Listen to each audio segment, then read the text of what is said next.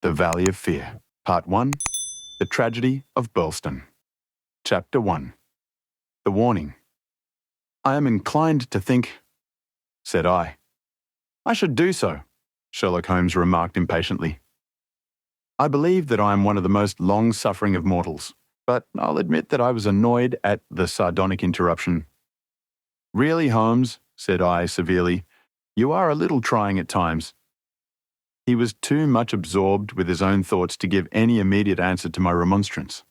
He leaned upon his hand, with his untasted breakfast before him, and he stared at the slip of paper which he had just drawn from its envelope. Then he took the envelope itself, held it up to the light, and very carefully studied both the exterior and the flap. It is Porlock's writing, said he thoughtfully. I can hardly doubt that it is Porlock's writing, though I have seen it only twice before. The Greek E with the peculiar top flourish is distinctive, but if it is Porlock, then it must be something of the very first importance. He was speaking to himself rather than to me, but my vexation disappeared in the interest which the words awakened. Who then is Porlock? I asked. Porlock, Watson, is a nom de plume, a mere identification mark, but behind it lies a shifty and evasive personality. In a former letter, he frankly informed me that the name was not his own, and defied me ever to trace him among the teeming millions of this great city. Porlock is important, not for himself, but for the great man with whom he is in touch. Picture to yourself the pilot fish with the shark, the jackal with the lion, anything that is insignificant in companionship with what is formidable, not only formidable, Watson, but sinister, in the highest degree sinister. That is where he comes within my purview. You have heard me speak of Professor Moriarty? The famous scientific criminal, as famous among crooks as— My blushes, Watson, Holmes murmured in a deprecating voice. I was about to say, as he is unknown to the public. A touch. A distinct touch, cried Holmes. You are developing a certain unexpected vein of porky humour, Watson, against which I must learn to guard myself. But in calling Moriarty a criminal, you are uttering libel in the eyes of the law, and there lie the glory and the wonder of it. The greatest schemer of all time, the organiser of every deviltry, the controlling brain of the underworld, a brain which might have made or marred the destiny of nations. That's the man. But so aloof is he from general suspicion, so immune from criticism, so admirable in his management and self-effacement, that for those very words that you have uttered, he could hale you to a court and emerge with your year's pension as a solatium for his wounded character. Is he not the celebrated author of The Dynamics of an Asteroid, a book which ascends to such rarefied heights of pure mathematics that it is said that there was no man in the scientific press capable of criticizing it? Is this a man to traduce? Foul-mouthed doctor and slandered professor, such would be your respective roles. That's genius, Watson. But if I'm spared by lesser men, our day will surely come. May I be there to see, I exclaimed devoutly. But you were speaking of this man Porlock. Ah, yes, the so-called Porlock is a link in the chain, some little way from its great attachment. Porlock is not quite a sound link between ourselves. He is the only flaw in that chain so far as I have been able to test it. But no chain is stronger than its weakest link. Exactly, my dear Watson. Hence the extreme importance of Porlock. Led on by some rudimentary aspirations towards right, and encouraged by the judicious stimulation of an occasional £10 note sent to him by devious methods, he has once or twice given me advance information which has been of value. That highest value which anticipates and prevents rather than avenges crime. I cannot doubt that, if we had the cipher, we should find that this communication is of the nature that I indicate. Again, Holmes flattened out the paper upon his unused plate. I rose and, leaning over him, stared down at the curious inscription, which ran as follows. 534C, 213, 127, 36, 31. 417, 21, 41. Douglas, 109, 293, 537, Pearlstone 26. Pearlstone 947 171. What do you make of it, Holmes? It is obviously an attempt to convey secret information. But what is the use of a cipher message without the cipher? In this instance, none at all. Why do you say in this instance? Because there are many ciphers which I would read as easily as I do the Apocrypha of the Agony column. Such crude devices amuse the intelligence without fatiguing it. But this is different. It is clearly a reference to the words in a page of some book, until I am told which page and which book I am powerless. But why Douglas and Pearlstone? Clearly because those are words which were not contained in the page in question. Then why has he not indicated the book? Your native shrewdness, my dear Watson, that innate cunning which is the delight of your friends, would surely prevent you from enclosing cipher and message in the same envelope. Should it miscarry, you are undone. As it is, both have to go wrong before any harm comes from it. Our second post is now overdue, and I shall be surprised if it does not bring us either a further letter of explanation or, as is more probable, the very volume to which these figures refer. Holmes's calculation was fulfilled within a very few minutes by the appearance of Billy, the page, with the very letter which we were expecting. "The same writing," remarked Holmes as he opened the envelope, "and actually signed," he added in an exultant voice as he unfolded the epistle. "Come, we are getting on, Watson." His brow clouded, however, as he glanced over the contents. "Dear me, this is very disappointing. I fear, Watson, that all our expectations come to nothing. I trust that the man Porlock will come to no harm. Dear Mr. Holmes," he says, "I will go no further in this matter. It is too dangerous. He suspects me. I can see that he suspects me.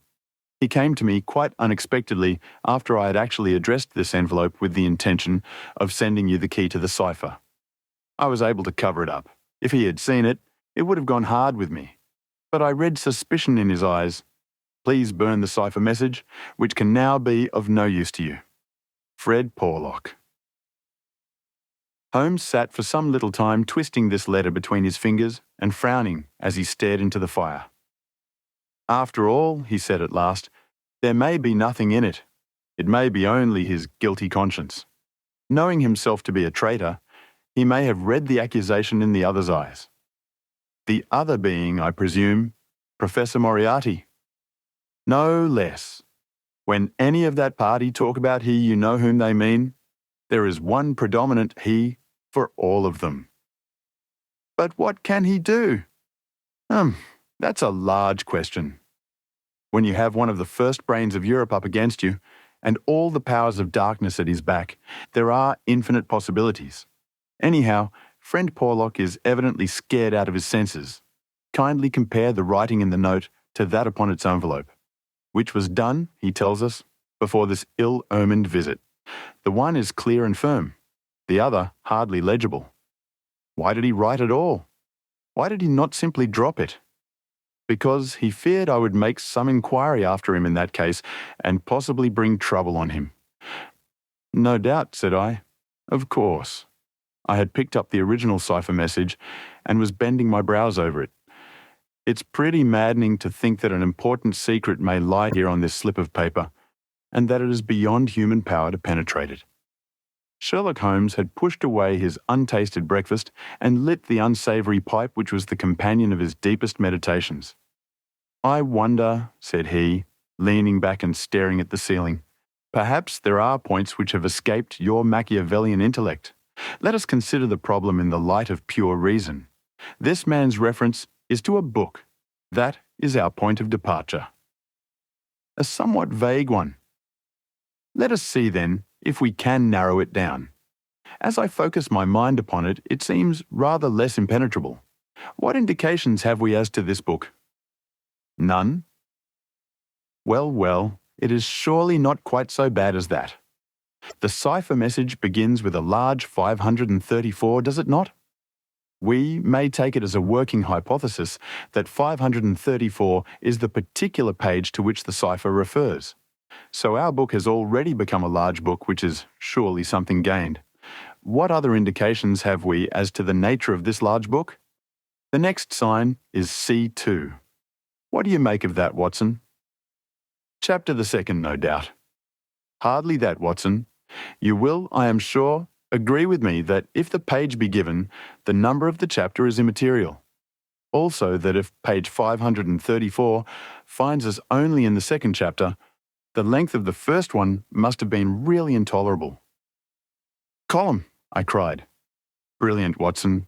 You are scintillating this morning. If it is not column, then I am very much deceived. So now, you see, we begin to visualize a large book printed in double columns, which are each of a considerable length, since one of the words is numbered in the document as the 293rd. Have we reached the limits of what reason can supply? I fear that we have. Surely you do yourself an injustice. One more coruscation, my dear Watson, yet another brainwave. Had the volume been an unusual one, he would have sent it to me. Instead of that, he had intended, before his plans were nipped, to send me the clue in this envelope. He says so in his note. This would seem to indicate that the book is one which he thought I would have no difficulty in finding for myself.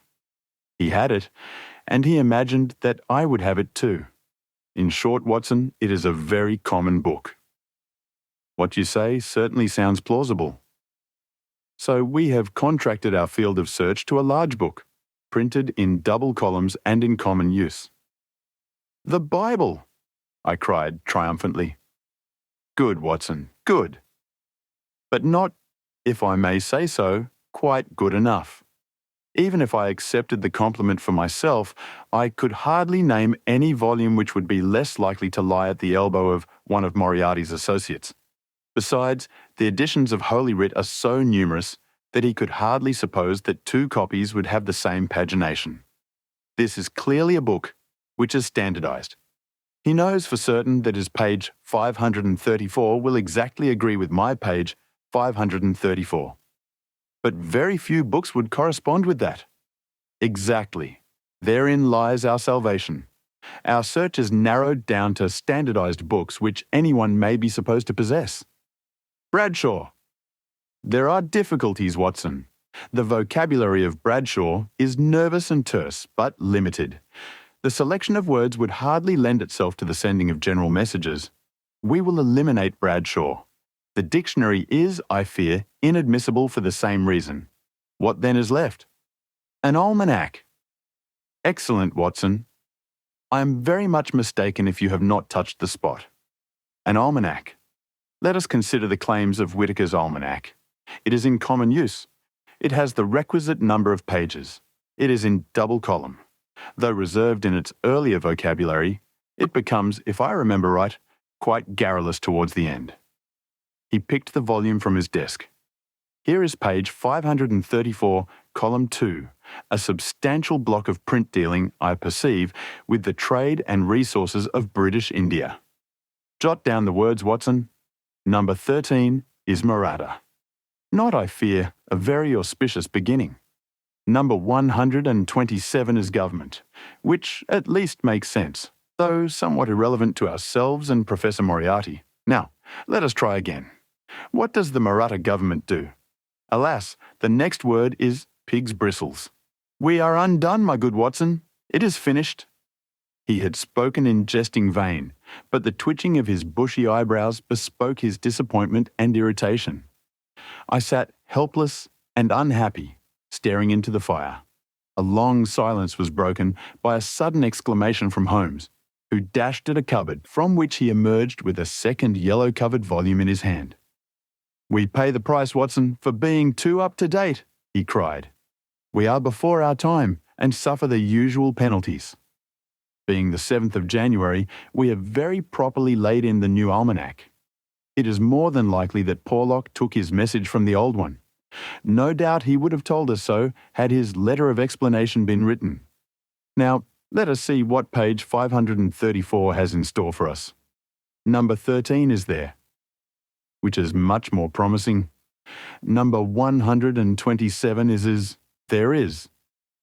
Holmes's eyes were gleaming with excitement, and his thin, nervous fingers twitched as he counted the words.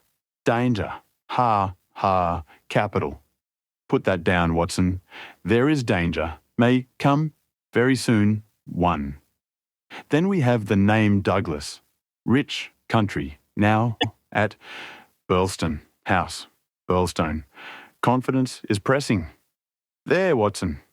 What do you think of pure reason and its fruit? If the greengrocer had such a thing as a laurel wreath, I should send Billy round for it. I was staring at the strange message which I had scrawled, as he deciphered it, upon a sheet of foolscap on my knee. What a queer, scrambling way of expressing his meaning, said I. On the contrary, he has done quite remarkably well, said Holmes. When you search a single column for words with which to express your meaning, you can hardly expect to get everything you want. You are bound to leave something to the intelligence of your correspondent. The purport is perfectly clear. Some deviltry is intended against one Douglas, whoever he may be, residing as stated, a rich country gentleman. He is sure, confidence was as near as he could get to confident, that it is pressing. There is our result, and a very workmanlike little bit of analysis it was. Holmes had the impersonal joy of the true artist in his better work, even as he mourned darkly when it fell below the high level to which he aspired. He was still chuckling over his success when Billy swung open the door and Inspector MacDonald of Scotland Yard was ushered into the room. Those were the early days at the end of the 80s, when Alec MacDonald was far from having attained the national fame which he has now achieved. He was a young but trusted member of the detective force who had distinguished himself in several cases which had been entrusted to him. His tall, bony figure gave promise of exceptional physical strength, while his great cranium and deep-set lustrous eyes spoke no less clearly of the keen intelligence which twinkled out from behind his bushy eyebrows. He was a silent, precise man with a dour nature and a hard Aberdonian accent. Twice already in his career had Holmes helped him to attain success, his own sole reward being the intellectual joy of the problem. For this reason, the affection and respect of the Scotchman for his amateur colleague were profound, and he showed them by the frankness with which he consulted Holmes in every difficulty. Mediocrity knows nothing higher than itself, but talent instantly recognises genius, and MacDonald had talent enough for his profession to enable him to perceive that there was no humiliation in seeking the assistance of one who already stood alone in Europe, both in his gifts and in his experience. Holmes was not prone to friendship, but he was tolerant of the big Scotchman and smiled at the sight of him. "You are an early bird, Mr. Mac," said he. "I wish you luck with your worm. I fear this means that there is some mischief afoot."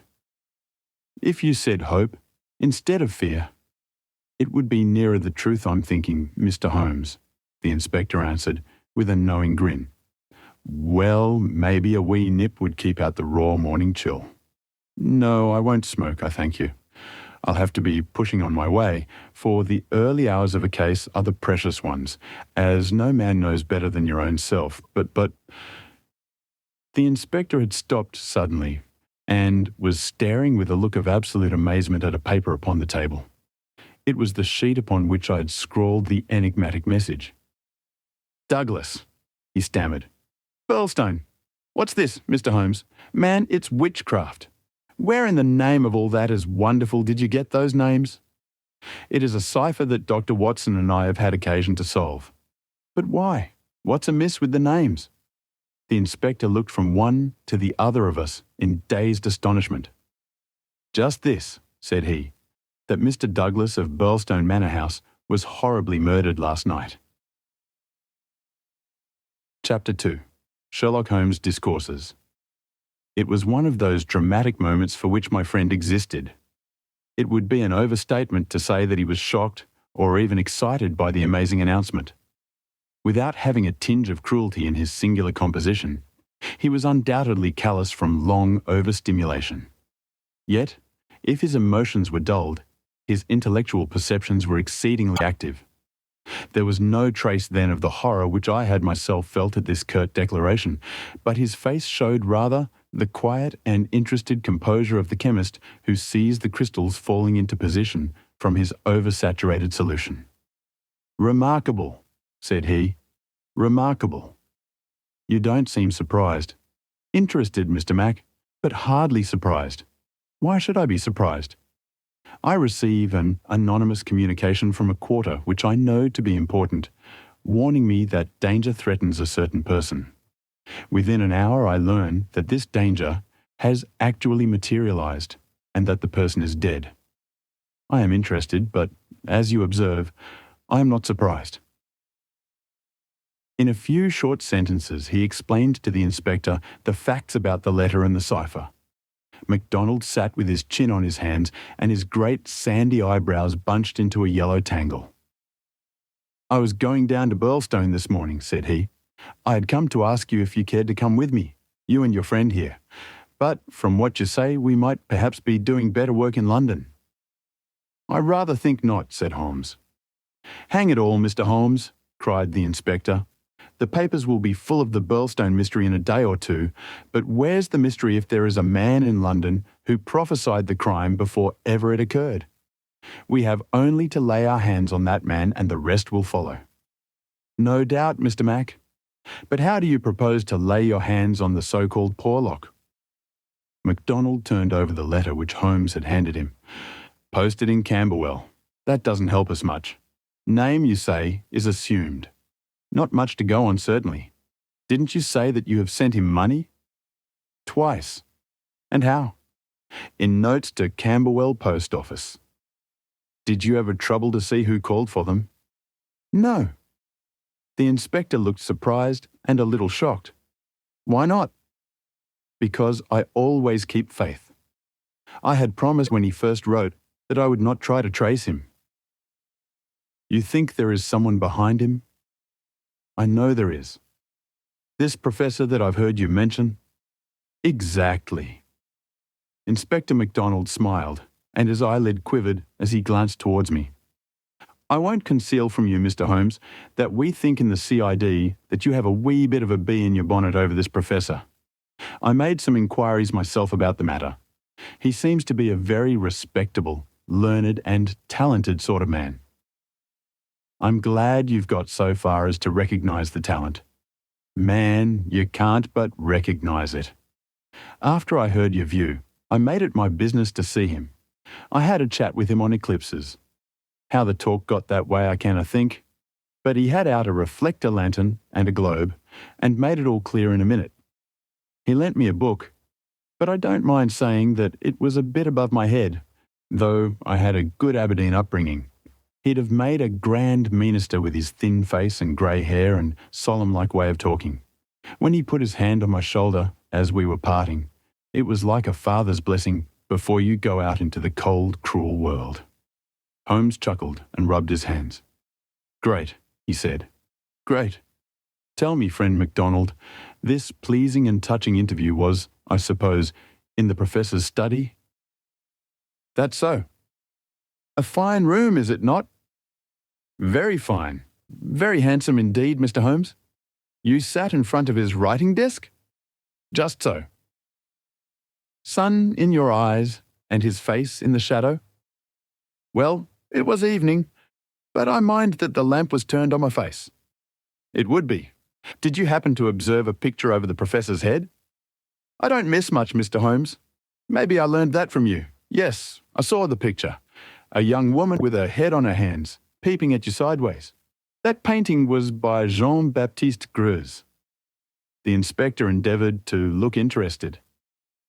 "Jean-Baptiste Greuze," Holmes continued, joining his fingertips and leaning well back in his chair, "was a French artist who flourished between the years 1750 and 1800. I allude, of course, to his working career. Modern criticism has more than endorsed the high opinion formed of him by his contemporaries." The inspector's eyes grew abstracted. "Hadn't we better?" he said. "We are doing so," Holmes interrupted. "All that I am saying has a very direct and vital bearing upon what you have called the Burlstone mystery. In fact, it may in a sense be called the very centre of it." MacDonald smiled feebly. and looked appealingly to me. Your thoughts move a bit too quick for me, Mr. Holmes. You leave out a link or two and I can't get over the gap. What in the whole wide world can be the connection between this dead painting man and the affair at Burlstone? All knowledge comes useful to the detective, remarked Holmes. Even the trivial fact that in the year 1865, a picture by Greuze entitled La Jeune Fille à l'Agneau fetched 1,200,000 francs, more than £40,000, at the Portalis sale may start a train of reflection in your mind. It was clear that it did. The inspector looked honestly interested. I may remind you, Holmes continued, that the professor's salary can be ascertained in several trustworthy books of reference. It is $700 a year. Then how could he buy? Quite so. How could he? Aye, that's remarkable, said the inspector thoughtfully.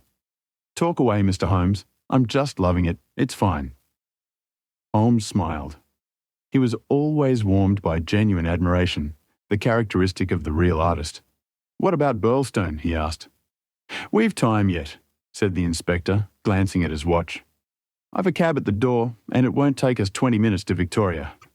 But about this picture, I thought you told me once, Mr. Holmes, that you had never met Professor Moriarty. Nope, I never have. Then how do you know about his rooms? That's another matter.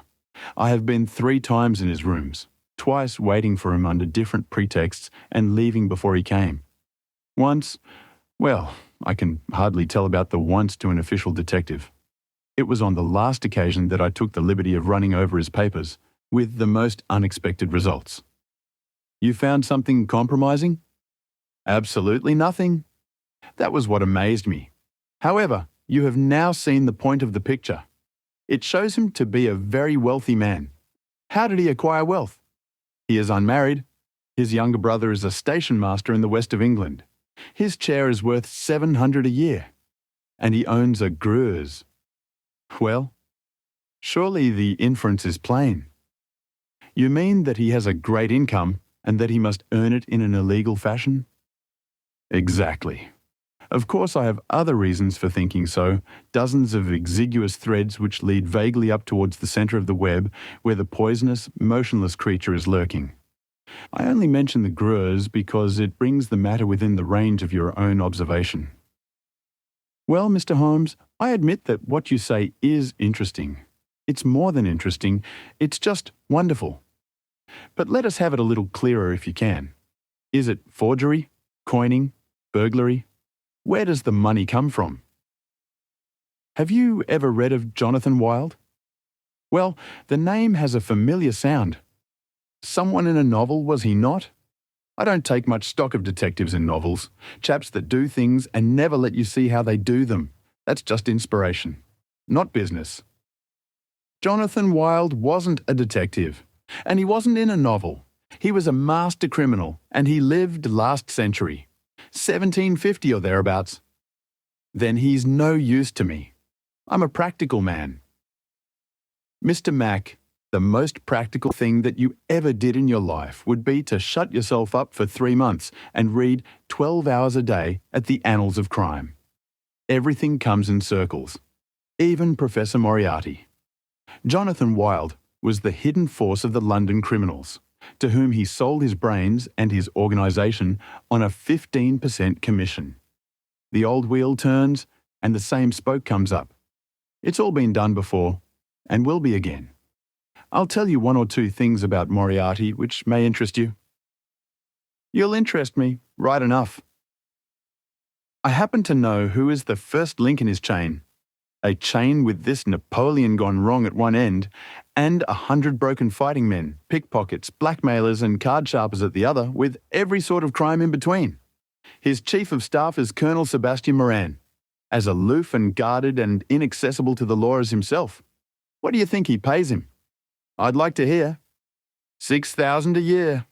That's paying for brains, you see. The American business principle. I learned that detail quite by chance. It's more than the Prime Minister gets. That gives you an idea of Moriarty's gains and of the scale on which he works. Another point. I made it my business to hunt down some of Moriarty's checks lately, just common innocent checks that he pays his household bills with. They were drawn on 6 different banks. Does that make any impression on your mind? Queer, certainly. But what do you gather from it? That he wanted no gossip about his wealth. No single man should know what he had. I have no doubt that he has 20 banking accounts. The bulk of his fortune abroad in the Deutsche Bank or the Credit Lyonnais as likely as not. Sometime when you have a year or two to spare, I commend to you the study of Professor Moriarty. Inspector MacDonald had grown steadily more impressed as the conversation proceeded. He had lost himself in his interest. Now his practical Scotch intelligence brought him back with a snap to the matter in hand. "He can keep anyhow," said he. "You've got us sidetracked with your interesting anecdotes, Mr. Holmes. What really counts is your remark that there is some connection between the professor and the crime, that you get from the warning received through the man Porlock. Can we, for our present practical needs, get any further than that? We may form some conception as to the motives of the crime. It is, as I gather from your original remarks, an inexplicable, or at least an unexplained, murder. Now, presuming that the source of the crime is as we suspect it to be, there might be 2 different motives. In the first place, I may tell you that Moriarty rules with a rod of iron over his people. His discipline is tremendous. There is only one punishment in his code. It is death. Now, we might suppose that this murdered man, this Douglas whose approaching fate was known by one of the arch-criminal's subordinates, had in some way betrayed the chief. His punishment followed, and would be known to all, if only to put the fear of death into them. Well, that is one suggestion, Mr. Holmes. The other is that it has been engineered by Moriarty in the ordinary course of business. Was there any robbery? I have not heard.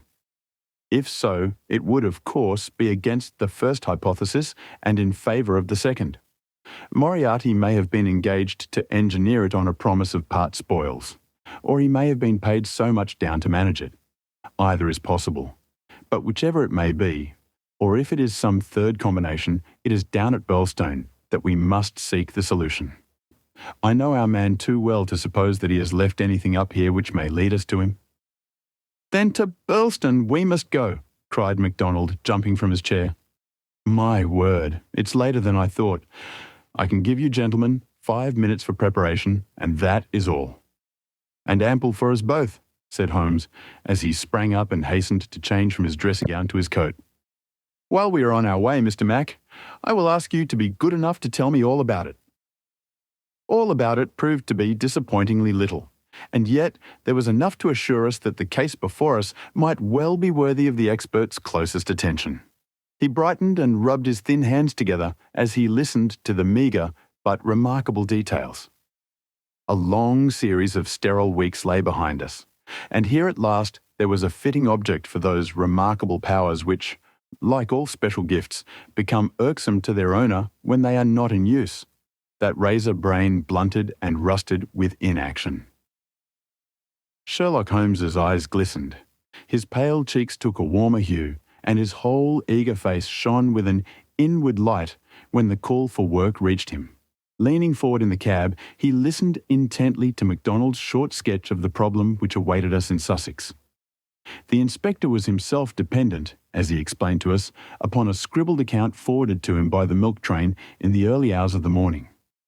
White Mason, the local officer, was a personal friend, and hence MacDonald had been notified much more promptly than is usual at Scotland Yard when provincials need their assistance. It is a very cold scent upon which the metropolitan expert is generally asked to run. Dear Inspector MacDonald, said the letter which he read to us, official requisition for your services is in separate envelope. This is for your private eye. Wire me what train in the morning you can get for Birlstone, and I will meet it, or have it met if I'm too occupied. This case is a snorter. Don't waste a moment in getting started. If you can bring Mr. Holmes, please do so, for he will find something after his own heart. We would think the whole thing had been fixed up for theatrical effect if there wasn't a dead man in the middle of it. My word, it is a snorter. Your friend seems to be no fool, remarked Holmes. No, sir. White Mason is a very live man, if I'm any judge. Well, have you anything more? only that he will give us every detail when we meet. Then how did you get at Mr. Douglas and the fact that he had been horribly murdered? That was in the enclosed official report. It didn't say horrible. That's not a recognised official term. It gave the name John Douglas. It mentioned that his injuries had been in the head, from the discharge of a shotgun. It also mentioned the hour of the alarm, which was close on to midnight last night. It added that the case was undoubtedly one of murder, but that no arrest had been made, and that the case was one which presented some very perplexing and extraordinary features. That's absolutely all we have at present, Mr. Holmes. Then, with your permission, we will leave it at that, Mr. Mack. The temptation to form premature theories upon insufficient data is the bane of our profession. I can see only two things for certain at present: a great brain in London and a dead man in Sussex. It's the chain between that we are going to trace. Chapter 3. The Tragedy of Birlstone.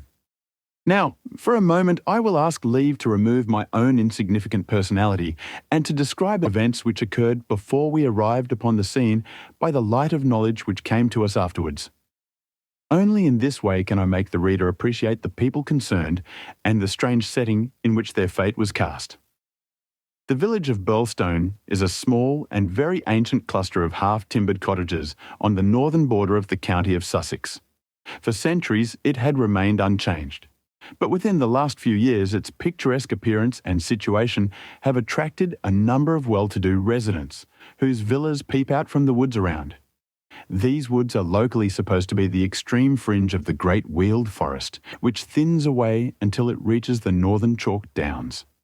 A number of small shops have come into being to meet the wants of the increased population, so there seems some prospect that Birlstone may soon grow from an ancient village into a modern town.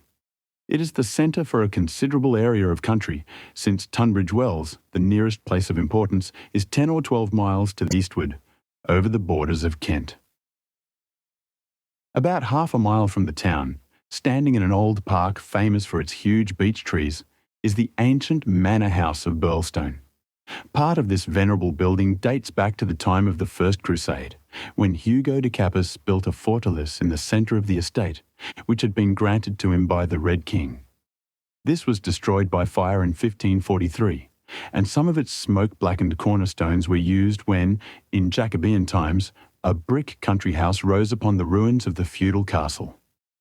The manor house, with its many gables and its small diamond-paned windows, was still much as the builder had left it in the early 17th century. Of the double moats which had guarded its more warlike predecessor, the outer had been allowed to dry up and served the humble function of a kitchen garden. The inner one was still there, and lay 40 feet in breadth, though now only a few feet in depth round the whole house. A small stream fed it and continued beyond it, so that the sheet of water, though turbid, was never ditch-like or unhealthy. The ground floor windows were within a foot of the surface of the water. The only approach to the house was over a drawbridge, the chains and windlass of which had long been rusted and broken. The latest tenants of the manor house had, however, with characteristic energy, set this right, and the drawbridge was not only capable of being raised, but actually was raised every evening and lowered every morning. By thus renewing the custom of the old feudal days, the manor house was converted into an island during the night, a fact which had a very direct bearing upon the mystery which was soon to engage the attention of all England. The house had been untenanted for some years and was threatening to moulder into a picturesque decay when the Douglases took possession of it. This family consisted of only two individuals, John Douglas and his wife. Douglas was a remarkable man, both in character and in person. In age, he may have been about 50. With a strong-jawed, rugged face, a grizzling moustache, peculiarly keen grey eyes, and a wiry, vigorous figure which had lost nothing of the strength and activity of youth. He was cheery and genial to all, but somewhat offhand in his manners, giving the impression that he had seen life in social strata on some far lower horizon than the county society of Sussex. Yet though looked at with some curiosity and reserve by his more cultivated neighbours, he soon acquired a great popularity among the villagers, subscribing handsomely to all local objects and attending their smoking concerts and other functions, where, having a remarkably rich tenor voice, he was always ready to oblige with an excellent song. He appeared to have plenty of money, which was said to have been gained in the California goldfields, and it was clear from his own talk and that of his wife that he had spent a part of his life in America. The good impression which had been produced by his generosity and by his democratic manners was increased by a reputation gained for utter indifference to danger. Though a wretched rider, he turned out at every meet and took the most amazing falls in his determination to hold his own with the best. When the vicarage caught fire, he distinguished himself also by the fearlessness with which he re-entered the building to save property, after the local fire brigade had given it up as impossible. Thus, it came about that John Douglas of the Manor House had within 5 years won himself quite a reputation in Burlstone. His wife, too, was popular with those who had made her acquaintance, though, after the English fashion, the callers upon a stranger who settled in the county without introductions were few and far between. This mattered the less to her, as she was retiring by disposition, and very much absorbed, to all appearance, in her husband and her domestic duties. It was known that she was an English lady who had met Mr. Douglas in London, he being at that time a widower. She was a beautiful woman, tall, dark, and slender, some 20 years younger than her husband, a disparity which seemed in no wise to mar the contentment of their family life. It was remarked sometimes, however, by those who knew them best, that the confidence between the two did not appear to be complete, since the wife was either very reticent about her husband's past life or else, as seemed more likely, was imperfectly informed about it. It had also been noted and commented upon by a few observant people that there were signs sometimes of some nerve strain upon the part of Mrs. Douglas, and that she would display acute uneasiness if her absent husband should ever be particularly late in his return. On a quiet countryside, where all gossip is welcome, this weakness of the lady of the manor house did not pass without remark, and it bulked larger upon people's memory when the events arose, which gave it a very special significance. There was yet another individual whose residence under that roof was, it is true, only an intermittent one, but whose presence at the time of the strange happenings which will now be narrated brought his name prominently before the public. This was Cecil James Barker of Hales Lodge, Hampstead. Cecil Barker's tall, loose-jointed figure was a familiar one in the main street of Burlstone village, for he was a frequent and welcome visitor at the manor house. He was the more noticed as being the only friend of the past unknown life of Mr. Douglas who was ever seen in his new English surroundings. Barker was himself an undoubted Englishman, but by his remarks it was clear that he had first known Douglas in America and had there lived on intimate terms with him. He appeared to be a man of considerable wealth and was reputed to be a bachelor. In age, he was rather younger than Douglas, 45 at the most. A tall, straight, broad-chested fellow with a clean-shaved prize-fighter face, thick, strong, black eyebrows, and a pair of masterful black eyes which might, even without the aid of his very capable hands, clear a way for him through a hostile crowd. He neither rode nor shot, but spent his days in wandering round the old village with his pipe in his mouth, or in driving with his host, or in his absence with his hostess, over the beautiful countryside. "An easy-going, free-handed gentleman," said Ames, the butler, "but my word, I had rather not be the man that crossed him. He was cordial and intimate with Douglas, and he was no less friendly with his wife, a friendship which more than once seemed to cause some irritation to the husband, so that even the servants were able to perceive his annoyance. Such was the third person who was one of the family when the catastrophe occurred. As to the other denizens of the old building, it will suffice out of a large household to mention the prim, respectable, and capable Ames, and Mrs. Allen, a buxom and cheerful person who relieved the lady of some of her household cares. The other 6 servants in the house bear no relation to the events of the night of January 6th. It was at 11:45 that the first alarm reached the small local police station in charge of Sergeant Wilson of the Sussex Constabulary. Cecil Barker, much excited, had rushed up to the door and pealed furiously upon the bell.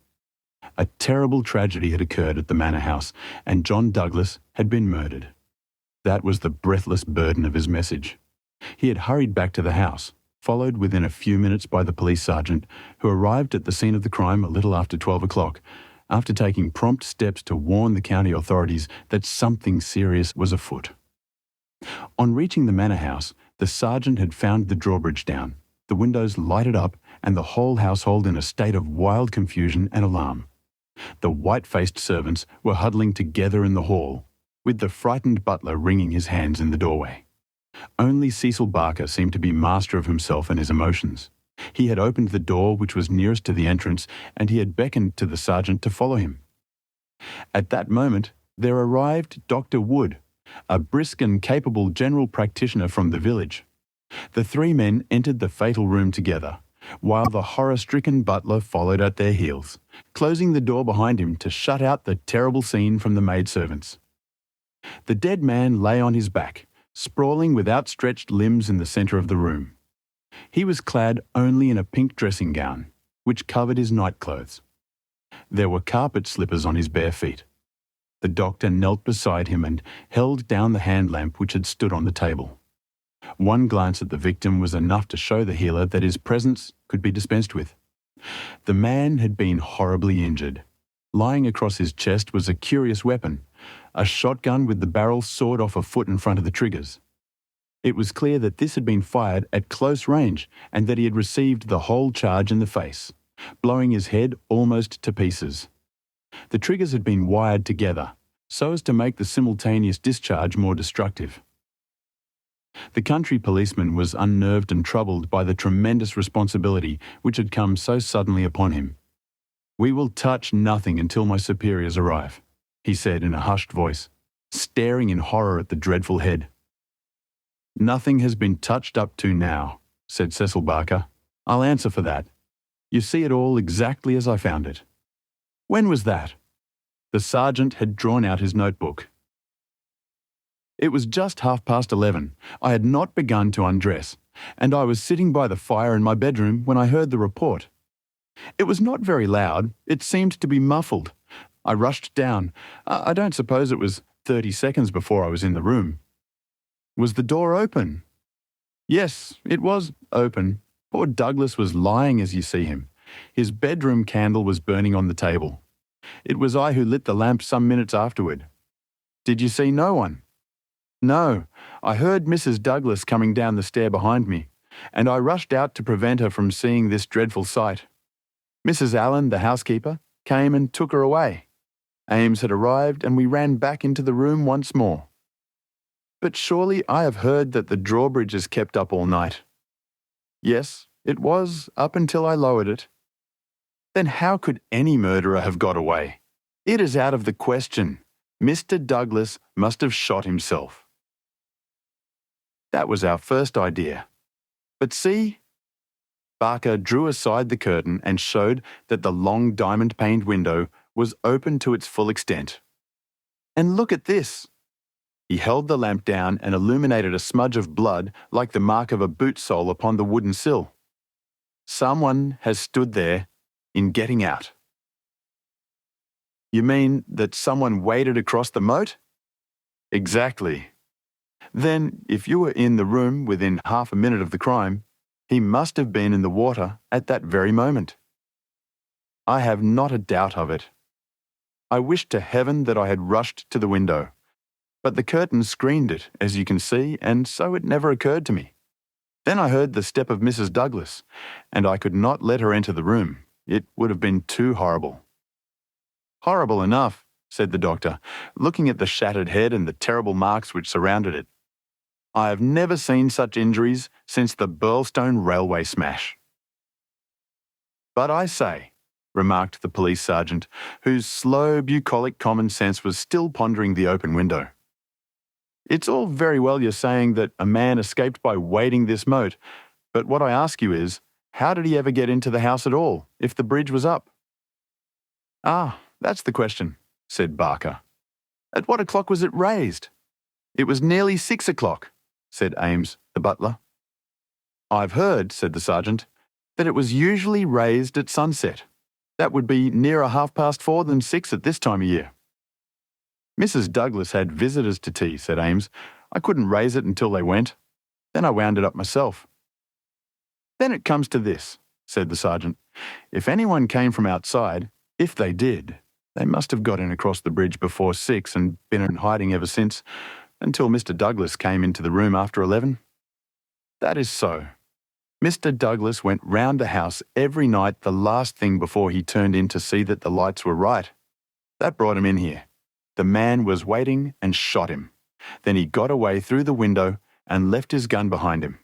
That's how I read it, for nothing else will fit the facts. The sergeant picked up a card which lay beside the dead man on the floor. The initials VV, and under them, the number 341 were rudely scrawled in ink upon it. What's this? He asked, holding it up. Barker looked at it with curiosity. I never noticed it before, he said. The murderer must have left it behind him. VV, 341. I can make no sense of that. The sergeant kept turning it over in his big fingers. What's VV? Somebody's initials, maybe. What have you got there, Dr. Wood? It was a good-sized hammer, which had been lying on the rug in front of the fireplace. A substantial, workmanlike hammer. Cecil Barker pointed to a box of brass-headed nails upon the mantelpiece. Mr. Douglas was altering the pictures yesterday, he said. I saw him myself, standing upon that chair and fixing the big picture above it. That accounts for the hammer. We'd best put it back on the rug, where we found it, said the sergeant, scratching his puzzled head in his perplexity. It will want the best brains in the force to get to the bottom of this thing. It will be a London job before it is finished. He raised the hand lamp and walked slowly round the room. Hello, he cried excitedly, drawing the window curtain to one side. What o'clock were those curtains drawn? When the lamps were lit, said the butler. It would be shortly after 4. Someone had been hiding here, sure enough. He held down the light, and the marks of muddy boots were very visible in the corner. I'm bound to say this bears out your theory, Mr. Barker. It looks as if the man got into the house after 4 when the curtains were drawn and before 6 when the bridge was raised. He slipped into this room because it was the first that he saw. There was no other place where he could hide, so he popped in behind this curtain. That all seems clear enough. It is likely that his main idea was to burgle the house, but Mr. Douglas chanced to come upon him, so he murdered him and escaped. That's how I read it, said Barker. But I say, aren't we wasting precious time? Couldn't we start out and scour the country before the fellow gets away? The sergeant considered for a moment. There are no trains before 6 in the morning, so he can't get away by rail. If he goes by road with his legs all dripping, it's odds that someone will notice him. Anyhow, I can't leave here myself until I am relieved. But I think none of you should go until we see more clearly how we all stand. The doctor had taken the lamp and was narrowly scrutinizing the body. What's this mark? He asked. Could this have any connection with the crime? The dead man's right arm was thrust out from his dressing gown and exposed as high as the elbow. About halfway up the forearm was a curious brown design, a triangle inside a circle, standing out in vivid relief upon the lard-coloured skin. It's not tattooed, said the doctor, peering through his glasses. I never saw anything like it. The man has been branded at some time as they brand cattle. What is the meaning of this? I don't profess to know the meaning of it, said Cecil Barker, but I've seen the mark on Douglas many times this last 10 years. And so have I, said the butler. Many a time when the master has rolled up his sleeves, I've noticed that very mark. I've often wondered what it could be. Then it has nothing to do with the crime anyhow, said the sergeant. But it's a rum thing all the same. Everything about this case is rum. Well, what is it now? The butler had given an exclamation of astonishment and was pointing at the dead man's outstretched hand. They've taken his wedding ring, he gasped. What? Yes, indeed.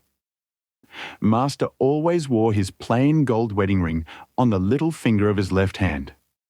That ring with the rough nugget on it was above it, and the twisted snake ring on the third finger. There's the nugget, and there's the snake, but the wedding ring is gone." "He's right," said Barker. "Do you tell me," said the sergeant, "that the wedding ring was below the other? Always." "Then the murderer, or whoever it was, first took off this ring you call the nugget ring, then the wedding ring, and afterwards put the nugget ring back again." "That is so."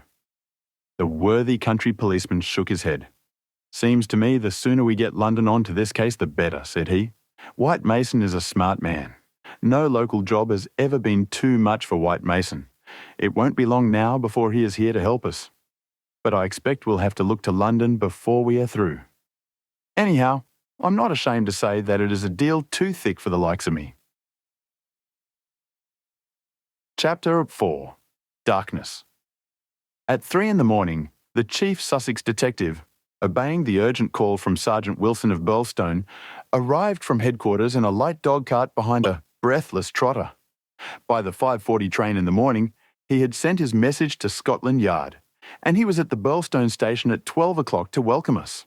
White Mason was a quiet, comfortable-looking person in a loose tweed suit with a clean-shaved, ruddy face, a stoutish body, and powerful bandy legs adorned with gaiters.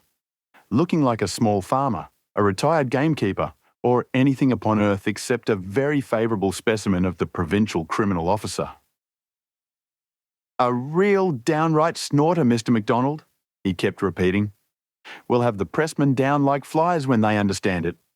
I'm hoping we will get our work done before they get poking their noses into it and messing up all the trails. There has been nothing like this that I can remember. There are some bits that will come home to you, Mr. Holmes. Or I am mistaken. And you also, Dr. Watson, for the medicos will have a word to say before we finish. Your room is at the Westville Arms. There's no other place.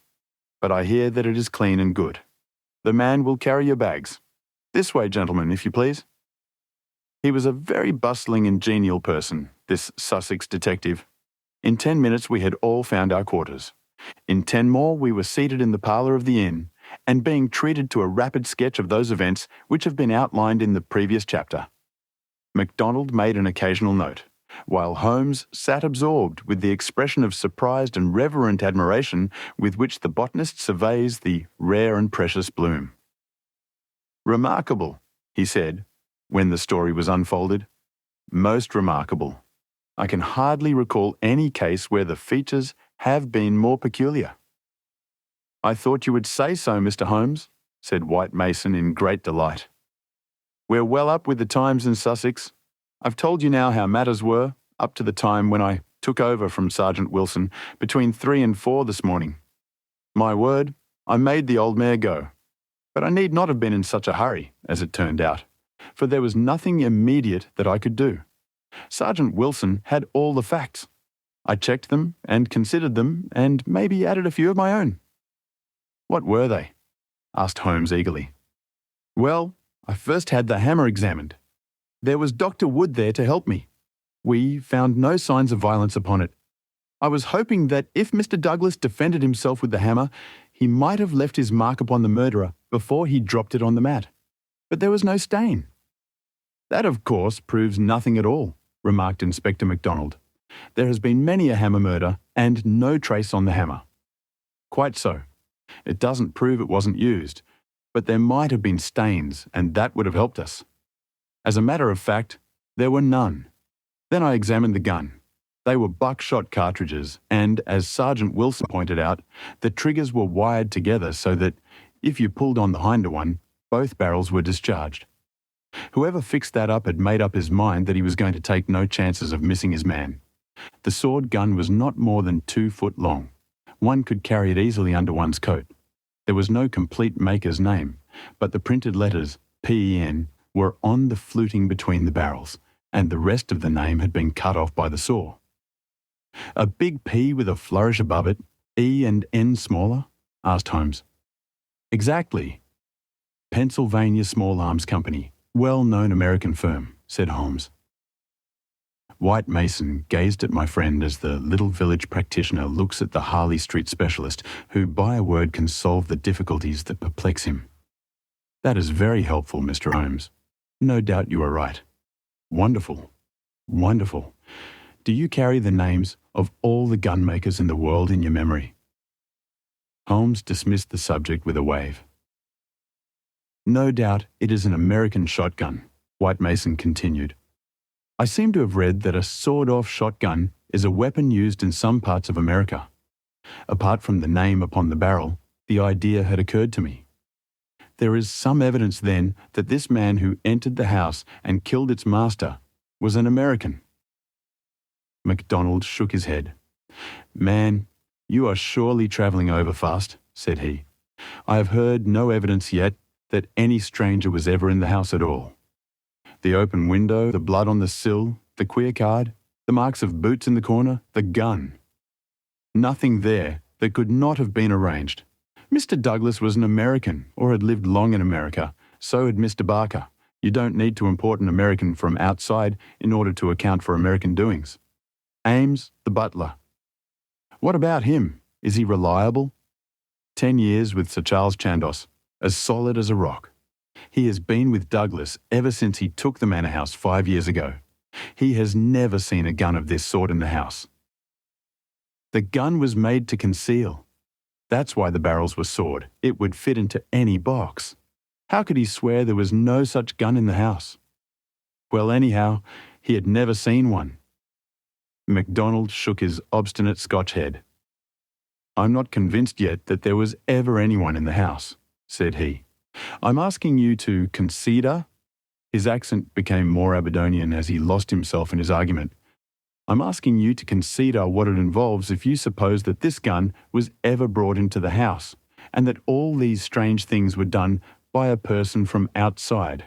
Ah, man, it's just inconceivable. It's clean against common sense. I put it to you, Mr. Holmes, judging it by what we have heard. Well, state your case, Mr. Mac, said Holmes in his most judicial style. The man is not a burglar, supposing that he ever existed. The ring business and the card point to premeditated murder for some private reason. Very good. Here is a man who slips into a house with the deliberate intention of committing murder. He knows, if he knows anything, that he will have a difficulty in making his escape. As the house is surrounded with water, what weapon would he choose? You would say the most silent in the world. Then he could hope when the deed was done to slip quickly from the window to wade the moat and to get away at his leisure. That's understandable. But is it understandable that he should go out of his way to bring with him the most noisy weapon he could select, knowing well that it will fetch every human being in the house to the spot as quick as they can run, and that it is all odds that he will be seen before he can get across the moat? Is that credible, Mr. Holmes? Well, you put the case strongly, my friend replied thoughtfully. It certainly needs a good deal of justification. May I ask, Mr. White Mason, whether you examined the farther side of the moat at once to see if there were any signs of the man having climbed out from the water? There were no signs of Mr. Holmes, but it is a stone ledge, and one could hardly expect them. No tracks or marks. None. Ha! Would there be any objection, Mr. White Mason, to our going down to the house at once? There may possibly be some small point which might be suggestive. I was going to propose it, Mr. Holmes, but I thought it well to put you in touch with all the facts before we go. I suppose if anything should strike you. White Mason looked doubtfully at the amateur. I have worked with Mr. Holmes before, said Inspector MacDonald. He plays the game. My own idea of the game at any rate, said Holmes with a smile. I go into a case to help the ends of justice and the work of the police. If I have ever separated myself from the official force, it is because they have first separated themselves from me. I have no wish ever to score at their expense. At the same time, Mr. White Mason, I claim the right to work in my own way and give my results at my own time, complete rather than in stages. I am sure we are honoured by your presence and to show you all we know, said White Mason cordially. Come along, Dr. Watson, and when the time comes, We'll all hope for a place in your book. We walked down the quaint village street with a row of pollarded elms on each side of it. Just beyond were two ancient stone pillars, weather-stained and lichen-blotched, bearing upon their summits a shapeless something which had once been the rampant Lion of Capus of Burlstone. A short walk along the winding drive with such sward and oaks around it as one only sees in rural England, then a sudden turn, and the long, low Jacobean house of dingy, liver-coloured brick lay before us, with an old-fashioned garden of cut yews on each side of it. As we approached it, there was the wooden drawbridge, and the beautiful broad moat as still and luminous as quicksilver in the cold winter sunshine. 3 centuries had flowed past the old manor house, centuries of births and of homecomings, of country dances, and of the meetings of fox hunters. Strange that now in its old age, this dark business should have cast its shadow upon the venerable walls. And yet, those strange peaked roofs and quaint overhung gables were a fitting covering to grim and terrible intrigue. As I looked at the deep-set windows and the long sweep of the dull-coloured, water-lapped front, I felt that no more fitting scene could be set for such a tragedy. "That's the window," said White Mason. "That one on the immediate right of the drawbridge. It's open just as it was found last night. It looks rather narrow for a man to pass." "Well, it wasn't a fat man anyhow. We don't need your deductions, Mr. Holmes, to tell us that, but you or I could squeeze through all right." Holmes walked to the edge of the moat and looked across. Then he examined the stone ledge and the grass border beyond it. "I've had a good look, Mr. Holmes," said the White Mason. "There is nothing there, no sign that anyone has landed, but why should he leave any sign?" "Exactly. Why should he? Is the water always turbid?" "Generally about this colour. The stream brings down the clay." "How deep is it?" "About 2 feet at each side, and 3 in the middle."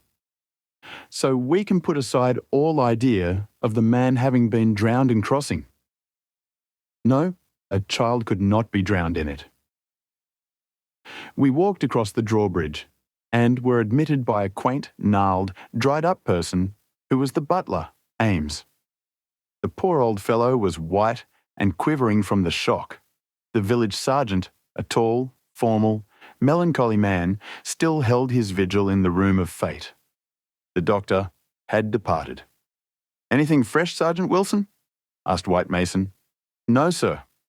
"Then you can go home. You've had enough. We can send for you if we want you. The butler had better wait outside. Tell him to warn Mr. Cecil Barker, Mrs. Douglas, and the housekeeper that we may want a word with them presently. Now, gentlemen, perhaps you will allow me to give you the views I have formed first, and then you will be able to arrive at your own." He impressed me, this country specialist. He had a solid grip of fact and a cool, clear, common-sense brain, which should take him some way in his profession. Holmes listened to him intently, with no sign of that impatience which the official exponent too often produced. "Is it suicide, or is it murder? That's our first question, gentlemen, is it not? If it were suicide, then we have to believe that this man began by taking off his wedding ring and concealing it. That he then came down here in his dressing gown, trampled mud into a corner behind the curtain in order to give the idea someone had waited for him, opened the window, put blood on the—" "We can surely dismiss that," said MacDonald. "So I think. Suicide is out of the question. Then a murder has been done. What we have to determine is whether it was done by someone outside or inside the house. Well, let's hear the argument." "There are considerable difficulties both ways, and yet one or the other it must be. We will suppose first that some person or persons inside the house did the crime. They got this man down here at a time when everything was still and yet no one was asleep. They then did the deed with the queerest and noisiest weapon in the world so as to tell everyone what had happened. A weapon that was never seen in the house before. That does not seem a very likely start, does it?" "No, it does not." "Well then, everyone is agreed that after the alarm was given only a minute at the most had passed before the whole household. Not Mr. Cecil Barker alone, though he claims to have been the first, but Ames and all of them were on the spot. Do you tell me that in that time the guilty person managed to make footmarks in the corner, open the window, mark the sill with blood, take the wedding ring off the dead man's finger, and all the rest of it? It's impossible. You put it very clearly, said Holmes. I am inclined to agree with you. Well then, we are driven back to the theory that it was done by someone from outside. We are still faced with some big difficulties, but anyhow they have ceased to be impossibilities. The man got into the house between 4:30 and 6. That is to say, between dusk and the time when the bridge was raised. There had been some visitors, and the door was open, so there was nothing to prevent him. He may have been a common burglar, or he may have had some private grudge against Mr. Douglas. Since Mr. Douglas has spent most of his life in America, and this shotgun seems to be an American weapon, it would seem that the private grudge is the more likely theory. He slipped into this room because it was the first he came to, and he hid behind the curtain. There he remained until past 11 at night. At that time, Mr. Douglas entered the room. It was a short interview, if there were any interview at all, for Mrs. Douglas declares that her husband had not left her more than a few minutes when she heard the shot. The candle shows that, said Holmes. Exactly. The candle, which was a new one, is not burned more than half an inch. He must have placed it on the table before he was attacked, otherwise, of course, it would have fallen when he fell. This shows that he was not attacked the instant that he entered the room. When Mr. Barker arrived, the candle was lit and the lamp was out. That's all clear enough. Well now, we can reconstruct things on those lines. Mr. Douglas enters the room. He puts down the candle. A man appears from behind the curtain. He is armed with this gun. He demands the wedding ring. Heaven only knows why, but so it must have been. Mr. Douglas gave it up. Then, either in cold blood or in the course of a struggle, Douglas may have gripped the hammer that was found upon the mat. He shot Douglas in this horrible way. He dropped his gun, and also it would seem this queer card, VV 341, whatever that may mean, and he made his escape through the window and across the moat at the very moment when Cecil Barker was discovering the crime. How's that, Mr. Holmes? Very interesting, but just a little unconvincing. Man, it would be absolute nonsense if it wasn't that anything else is even worse, cried MacDonald. Somebody killed the man, and whoever it was, I could clearly prove to you that he should have done it some other way. What does he mean by allowing his retreat to be cut off like that?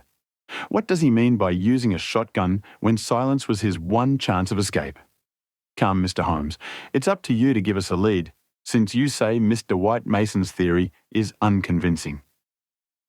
Holmes had sat intently observant during this long discussion, missing no word that was said, with his keen eyes darting to right and to left, and his forehead wrinkled with speculation. I should like a few more facts before I get so far as a theory, Mr. Mac, said he, kneeling down beside the body. Dear me, these injuries are really appalling. Can we have the butler in for a moment? Ames, I understand that you have often seen this very unusual mark, a branded triangle inside a circle, upon Mr. Douglas's forearm. Frequently, sir. You never heard any speculation as to what it meant? No, sir. It must have caused great pain when it was inflicted. It is undoubtedly a burn. Now I observe, Ames, that there is a small piece of plaster at the angle of Mr. Douglas's jaw. Did you observe that in life? Yes, sir. He cut himself in shaving yesterday morning. Did you ever know him to cut himself in shaving before? Not for a very long time, sir. Suggestive, said Holmes. It may, of course, be a mere coincidence, or it may point to some nervousness which would indicate that he had reason to apprehend danger. Had you noticed anything unusual in his conduct yesterday, Ames? It struck me that he was a little restless and excited, sir. Ha! The attack may not have been entirely unexpected. We do seem to make a little progress, do we not? Perhaps you would rather do the questioning, Mr. Mac. No, Mr. Holmes, it's in better hands than mine. Well then, we will pass to this card. VV 341. It is rough cardboard. Have you any of the sort in the house? I don't think so. Holmes walked across to the desk and dabbed a little ink from each bottle onto the blotting paper. It was not printed in this room, he said. This is black ink and the other purplish. It was done by a thick pen, and these are fine. No, it was done elsewhere, I should say. Can you make anything of the inscription, Ames? No, sir, nothing. What do you think, Mr. Mac? It gives me the impression of a secret society of some sort, the same with his badge upon the forearm. That's my idea too, said White Mason. Well, we can adopt it as a working hypothesis and then see how far our difficulties disappear. An agent from such a society makes his way into the house, waits for Mr. Douglas, blows his head nearly off with this weapon, and escapes by wading the moat, after leaving a card beside the dead man, which will, when mentioned in the papers, tell other members of the society that vengeance has been done. That all hangs together. But why this gun, of all weapons? Exactly. And why the missing ring? Quite so. And why no arrest? It's past 2 now. I take it for granted that since dawn, every constable within 40 miles has been looking out for a wet stranger. That is so, Mr. Holmes. Well, unless he has a burrow close by, or a change of clothes ready, they can hardly miss him. And yet, they have missed him up to now. Holmes had gone to the window and was examining with his lens the blood mark on the sill. It is clearly the tread of a shoe. It is remarkably broad, a splay foot, one would say. Curious because, so far as one can trace any footmark in this mud-stained corner, one would say it was a more shapely sole. However, they are certainly very indistinct. What's this under the side table? Mr. Douglas's dumbbells, said Ames. Dumbbell, there's only one. Where's the other? I don't know, Mr. Holmes. There may have been only one. I've not noticed them for months. One dumbbell, Holmes said seriously, but his remarks were interrupted by a sharp knock at the door. A tall, sunburned, capable-looking, clean-shaved man looked in at us. I had no difficulty in guessing that it was the Cecil Barker of whom I had heard. His masterful eyes travelled quickly with a questioning glance from face to face. Sorry to interrupt your consultation, said he, but you should hear the latest news. An arrest? No such luck. But they found his bicycle. The fellow left his bicycle behind him. Come and have a look. It is within 100 yards of the hall door. We found 3 or 4 grooms and idlers standing in the drive inspecting a bicycle which had been drawn out from a clump of evergreens in which it had been concealed. It was a well-used Rudge Whitworth, splashed as from a considerable journey. There was a saddlebag with spanner and oil can, but no clue as to the owner. It would be a grand help to the police, said the inspector, if these things were numbered and registered. But we must be thankful for what we've got. If we can't find where he went to, at least we are likely to get where he came from. But what in the name of all that is wonderful made the fellow leave it behind? And how in the world has he got away without it? We don't seem to get a gleam of light in the case, Mr. Holmes. Don't we? My friend answered thoughtfully. I wonder. Chapter 5. The People of the Drama. Have you seen all you want of the study? Asked White Mason as we re-entered the house. For the time, said the inspector, and Holmes nodded. Then perhaps you would now like to hear the evidence of some of the people in the house. We could use the dining room, Ames. Please come yourself first and tell us what you know. The butler's account was a simple and a clear one, and he gave a convincing impression of sincerity. He had been engaged 5 years before when Douglas first came to Burlstone.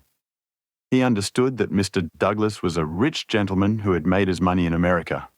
He had been a kind and considerate employer, not quite what Ames was used to perhaps, but one can't have everything.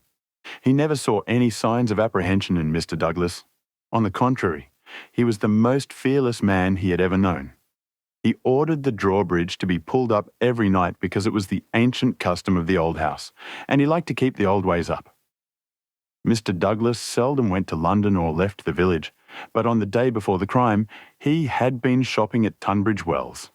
He, Ames, had observed some restlessness and excitement on the part of Mr. Douglas that day, for he had seemed impatient and irritable, which was unusual with him.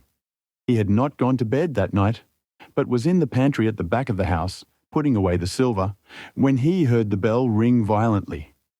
He heard no shot, but it was hardly possible he would, as the pantry and kitchens were at the very back of the house, and there were several closed doors and a long passage between. The housekeeper had come out of her room, attracted by the violent ringing of the bell. They had gone to the front of the house together. As they reached the bottom of the stair, he had seen Mrs. Douglas coming down it. No, she was not hurrying. It did not seem to him that she was particularly agitated. Just as she reached the bottom of the stair, Mr. Barker had rushed out of the study. He had stopped Mrs. Douglas and begged her to go back. "For God's sake, go back to your room," he cried. "Poor Jack is dead. You can do nothing. For God's sake, go back." After some persuasion upon the stairs, Mrs. Douglas had gone back. She did not scream. She made no outcry whatever. Mrs. Allen, the housekeeper, had taken her upstairs and stayed with her in the bedroom.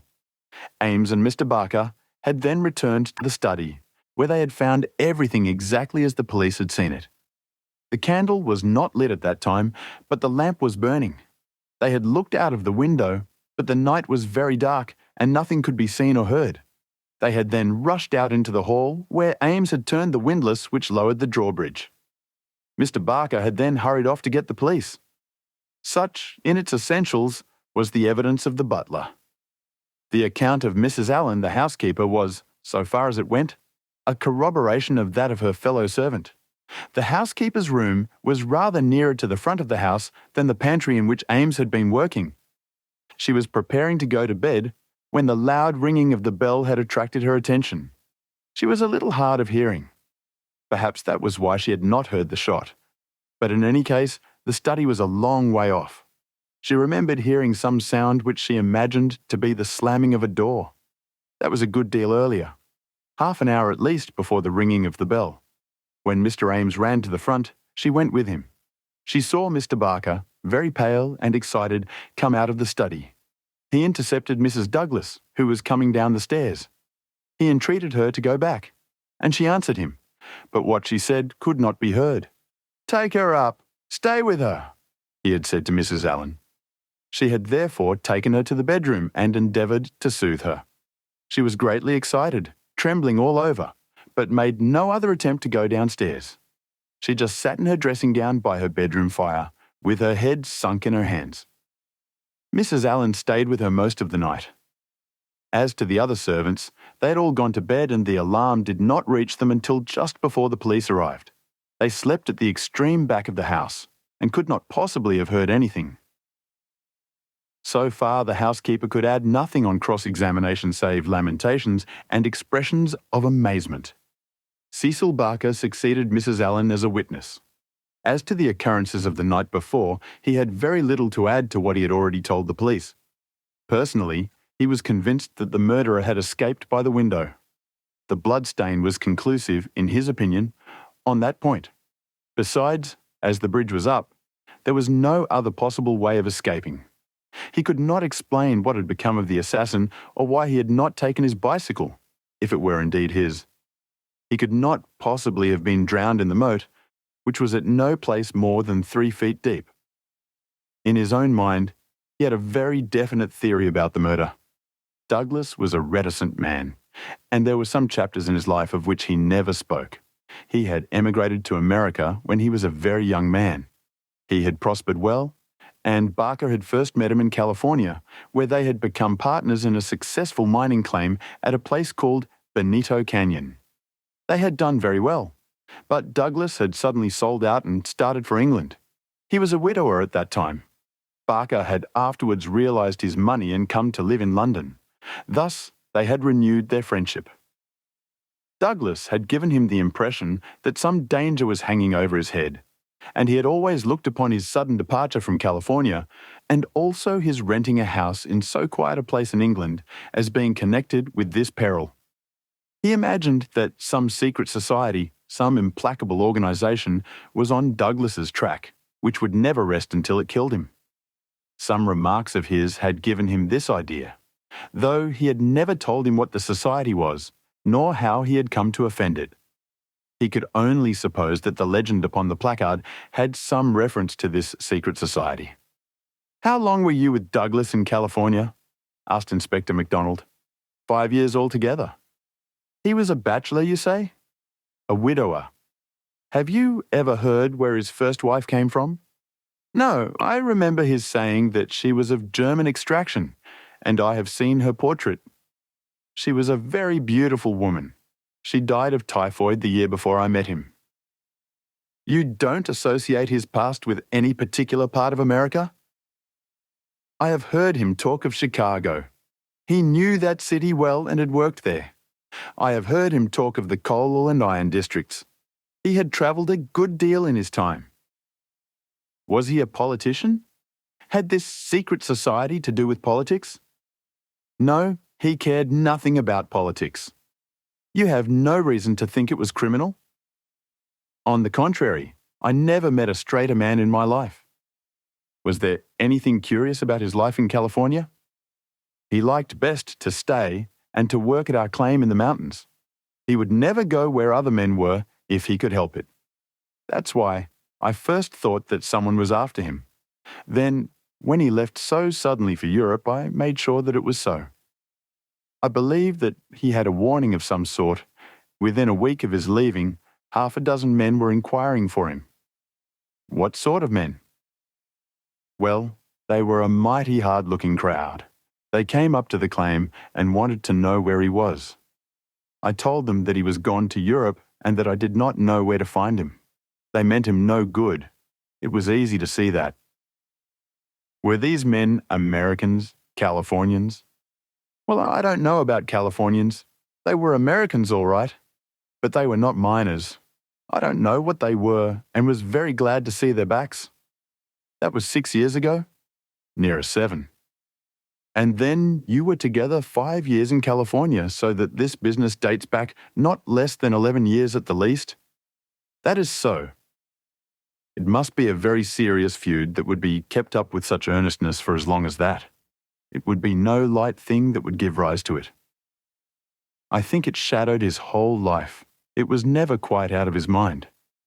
But if a man had a danger hanging over him and knew what it was, don't you think he would turn to the police for protection?" "Maybe it was some danger that he could not be protected against. There's one thing you should know. He always went about armed. His revolver was never out of his pocket. But, by bad luck, he was in his dressing gown and had left it in the bedroom last night. Once the bridge was up, I guess he thought he was safe." "I should like these dates a little clearer," said MacDonald. "It is quite 6 years since Douglas left California. You followed him next year, did you not?" "That is so." "And he had been married 5 years. You must have returned about the time of his marriage." "About a month before. I was his best man." "Did you know Mrs. Douglas before her marriage?" "No, I did not. I had been away from England for 10 years. "But you have seen a good deal of her since." Barker looked sternly at the detective. "I have seen a good deal of him since," he answered. "If I have seen her, it is because you cannot visit a man without knowing his wife. If you imagine there is any connection—" "I imagine nothing, Mr. Barker. I am bound to make every inquiry which can bear upon the case, but I mean no offence." "Some inquiries are offensive," Barker answered angrily. "It's only the facts that we want. It is in your interest and everyone's interest that they should be cleared up. Did Mr. Douglas entirely approve your friendship with his wife?" Barker grew paler, and his great, strong hands were clasped convulsively together. "You have no right to ask such questions," he cried. "What has this to do with the matter you are investigating?" "I must repeat the question." "Well, I refuse to answer." "You can refuse to answer, but you must be aware that your refusal is in itself an answer, for you would not refuse if you had not something to conceal." Barker stood for a moment with his face set grimly and his strong black eyebrows drawn low in intense thought. Then he looked up with a smile. "Well, I guess you gentlemen are only doing your clear duty after all. and I have no right to stand in the way of it.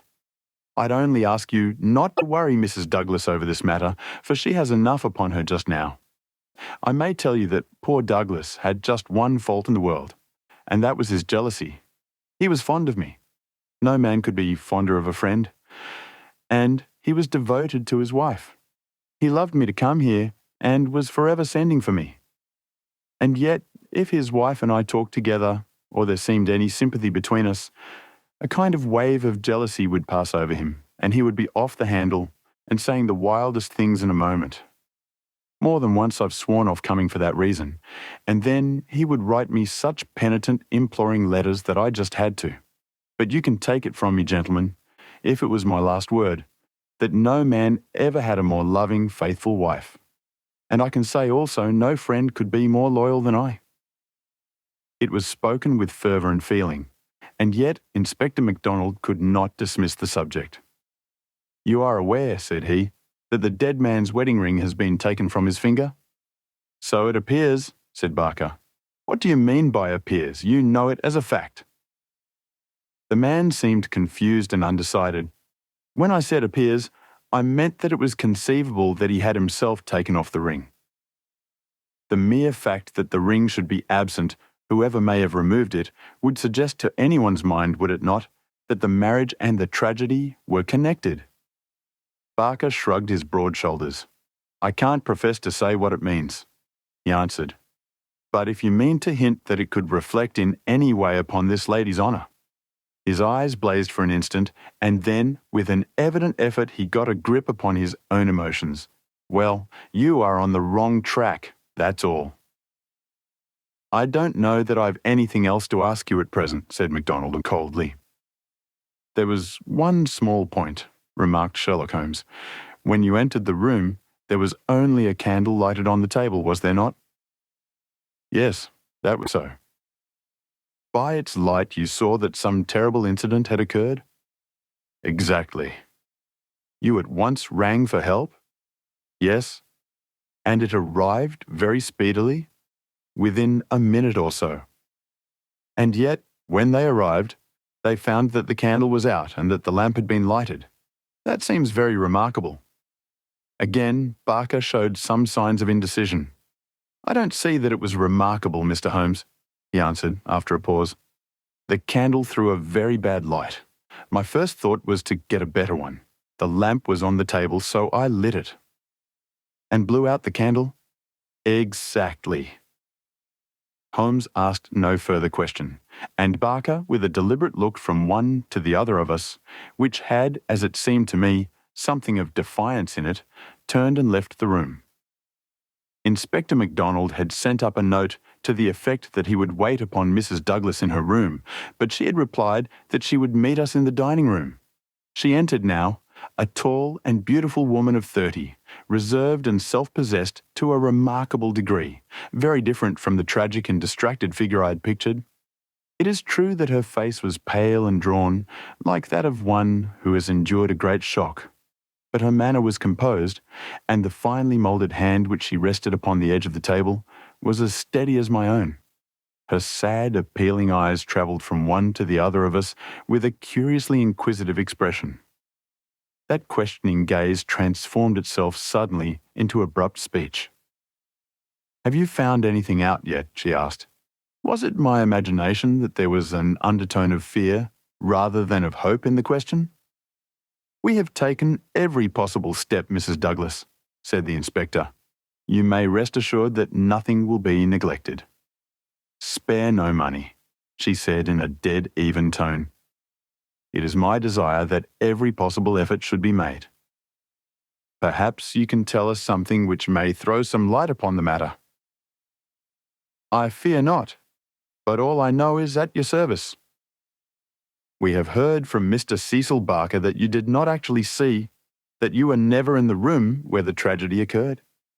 "No, he turned me back upon the stairs. He begged me to return to my room." "Quite so. You had heard the shot, and you had at once come down." "I put on my dressing gown and then came down." "How long was it after hearing the shot that you were stopped on the stair by Mr. Barker?" It may have been a couple of minutes. It is so hard to reckon time at such a moment. He implored me not to go on. He assured me that I could do nothing. Then Mrs. Allen, the housekeeper, led me upstairs again. It was all like some dreadful dream. Can you give us any idea how long your husband had been downstairs before you heard the shot? No, I cannot say. He went from his dressing room, and I did not hear him go. He did the round of the house every night, for he was nervous of fire. It is the only thing that I have ever known him nervous of. That is just the point which I want to come to, Mrs. Douglas. You have known your husband only in England, have you not?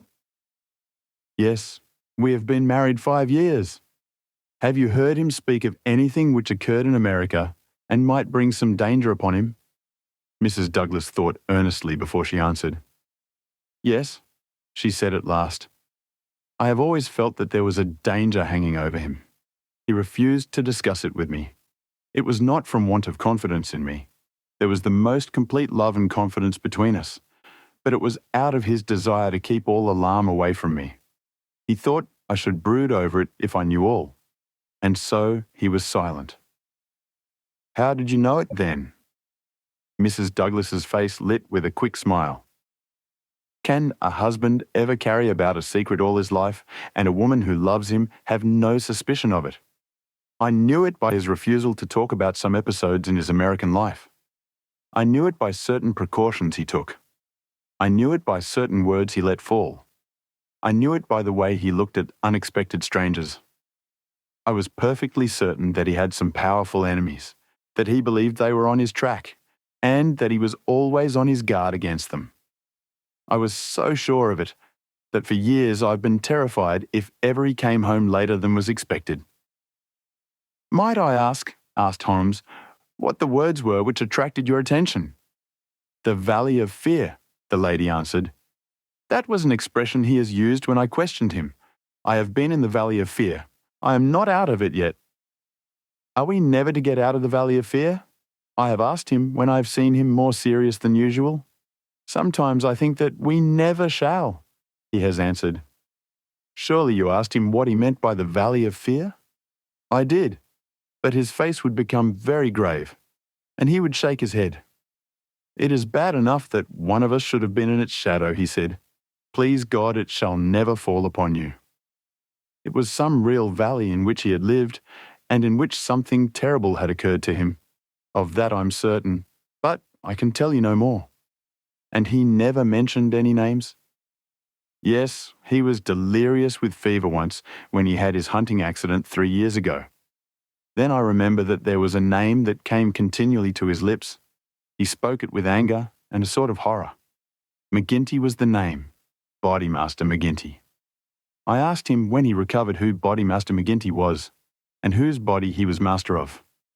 Never of mine, thank God, he answered with a laugh. And that was all I could get from him. But there is a connection between Bodymaster McGinty and the Valley of Fear. There is one other point, said Inspector MacDonald. You met Mr. Douglas in a boarding house in London, did you not, and became engaged to him there? Was there any romance, anything secret or mysterious about the wedding? There was romance. There is always romance. There was nothing mysterious. He had no rival. No, I was quite free. You have heard, no doubt, that his wedding ring has been taken. Does that suggest anything to you? Suppose that some enemy of his old life had tracked him down and committed this crime. What possible reason could he have for taking his wedding ring? For an instant, I could have sworn that the faintest shadow of a smile flickered over the woman's lips. I really cannot tell, she answered. It is certainly a most extraordinary thing. Well, we will not detain you any longer, and we are sorry to have put you to this trouble at such a time, said the inspector. There are some other points, no doubt, but we can refer to you as they arise.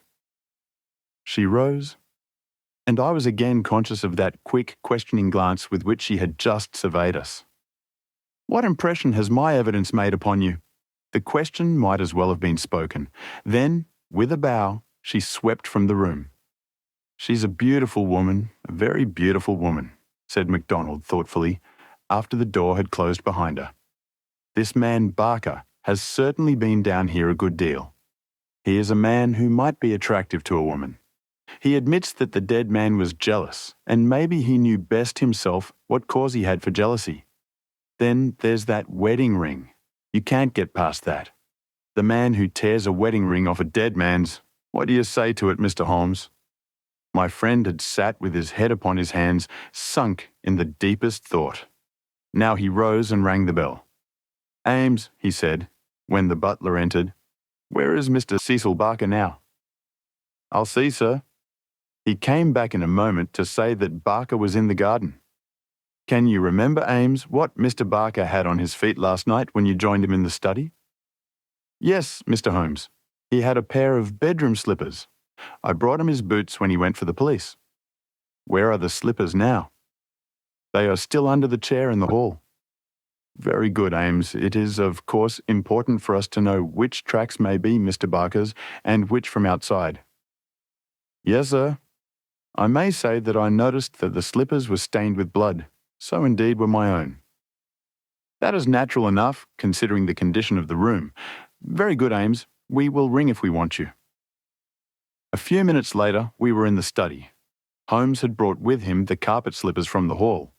As Ames had observed, the soles of both were dark with blood.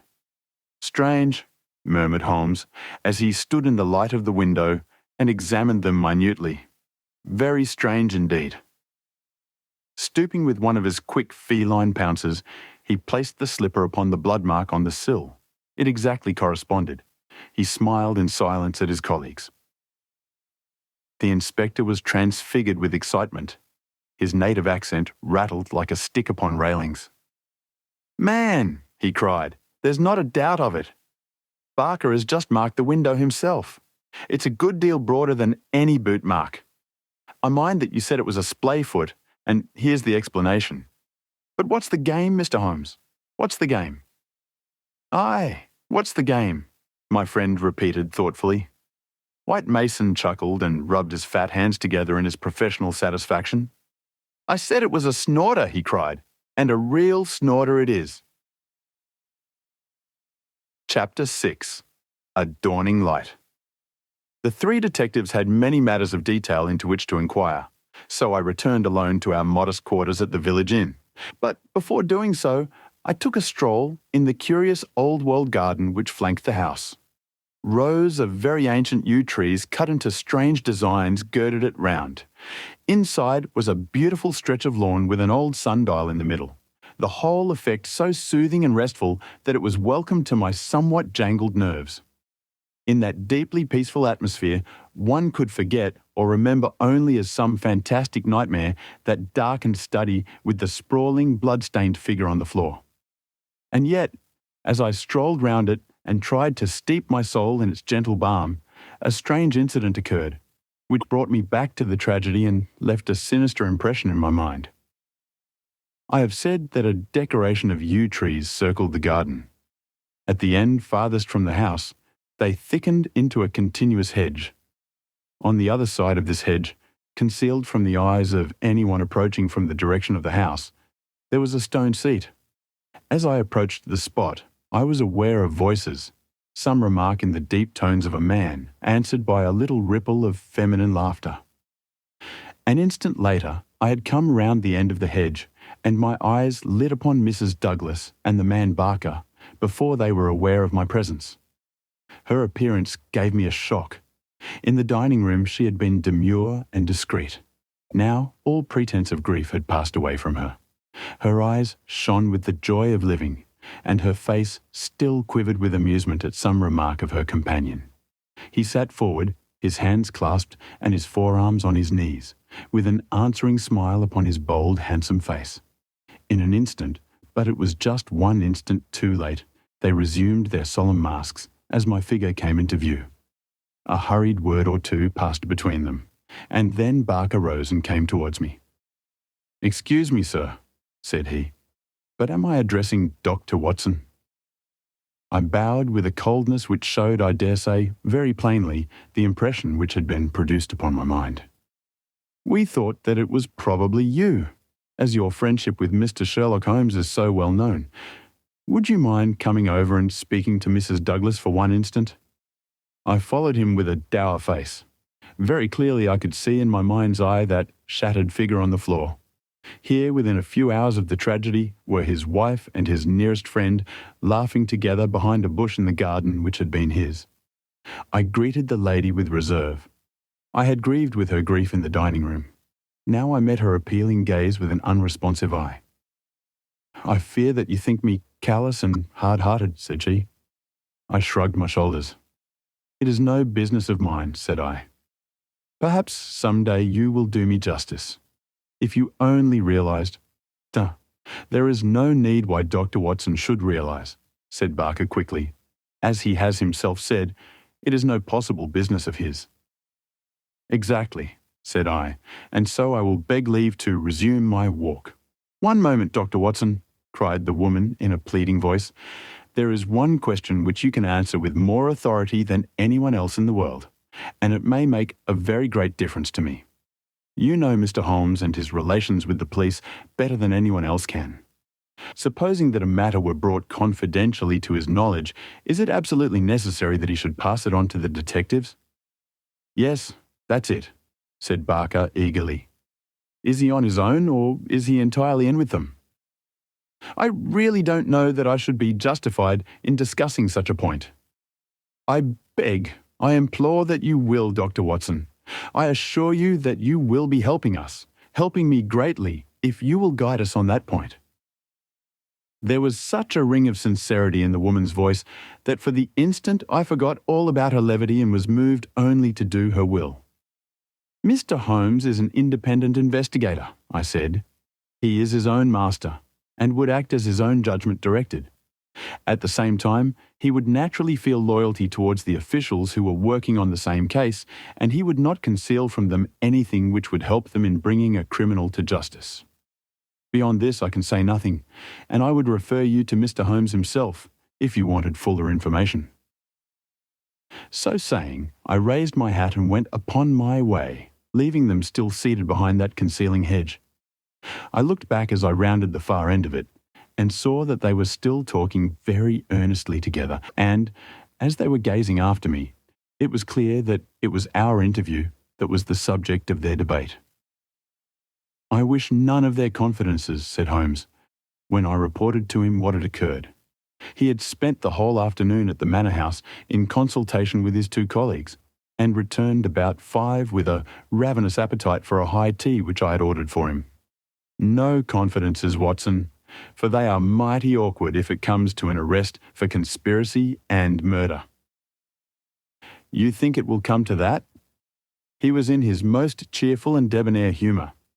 "My dear Watson, when I have exterminated that fourth egg, I shall be ready to put you in touch with the whole situation. I don't say that we have fathomed it, far from it, but when we have traced the missing dumbbell—" "The dumbbell!" "Dear me, Watson, is it possible that you have not penetrated the fact that the case hangs upon the missing dumbbell? Well, you need not be downcast, for between ourselves I don't think that either Inspector Mack or the excellent local practitioner has grasped the overwhelming importance of this incident. One dumbbell, Watson. Consider an athlete with one dumbbell. Picture to yourself the unilateral development, the imminent danger of a spinal curvature. Shocking, Watson, shocking." He sat with his mouth full of toast and his eyes sparkling with mischief, watching my intellectual entanglement. The mere sight of his excellent appetite was an assurance of success, for I had very clear recollections of days and nights without a thought of food, when his baffled mind had chafed before some problem, while his thin, eager features became more attenuated with the asceticism of complete mental concentration. Finally, he lit his pipe, and sitting in the inglenook of the old village inn, he talked slowly and at random about his case, rather as one who thinks aloud than as one who makes a considered statement. "A lie, Watson. A great, big, thumping, obtrusive, uncompromising lie. That's what meets us on the threshold. There is our starting point. The whole story told by Barker is a lie. But Barker's story is corroborated by Mrs. Douglas. Therefore, she is lying also. They are both lying and in a conspiracy. So now we have the clear problem. Why are they lying, and what is the truth which they are trying so hard to conceal? Let us try, Watson, you and I, if we can get behind the lie and reconstruct the truth. How do I know that they are lying? Because it is a clumsy fabrication which simply could not be true. Consider. According to the story given to us, the assassin had less than a minute after the murder had been committed to take that ring, which was under another ring, from the dead man's finger, to replace the other ring, a thing which he would surely never have done, and to put that singular card beside his victim. I say that this was obviously impossible. You may argue, but I have too much respect for your judgment, Watson, to think that you will do so, that the ring may have been taken before the man was killed. The fact that the candle had been lit only a short time shows that there had been no lengthy interview. Was Douglas, from what we hear of his fearless character, a man who would be likely to give up his wedding ring at such short notice? Or could we conceive of his giving it up at all? No, Watson. The assassin was alone with the dead man for some time with the lamp lit. Of that I have no doubt at all. But the gunshot was apparently the cause of death. Therefore the shot must have been fired some time earlier than we are told. But there could be no mistake about such a matter as that. We are in the presence, therefore, of a deliberate conspiracy upon the part of the two people who heard the gunshot, of the man Barker and of the woman Douglas. When on the top of this, I am able to show that the blood mark on the windowsill was deliberately placed there by Barker in order to give a false clue to the police. You will admit that the case grows dark against him. Now, we have to ask ourselves at what hour the murder actually did occur. Up to 10:30, the servants were moving about the house, so it was certainly not before that time. At 11:15, they had all gone to their rooms with the exception of Ames, who was in the pantry. I have been trying some experiments after you left us this afternoon, and I find that no noise which MacDonald can make in the study can penetrate to me in the pantry when the doors are all shut. It is otherwise, however, from the housekeeper's room. It is not so far down the corridor, and from it I could vaguely hear a voice when it was very loudly raised. The sound from a shotgun is to some extent muffled when the discharge is at very close range, as it undoubtedly was in this instance. It would not be very loud, and yet, in the silence of the night, it should have easily penetrated to Mrs. Allen's room. She is, as she has told us, somewhat deaf, but nonetheless, she mentioned in her evidence that she did hear something like a door slamming half an hour before the alarm was given. Half an hour before the alarm was given would be 11:15. I have no doubt that what she heard was the report of the gun, and that this was the real instant of the murder. If this is so, we have now to determine what Barker and Mrs. Douglas, presuming that they are not the actual murderers, could have been doing from 11:15, when the sound of the shot brought them down, until 11:15, when they rang the bell and summoned the servants. What were they doing, and why did they not instantly give the alarm? That is the question which faces us, and when it has been answered, we shall surely have gone some way to solve our problem. I am convinced myself, said I, that there is an understanding between those two people. She must be a heartless creature to sit laughing at some jest within a few hours of her husband's murder. Exactly. She does not shine as a wife even in her own account of what occurred. I am not a whole-souled admirer of womankind, as you are aware, Watson, but my experience of life has taught me that there are few wives having any regard for their husbands who would let any man's spoken word stand between them and that husband's dead body. Should I ever marry, Watson, I should hope to inspire my wife with some feeling which would prevent her from being walked off by a housekeeper when my corpse was lying within a few yards of her. It was badly stage managed, for even the rawest investigators must be struck by the absence of the usual feminine ululation. If there had been nothing else, this incident alone would have suggested a prearranged conspiracy to my mind. You think then, definitely, that Barker and Mrs. Douglas are guilty of the murder? There is an appalling directness about your questions, Watson, said Holmes, shaking his pipe at me. They come at me like bullets. If you put it that Mrs. Douglas and Barker know the truth about the murder and are conspiring to conceal it, then I can give you a whole-souled answer. I'm sure they do. But your more deadly proposition is not so clear. Let us for a moment consider the difficulties which stand in the way. We will suppose that this couple are united by the bonds of a guilty love, and that they have determined to get rid of the man who stands between them.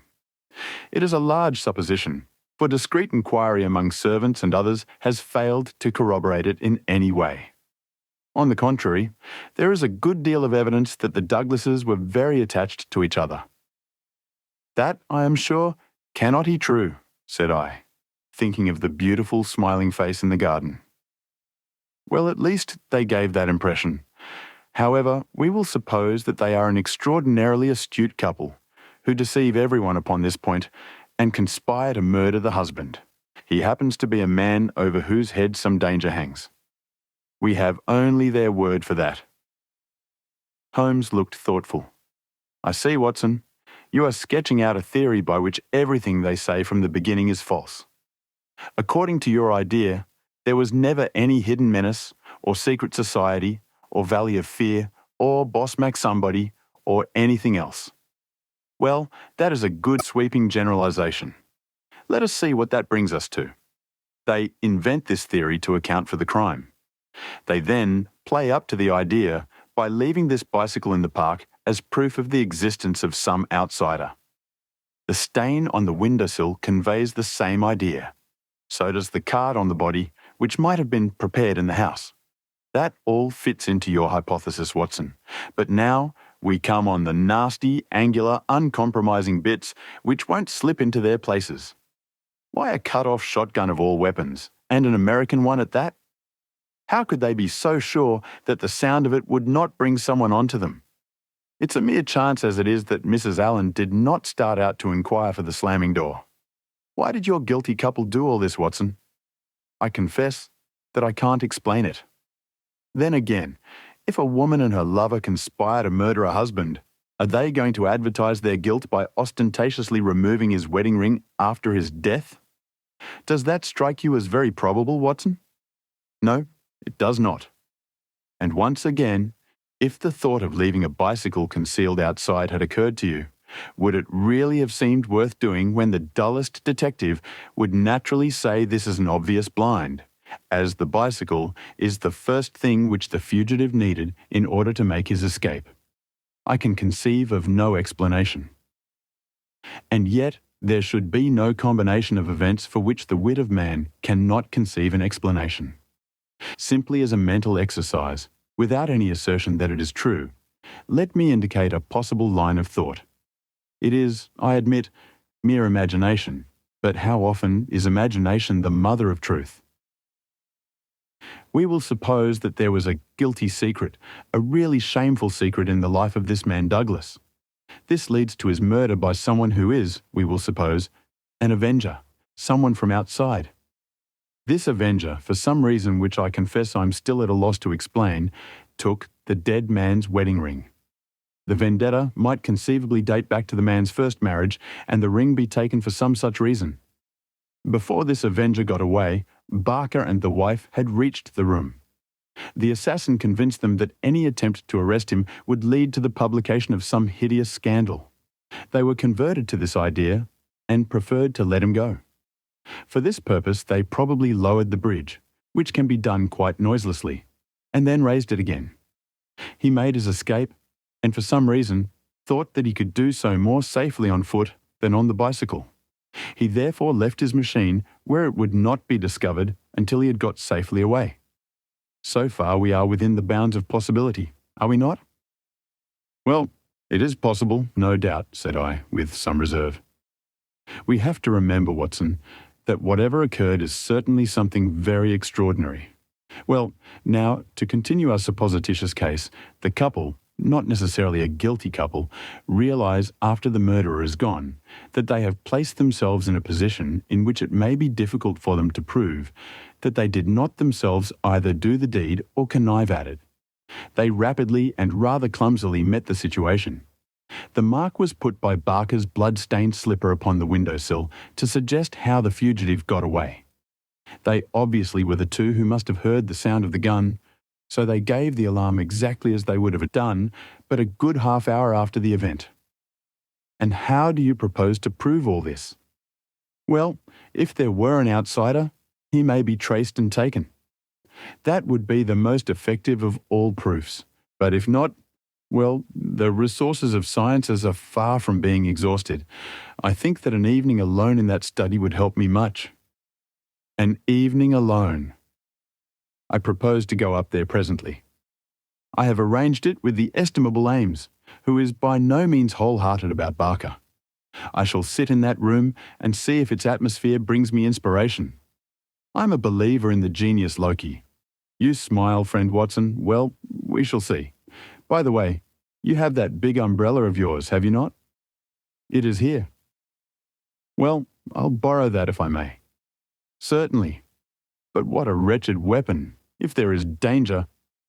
Nothing serious, my dear Watson, or I should certainly ask for your assistance. But I'll take the umbrella. At present, I am only awaiting the return of our colleagues from Tunbridge Wells, where they are at present engaged in trying for a likely owner to the bicycle.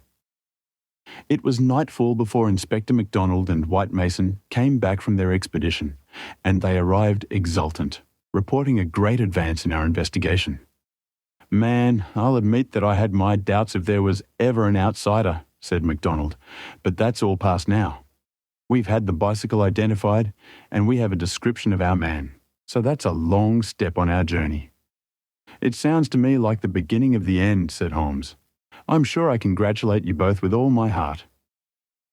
Well, I started from the fact that Mr. Douglas had seemed disturbed since the day before, when he had been at Tunbridge Wells.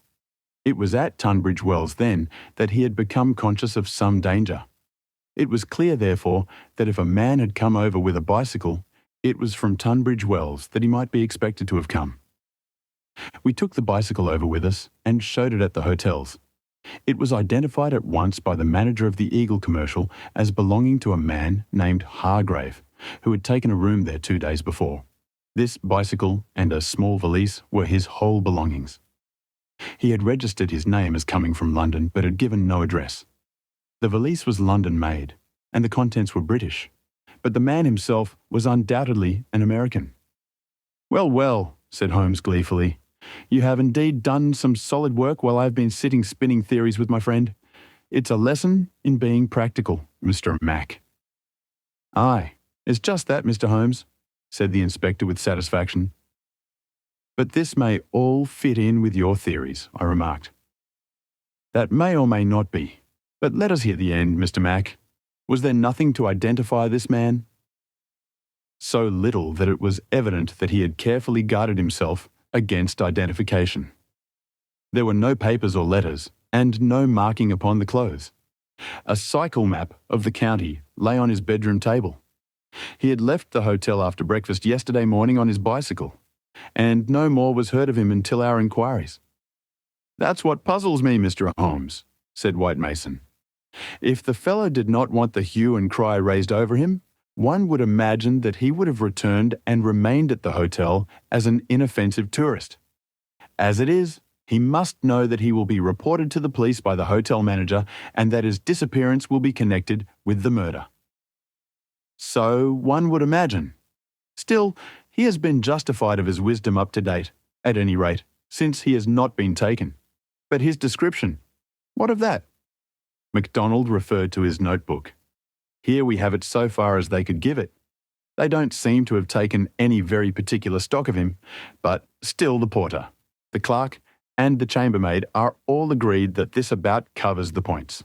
He was a man about 5'9" in height, 50 or so years of age, his hair slightly grizzled, a greyish moustache, a curved nose, and a face which all of them described as fierce and forbidding.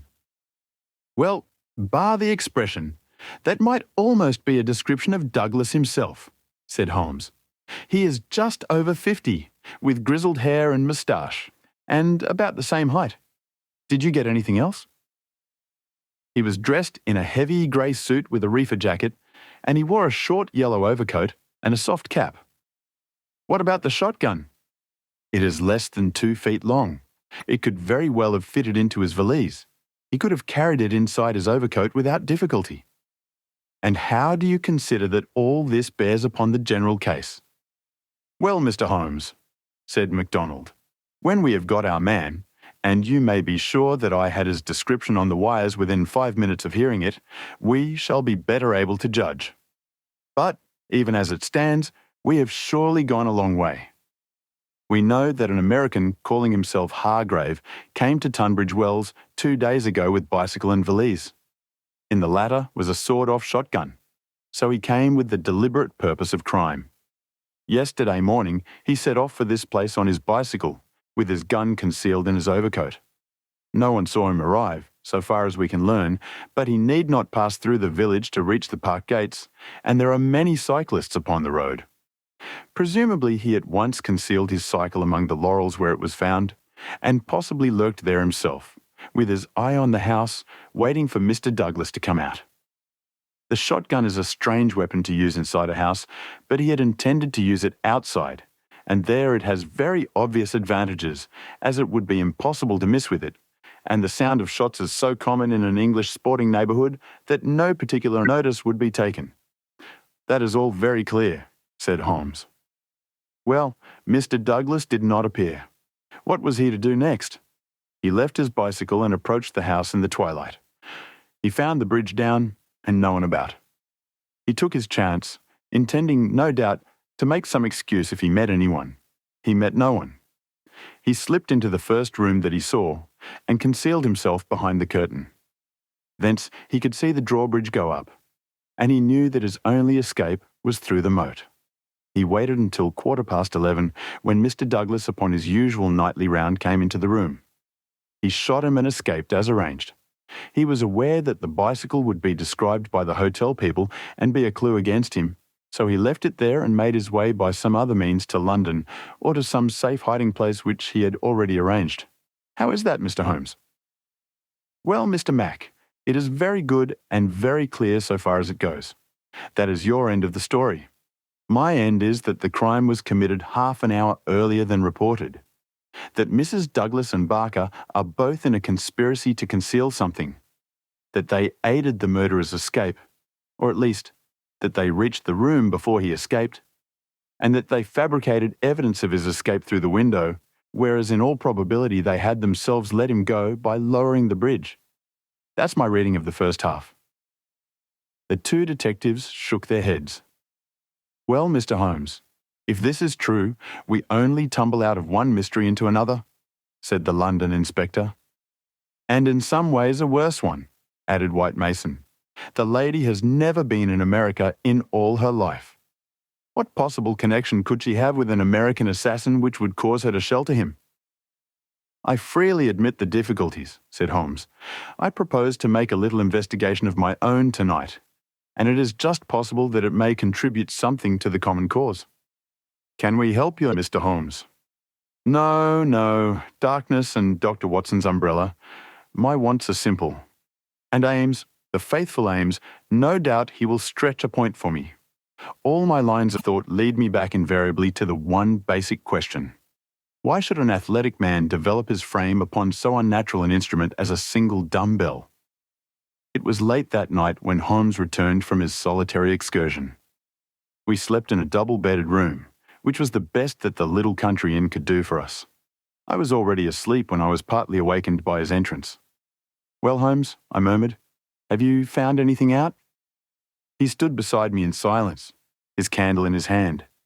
Then the tall, lean figure inclined towards me. I say, Watson, he whispered, would you be afraid to sleep in the same room with a lunatic, a man with softening of the brain, an idiot whose mind has lost its grip? Not in the least, I answered in astonishment. Ah, that's lucky, he said, and not another word would he utter that night. Chapter 7. The solution. Next morning, after breakfast, we found Inspector MacDonald and White Mason seated in close consultation in the small parlour of the local police sergeant. On the table in front of them were piled a number of letters and telegrams which they were carefully sorting and docketing. 3 had been placed on one side. Still on the track of the elusive bicyclist? Holmes asked cheerfully. What is the latest news of the ruffian?" MacDonald pointed ruefully to his heap of correspondence. "He is at present reported from Leicester, Nottingham, Southampton, Derby, Easter Ham, Richmond, and 14 other places. In 3 of them, East Ham, Leicester, and Liverpool, there is a clear case against him and he has actually been arrested. The country seems to be full of the fugitives with yellow coats." "Dear me," said Holmes sympathetically. "Now, Mr. Mac and you, Mr. White Mason, I wish to give you a very earnest piece of advice. When I went into this case with you, I bargained, as you will no doubt remember, that I should not present you with half-proved theories, but that I should retain and work out my own ideas until I had satisfied myself that they were correct. For this reason, I am not at the present moment telling you all that is in my mind. On the other hand, I said that I would play the game fairly by you, and I do not think it is a fair game to allow you for one unnecessary moment to waste your energies upon a profitless task. Therefore, I am here to advise you this morning, and my advice to you is summed up in 3 words: abandon the case." MacDonald and White Mason stared in amazement at their celebrated colleague. "You consider it hopeless," cried the inspector. "I consider your case to be hopeless. I do not consider that it is hopeless to arrive at the truth. But this cyclist, he is not an invention. We have his description, his valise, his bicycle. The fellow must be somewhere. Why should we not get him? Yes, no doubt he is somewhere, and no doubt we shall get him, but I would not have you waste your energies in East Ham or Liverpool. I'm sure that we can find some shorter cut to a result." "You are holding something back. It's hardly fair of you, Mr. Holmes." The inspector was annoyed. "You know my methods of work, Mr. Mac, but I will hold it back for the shortest time possible. I only wish to verify my details in one way, which can very readily be done, and then I make my bow and return to London, leaving my results entirely at your service. I owe you too much to act otherwise, for in all my experience I cannot recall any more singular and interesting study.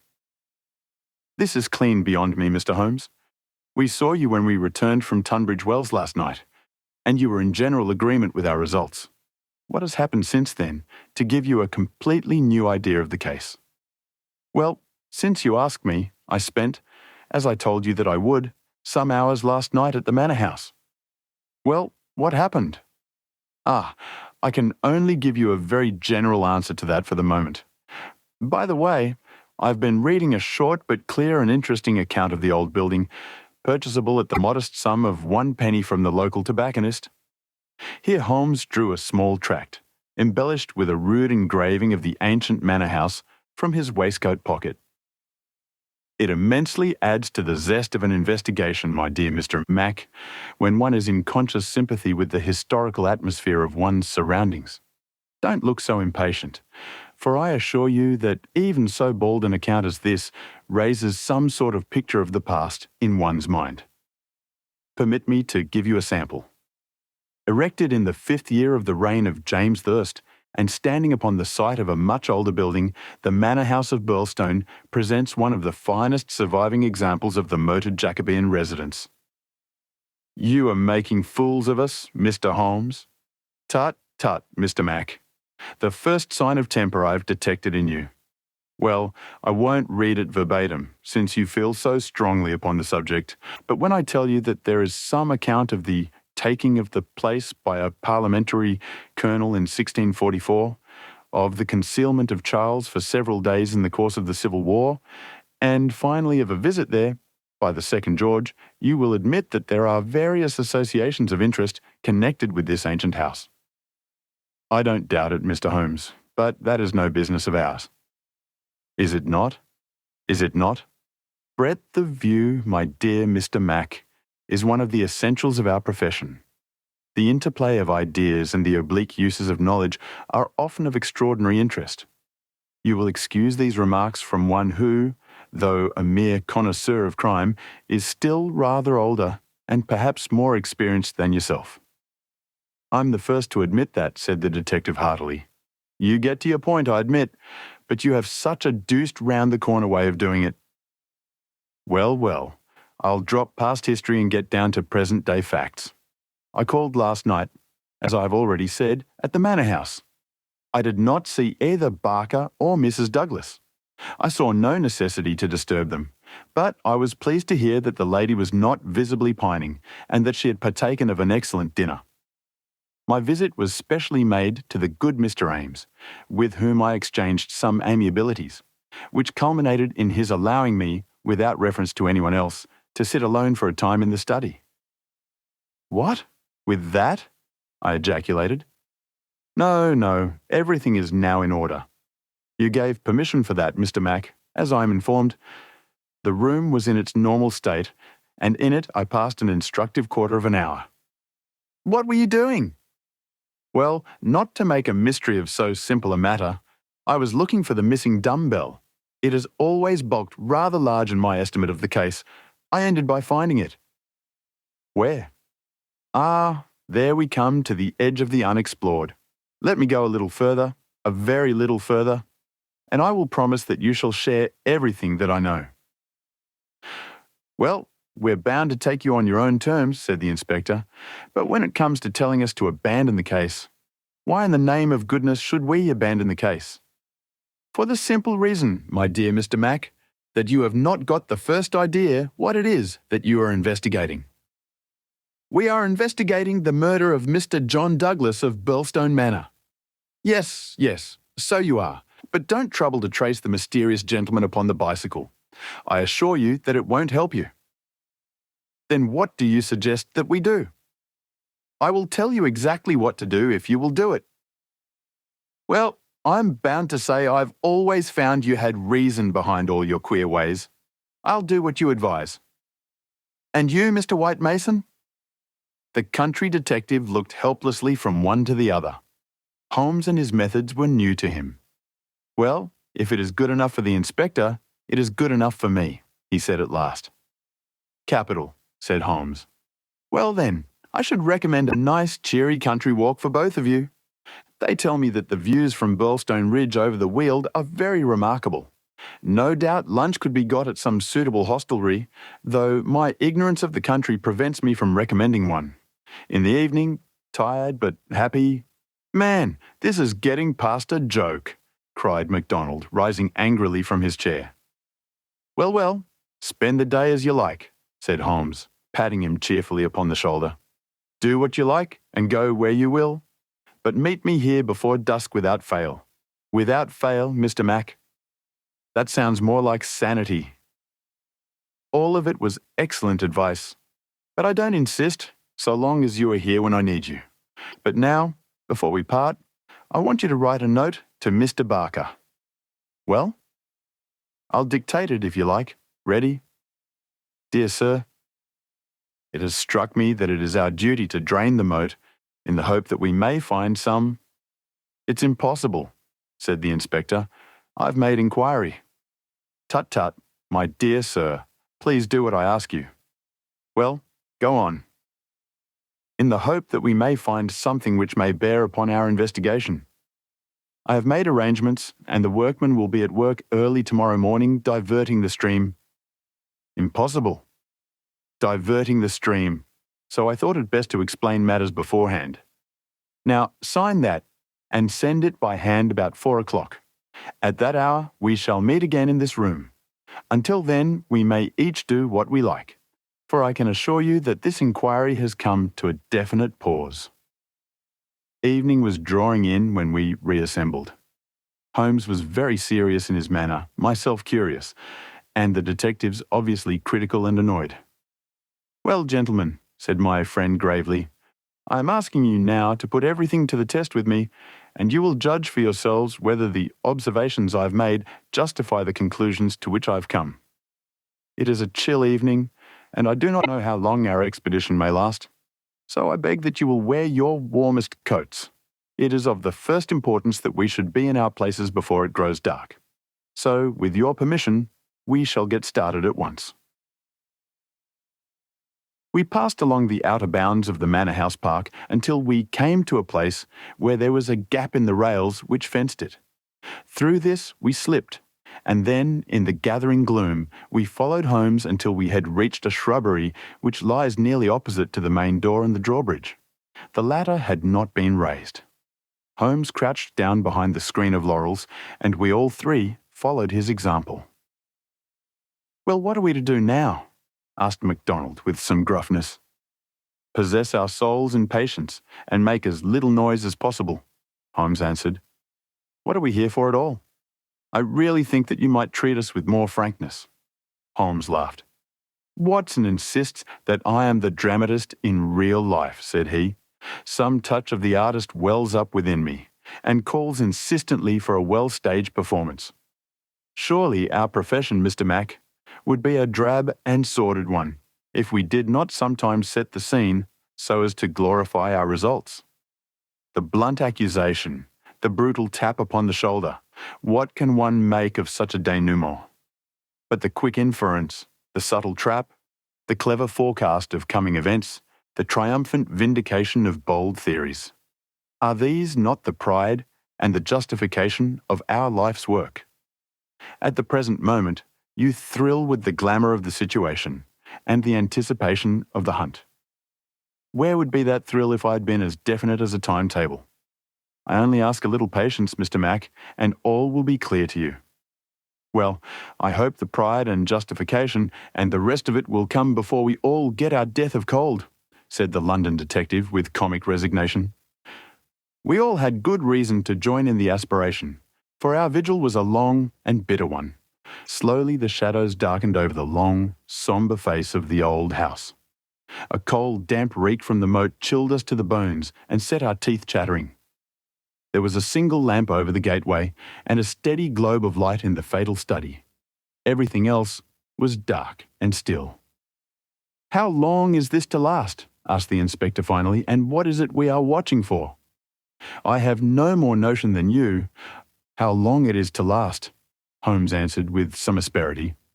"If criminals would always schedule their movements like railway trains, it would certainly be more convenient for all of us. As to what it is well, that's what we are watching for."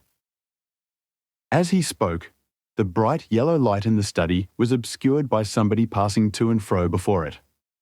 The laurels among which we lay were immediately opposite the window and not more than 100 feet from it.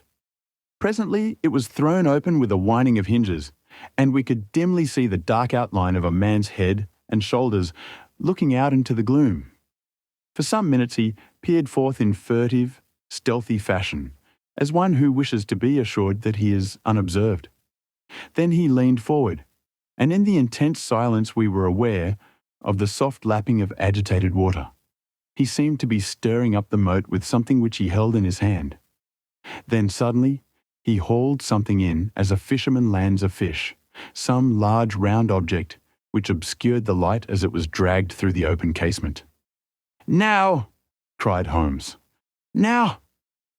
We were all upon our feet, staggering after him with our stiffened limbs, while he ran swiftly across the bridge and rang violently at the bell.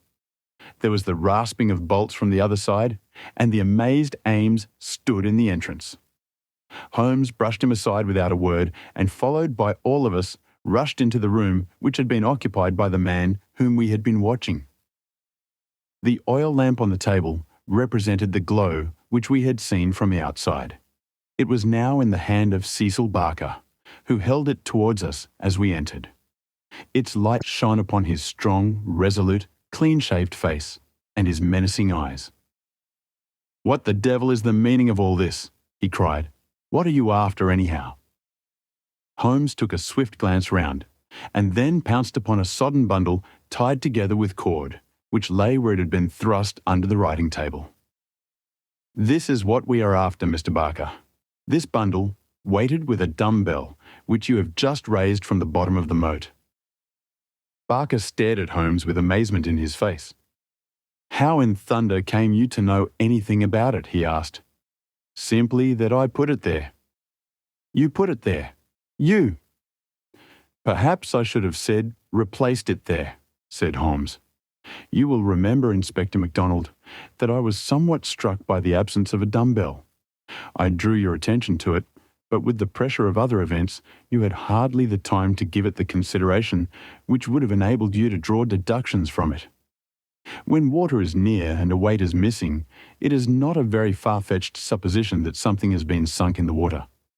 The idea was at least worth testing, so with the help of Ames, who admitted me to the room, and the crook of Dr. Watson's umbrella, I was able last night to fish up and inspect this bundle. It was of the first importance, however, that we should be able to prove who placed it there. This we accomplished by the very obvious device of announcing that the moat would be dried tomorrow, which had, of course, the effect that whoever had hidden the bundle would most certainly withdraw it the moment that darkness enabled him to do so. We have no less than 4 witnesses as to who it was who took advantage of the opportunity.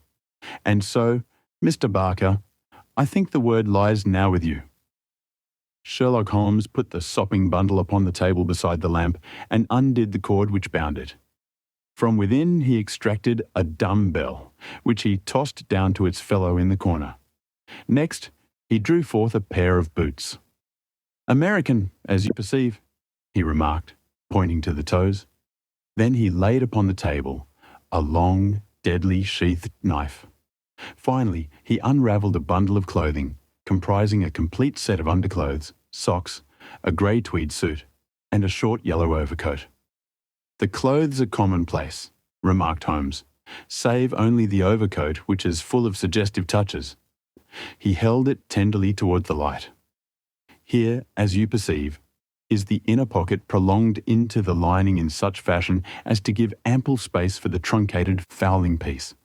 The tailor's tab is on the neck. Neil, outfitter, Vermissa, USA. I have spent an instructive afternoon in the rector's library and have enlarged my knowledge by adding the fact that Vermissa is a flourishing little town at the head of one of the best-known coal and iron valleys in the United States.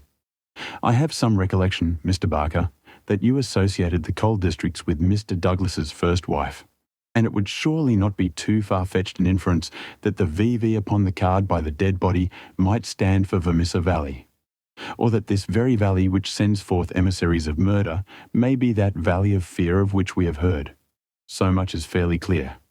And now, Mr. Barker, I seem to be standing rather in the way of your explanation." It was a sight to see Cecil Barker's expressive face during this exposition of the great detective. Anger, amazement, consternation, and indecision swept over it in turn. Finally, he took refuge in a somewhat acrid irony. "You know such a lot, Mr. Holmes. Perhaps you had better tell us some more," he sneered. "I have no doubt that I could tell you a great deal more, Mr. Barker, but it would come with a better grace from you." "Oh, you think so, do you? Well, all I can say is that if there's any secret here, it is not my secret, and I am not the man to give it away." "Well, if you take that line, Mr. Barker," said the inspector quietly, "we must just keep you in sight until we have the warrant and can hold you." "You can do what you damn please about that," said Barker defiantly. The proceedings seemed to have come to a definite end so far as he was concerned, for one had only to look at that granite face to realise that no peine forte adieu would ever force him to plead against his will. The deadlock was broken, however, by a woman's voice. Mrs. Douglas had been standing listening at the half-opened door, and now she entered the room. "You have done enough for now, Cecil," said she. "Whatever comes of it in the future, you have done enough." "Enough and more than enough," remarked Sherlock Holmes gravely. "I have every sympathy with you, madam, and should strongly urge you to have some confidence in the common sense of our jurisdiction, and to take the police voluntarily into your complete confidence. It may be that I am myself at fault for not following up the hint which you conveyed to me through my friend Dr. Watson, but at that time I had every reason to believe that you were directly concerned in the crime. Now I am assured that this is not so. At the same time, there is much that is unexplained, and I should strongly recommend that you ask Mr. Douglas to tell us his own story." Mrs. Douglas gave a cry of astonishment at Holmes's words. The detectives and I must have echoed it, when we were aware of a man who seemed to have emerged from the wall, who advanced now from the gloom of the corner in which he had appeared. Mrs. Douglas turned, and in an instant her arms were round him. Barker had seized his outstretched hand. "It's best this way, Jack," his wife repeated. "I am sure that it is best." Indeed, yes, Mr. Douglas, said Sherlock Holmes. I am sure that you will find it best. The man stood blinking at us with the dazed look of one who comes from the dark into the light. It was a remarkable face, bold grey eyes, a strong, short-clipped, grizzled moustache, a square projecting chin, and a humorous mouth. He took a good look at us all, and then, to my amazement, he advanced to me and handed me a bundle of paper. "I have heard of you," said he, in a voice which was not quite English and not quite American, but was altogether mellow and pleasing. "You are the historian of this bunch. Well, Dr. Watson, you've never had such a story as that pass through your hands before, and I'll lay my last dollar on that. Tell it your own way, but there are the facts, and you can't miss the public so long as you have those. I've been cooped up 2 days, and I've spent the daylight hours, as much daylight as I could get in that rat trap, in putting the thing into words. You're welcome to them, you and your public. There's the story of the Valley of Fear." "That's the past, Mr. Douglas," said Sherlock Holmes quietly. "What we desire now is to hear your story of the present." "You'll have it, sir," said Douglas. "May I smoke as I talk?" "Well, thank you, Mr. Holmes. You're a smoker yourself, if I remember right, and you'll guess what it is to be sitting for 2 days with tobacco in your pocket and afraid that the smell will give you away." He leaned against the mantelpiece and sucked at the cigar which Holmes had handed him. "I've heard of you, Mr. Holmes. I never guessed that I should meet you, but before you are through with that," he nodded at my papers, "you will say I've brought you something fresh." Inspector MacDonald had been staring at the newcomer with the greatest amazement. "Well, this fairly beats me," he cried at last. "If you are Mr. John Douglas of Burleston Manor, then whose death have we been investigating for these 2 days? And where in the world have you sprung from now? You seem to me to come out of the floor like a jack-in-a-box." "Ah, Mr. Mac," said Holmes, shaking a reproving forefinger, "you would not read that excellent local compilation which described the concealment of King Charles. People did not hide in those days without excellent hiding places, and the hiding place that has once been used may be again. I had persuaded myself that we should find Mr. Douglas under this roof." "And how long have you been playing this trick upon us, Mr. Holmes?" said the inspector angrily. "How long have you allowed us to waste ourselves upon a search that you knew to be an absurd one?" "Not one instant, my dear Mr. Mac. Only last night did I form my views of the case. As they could not be put to the proof until this evening, I invited you and your colleague to take a holiday for the day. Pray, what more could I do? When I found the suit of clothes in the moat, it at once became apparent to me that the body we had found could not have been the body of Mr. John Douglas at all, but must be that of the bicyclist from Tunbridge Wells. No other conclusion was possible. Therefore, I had to determine where Mr. John Douglas himself could be. And the balance of probability was that with the connivance of his wife and his friend he was concealed in a house which had such conveniences for a fugitive, and awaiting quieter times when he could make his final escape." "Well, you've figured it out about right," said Douglas approvingly. "I thought I'd dodge your British law, for I was not sure how I stood under it, and also I saw my chance to throw these hounds once for all off my track. Mind you, from first to last I have done nothing to be ashamed of, and nothing that I would not do again. But you'll judge that for yourselves when I tell you my story. Never mind warning me, Inspector. I'm ready to stand pat upon the truth. I'm not going to begin at the beginning. That's all there." He indicated my bundle of papers. "And a mighty queer yarn you'll find it. It all comes down to this, that there are some men that have good cause to hate me, and would give their last dollar to know that they had got me. So long as I'm alive and they are alive, there is no safety in this world for me.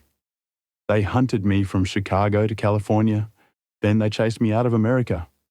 But when I married and settled down in this quiet spot, I thought my last years were going to be peaceable. I never explained to my wife how things were. Why should I pull her into it?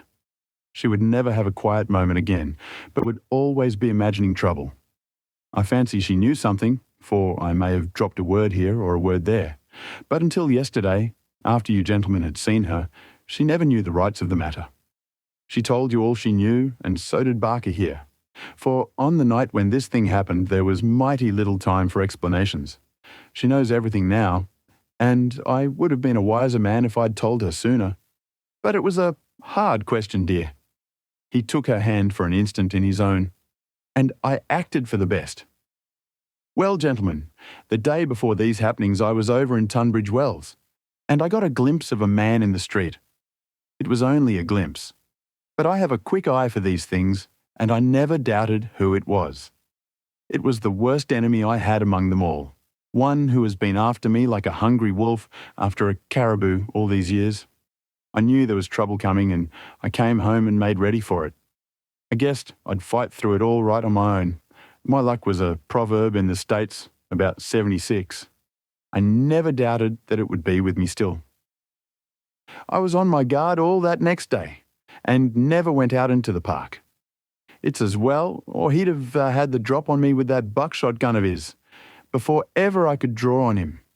After the bridge was up, my mind was always more restful when that bridge was up in the evenings. I put the thing clear out of my head. I never dreamed of his getting into the house and waiting for me, but when I made my round in my dressing gown, as was my habit, I had no sooner entered the study than I scented danger. I guess when a man has had dangers in his life, and I've had more than most in my time, there is a kind of sixth sense that waves the red flag. I saw the signal clear enough, and yet I couldn't tell you why. Next instant I spotted a boot under the window curtain, and then I saw why plain enough. I'd just the one candle that was in my hand, but there was a good light from the hall lamp through the open door. I put down the candle and jumped for a hammer that I'd left on the mantel. At the same moment he sprang at me. I saw the glint of a knife, and I lashed at him with the hammer. I got him somewhere, for the knife tinkled down on the floor. He dodged round the table as quick as an eel, and a moment later he'd got his gun from under his coat.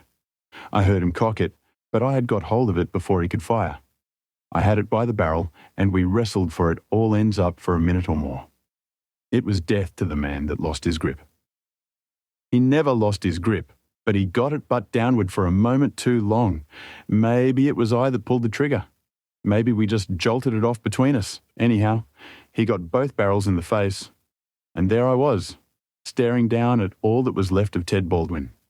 I'd recognised him in the township, and again when he sprang for me, but his own mother wouldn't recognise him as I saw him then.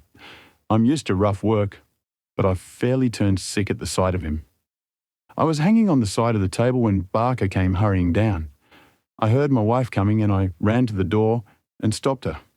It was no sight for a woman. I promised I'd come to her soon. I said a word or two to Barker. He took it all in at a glance, and we waited for the rest to come along. But there was no sign of them. Then we understood that they could hear nothing, and that all that had happened was known only to ourselves. It was at that instant that the idea came to me. I was fairly dazzled by the brilliance of it. The man's sleeve had slipped up, and there was the branded mark of the lodge upon his forearm. See here? The man whom we had known as Douglas turned up his own coat and cuff to show a brown triangle within a circle exactly like that which we had seen upon the dead man. It was the sight of that which started me on it. I seemed to see it all clear at a glance. There were his height and hair and figure, about the same as my own. No one could swear to his face, poor devil.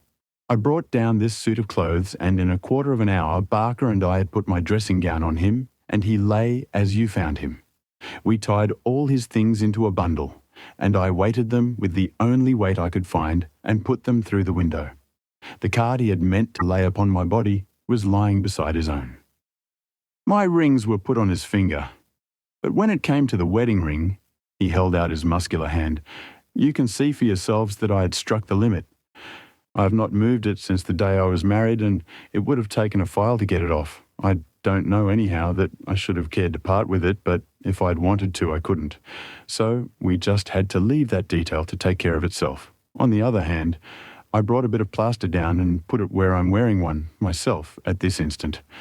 You slipped up there, Mr. Holmes, clever as you are. For if you had chanced to take off that plaster, you would have found no cut underneath it. Well, that was the situation. If I could lie low for a while and then get away where I could be joined by my widow, we should have a chance at last of living in peace for the rest of our lives. These devils would give me no rest so long as I was above ground. But if they saw in the papers that Baldwin had got his man, there would be an end of all my troubles. I hadn't much time to make it all clear to Barker and to my wife, but they understood enough to be able to help me. I knew all about this hiding place, so did Ames, but it never entered his head to connect it with the matter. I retired into it, and it was up to Barker to do the rest. I guess you can fill in for yourselves what he did. He opened the window and made the mark on the sill to give an idea of how the murderer escaped. It was a tall order, that. But as the bridge was up, there was no other way. Then, when everything was fixed, he rang the bell for all he was worth. What happened afterward, you know. And so, gentlemen, you can do what you please. But I've told you the truth and the whole truth, so help me God. What I ask you now is, how do I stand by the English law? There was a silence which was broken by Sherlock Holmes. The English law is in the main a just law. You will get no worse than your deserts from that, Mr. Douglas, but I would ask you, how did this man know that you lived here, or how to get into your house, or where to hide to get you? I know nothing of this. Holmes's face was very white and grave. The story is not over yet, I fear, said he. You may find worse dangers than the English law, or even than your enemies from America. I see trouble before you, Mr. Douglas. You'll take my advice and still be on your guard. And now, my long-suffering readers, I will ask you to come away with me for a time, far from the Sussex manor house of Burlstone, and far also from the year of grace in which we made our eventful journey, which ended with the strange story of the man who had been known as John Douglas. I wish you to journey back some 20 years in time and westward some thousands of miles in space, that I may lay before you a singular and terrible narrative, so singular and so terrible that you may find it hard to believe that even as I tell it, even so did it occur. Do not think that I intrude one story before another is finished. As you read on, you will find that this is not so. And when I've detailed those distant events and you have solved this mystery of the past, we shall meet once more in those rooms on Baker Street, where this, like so many other wonderful happenings, will find its end. Part 2. The Scourers. Chapter 1. The Man. It was the 4th of February in the year 1875. It had been a severe winter, and the snow lay deep in the gorges of the Gilmerton Mountains. The steam ploughs had, however, kept the railroad open, and the evening train which connects the long line of coal mining and iron-working settlements was slowly groaning its way up the steep gradients which lead from Stagville on the plain to Vermissa, the central township which lies at the head of Vermissa Valley. From this point, the track sweeps downward to Barton's Crossing, Helmdale, and the purely agricultural county of Merton. It was a single-track railroad, but at every siding, and they were numerous, long lines of trucks piled with coal and iron ore told of the hidden wealth which had brought a rude population and a bustling life to this most desolate corner of the United States of America. For desolate it was. Little could the first pioneer who had traversed it have ever imagined that the fairest prairies and the most lush water pastures were valueless compared to this gloomy land of black crag and tangled forest. Above the dark and often scarcely penetrable woods upon their flanks, the high bare crowns of the mountains, white snow, and jagged rock towered upon each flank, leaving a long, winding, tortuous valley in the centre. Up this, the little train was slowly crawling. The oil lamps had just been lit in the leading passenger car, a long, bare carriage in which some 20 or 30 people were seated. The greater number of these were workmen returning from their day's toil in the lower part of the valley. At least a dozen, by their grimed faces and the safety lanterns which they carried, proclaimed themselves miners. These sat smoking in a group and conversed in low voices, glancing occasionally at two men on the opposite side of the car, whose uniforms and badges showed them to be policemen. Several women of the labouring class and one or two travellers who might have been small local storekeepers made up the rest of the company, With the exception of one young man in a corner by himself, it is with this man that we are concerned. Take a good look at him, for he is worth it. He is a fresh-complexioned, middle-sized young man, not far, one would guess, from his 30th year. He has large, shrewd, humorous grey eyes, which twinkle inquiringly from time to time as he looks round through his spectacles at the people about him. It is easy to see that he is of a sociable and possibly simple disposition, anxious to be friendly to all men. Anyone could pick him at once, as gregarious in his habits and communicative in his nature, with a quick wit and a ready smile. And yet, the man who studied him more closely might discern a certain firmness of jaw and grim tightness about the lips which would warn him that there were depths beyond, and that this pleasant, brown-haired young Irishman might conceivably leave his mark for good or evil upon any society to which he was introduced. Having made one or two tentative remarks to the nearest miner and receiving only short, gruff replies, the traveller resigned himself to uncongenial silence, staring moodily out of the window at the fading landscape. It was not a cheering prospect. Through the growing gloom there pulsed the red glow of the furnaces on the sides of the hills. Great heaps of slag and dumps of cinders loomed up on each side, with the high shafts of the collieries towering above them. Huddled groups of mean wooden houses, the windows of which were beginning to outline themselves in light, were scattered here and there along the line, and the frequent halting places were crowded with their swarthy inhabitants. The iron and coal valleys of the Vermissa district were no resorts for the leisured or the cultured. Everywhere there were stern signs of the crudest battle of life, the rude work to be done, and the rude, strong workers who did it. The young traveller gazed out into this dismal country with a face of mingled repulsion and interest, which showed that the scene was new to him. At intervals he drew from his pocket a bulky letter to which he referred, and on the margins of which he scribbled some notes. Once from the back of his waist he produced something which one would hardly have expected to find in the possession of so mild-mannered a man. It was a navy revolver of the largest size. As he turned it slantwise to the light, the glint upon the rims of the copper shells within the drum showed that it was fully loaded. He quickly restored it to his secret pocket, but not before it had been observed by a working man who had seated himself upon the adjoining bench. "Hello, mate," said he. "You seem heeled and ready." The young man smiled with an air of embarrassment. "Yes," said he, "we need them sometimes in the place I come from." "And where may that be?" "I'm last from Chicago." "A stranger in these parts?" "Yes." "You may find you need it here," said the workman. "Ah, is that so?" The young man seemed interested. "Have you heard nothing of doings hereabouts?" "Nothing out of the way." "Why, I thought the country was full of it." "You'll hear quick enough. What made you come here?" "I heard there was always work for a willing man." "Are you a member of the union?" "Sure." "Then you'll get your job, I guess. Have you any friends?" "Not yet, but I have the means of making them." "How's that then?" "I am one of the eminent order of freemen. There's no town without a lodge, and where there is a lodge I'll find my friends." The remark had a singular effect upon his companion. He glanced round suspiciously at the others in the car. The miners were still whispering among themselves. The two police officers were dozing. He came across, seated himself close to the young traveller, and held out his hand. "Put it there," he said. A hand grip passed between the two. "I see you speak the truth," said the workman, "but it's well to make certain."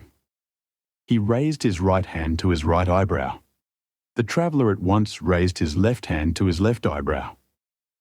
"Dark nights are unpleasant," said the workman. "Yes, for strangers to travel," the other answered. "That's good enough. I'm Brother Scanlon, Lodge 341, Vermissa Valley.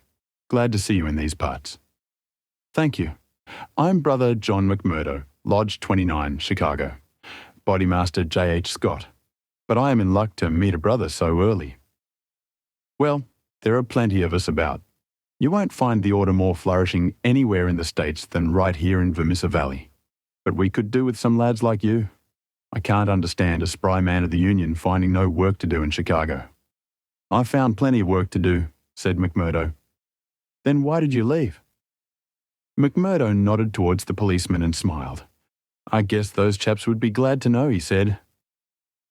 Scanlon groaned sympathetically. In trouble?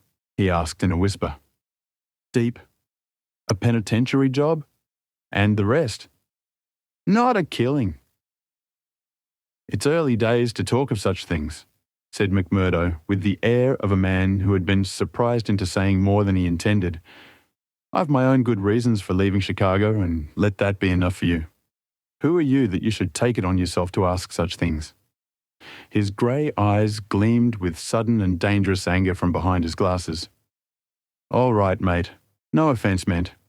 The boys will think none the worse of you, whatever you may have done. Where are you bound for now? Vermissa. That's the third halt down the line. Where are you staying? McMurdo took out an envelope and held it close to the murky oil lamp. Here is the address, Jacob Shafter, Sheridan Street. It's a boarding house that was recommended by a man I knew in Chicago. Well, I don't know it, but Vermissa is out of my beat. I live at Hobson's Patch, and that's here where we are drawing up. But say, there's one bit of advice I'll give you before we part. If you're in trouble in Vermissa, go straight to the Union House and see Boss McGinty. He is the bodymaster of Vermissa Lodge, and nothing can happen in these parts unless Black Jack McGinty wants it. So long, mate. Maybe we'll meet in Lodge one of these evenings, but mind my words. If you're in trouble, go to Boss McGinty. Scanlon descended, and McMurdo was left once again to his thoughts.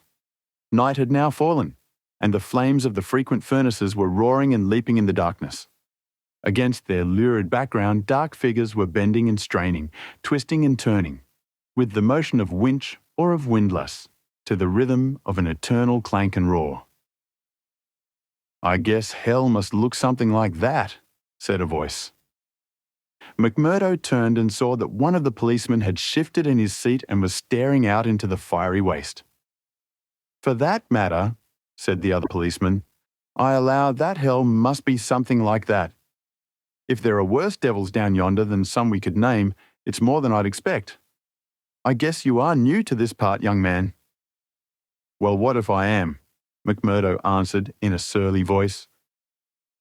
Just this, mister, that I should advise you to be careful in choosing your friends.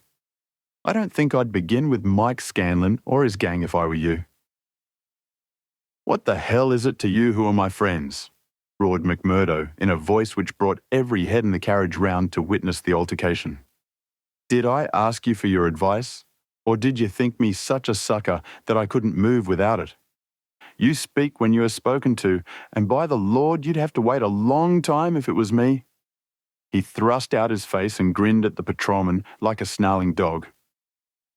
The two policemen, heavy, good-natured men, were taken aback by the extraordinary vehemence with which their friendly advances had been rejected. No offence, stranger, said one. It was a warning for your own good, seeing that you are, by your own showing, new to the place.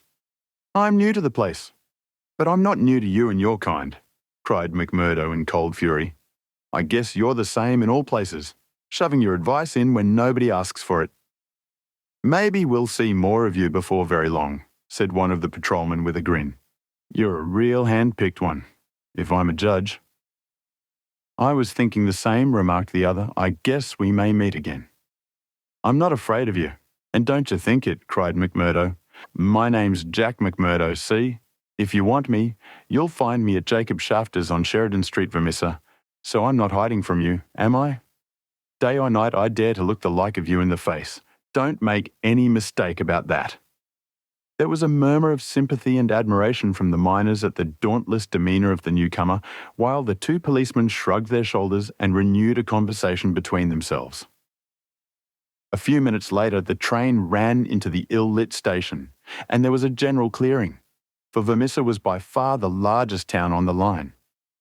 McMurdo picked up his leather gripsack and was about to start off into the darkness when one of the miners accosted him. By gar, mate, you know how to speak to the cops, he said in a voice of awe. It was grand to hear you. Let me carry your grip and show you the road. I'm passing shafters on the way to my own shack." There was a chorus of friendly good nights from the other miners as they passed from the platform. Before ever he had set foot in it, McMurdo the Turbulent had become a character in Vermissa. The country had been a place of terror, but the town was in its way even more depressing. Down that long valley, there was at least a certain gloomy grandeur in the huge fires and the clouds of drifting smoke, while the strength and industry of man found fitting monuments in the hills which he had spilled by the side of his monstrous excavations. But the town showed a dead level of mean ugliness and squalor.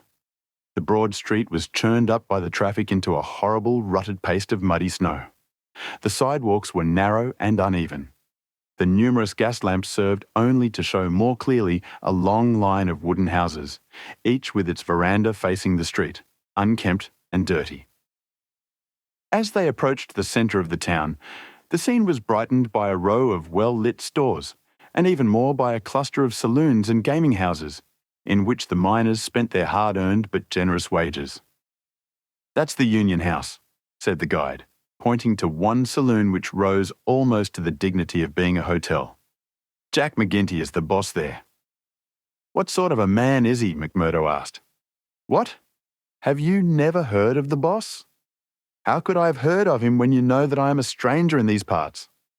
"Well, I thought his name was known clear across the country. It's been in the papers often enough." "What for?" "Well," the miner lowered his voice, "over the affairs." "What affairs?" "Good Lord, mister, you are queer, if I must say it without offence. There's only one set of affairs that you'll hear of in these parts, and that's the affairs of the Scourers." "Why, I seem to have read of the Scourers in Chicago. A gang of murderers, are they not?" "Hush, on your life," cried the miner, standing still in alarm and gazing in amazement at his companion. "Man, you won't live long in these parts if you speak in the open street like that. Many a man has had the life beaten out of him for less."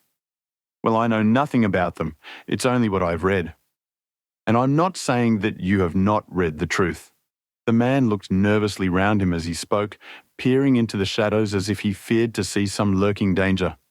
"If killing is murder, then God knows there is murder and to spare.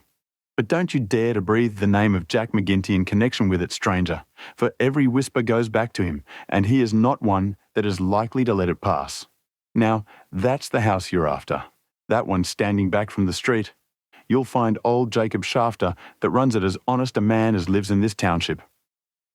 "I thank you," said McMurdo, and shaking hands with his new acquaintance, he plodded, grip sack in hand, up the path which led to the dwelling house, at the door of which he gave a resounding knock.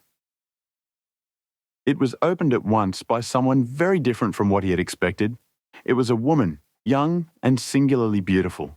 She was of the German type, blonde and fair-haired, with the piquant contrast of a pair of beautiful dark eyes with which she surveyed the stranger with surprise and a pleasing embarrassment, which brought a wave of colour over her pale face. Framed in the bright light of the open doorway, it seemed to McMurdo that he had never seen a more beautiful picture, the more attractive for its contrast with the sordid and gloomy surroundings. A lovely violet growing upon one of those black slag heaps of the mines would not have seemed more surprising.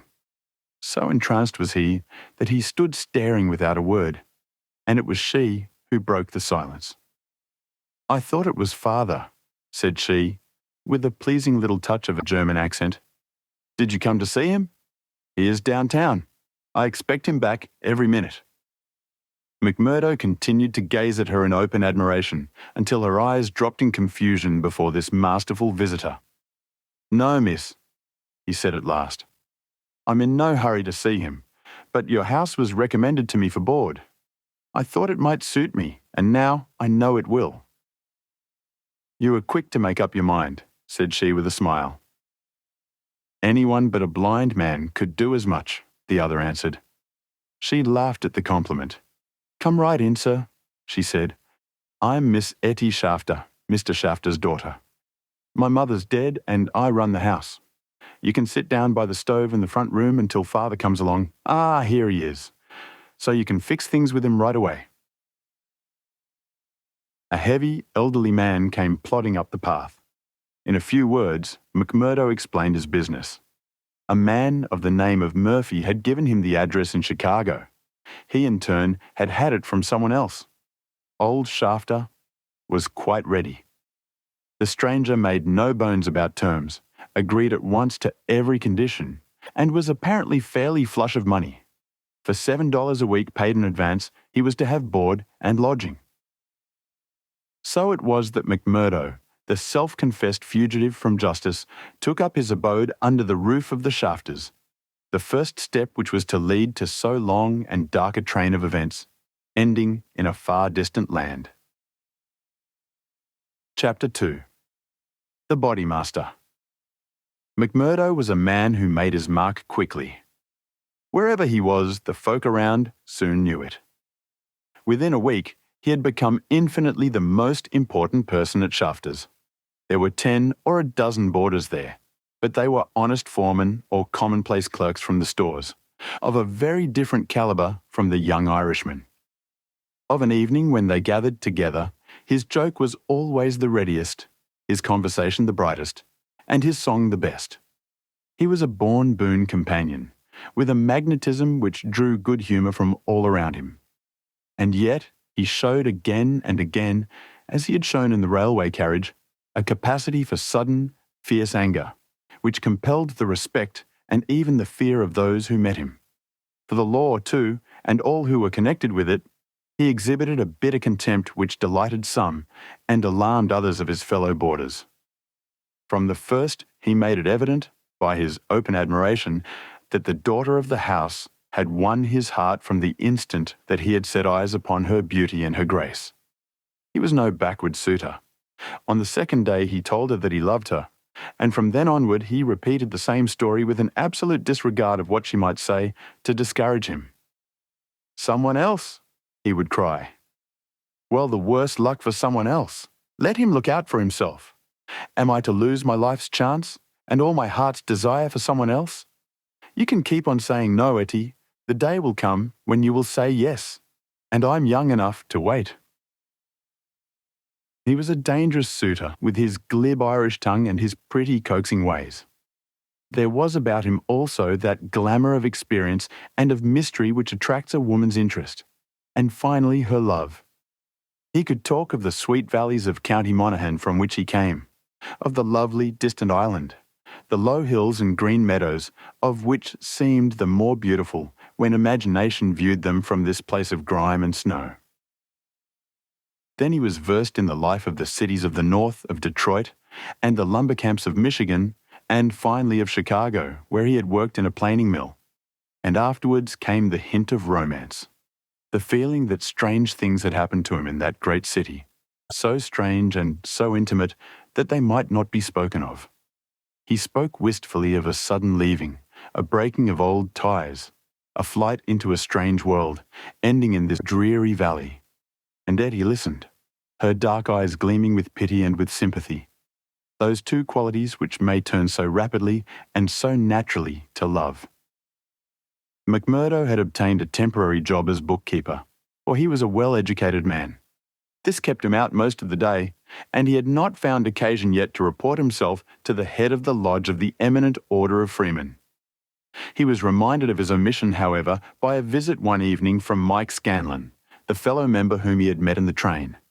Scanlon, the small, sharp-faced, nervous, black-eyed man, seemed glad to see him once more. After a glass or two of whiskey, he broached the object of his visit. "Say, McMurdo," said he, "I remembered your address, so I made bold to call. I'm surprised that you've not reported to the Bodymaster. Why haven't you seen Boss McGinty yet?" "Well, I had to find a job. I have been busy."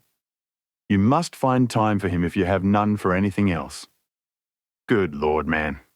You're a fool not to have been down to the Union House and registered your name the first morning after you came here. If you run against him, well, you mustn't, that's all." McMurdo showed mild surprise. "I've been a member of the lodge for over 2 years, Scanlon, but I never heard that duties were so pressing as all that." "Maybe not in Chicago." "Well, it's the same society here." "Is it?" Scanlon looked at him long and fixedly. There was something sinister in his eyes. Isn't it? You'll tell me that in a month's time. I hear you had a talk with the patrolman after I left the train. How did you know that? Oh, it got about. Things do get about for good and for bad in this district. Well, yes. I told the hounds what I thought of them.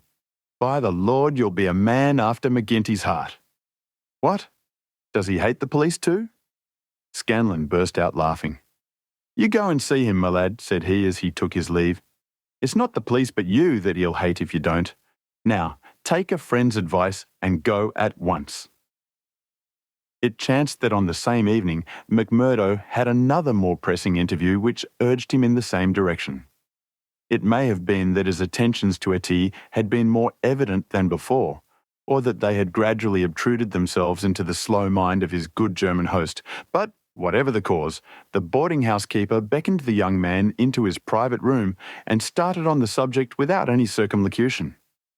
It seems to me, mister, said he, that you are getting set on my Etty. Ain't that so, or am I wrong? Yes, that is so, the young man answered. Well, I want to tell you right now that it ain't no manner of use. There's someone slipped in her for you. She told me so. Well, you can lay that she told you truth. But did she tell you who it was? No, I asked her, but she wouldn't tell. I dare say not, the leetle baggage. Perhaps she did not wish to frighten you away. Frighten? McMurdo was on fire in a moment. Ah, yes, my friend. You need not be ashamed to be frightened of him. It is Teddy Baldwin. And who the devil is he? He is a boss of scourers. Scourers. I've heard of them before.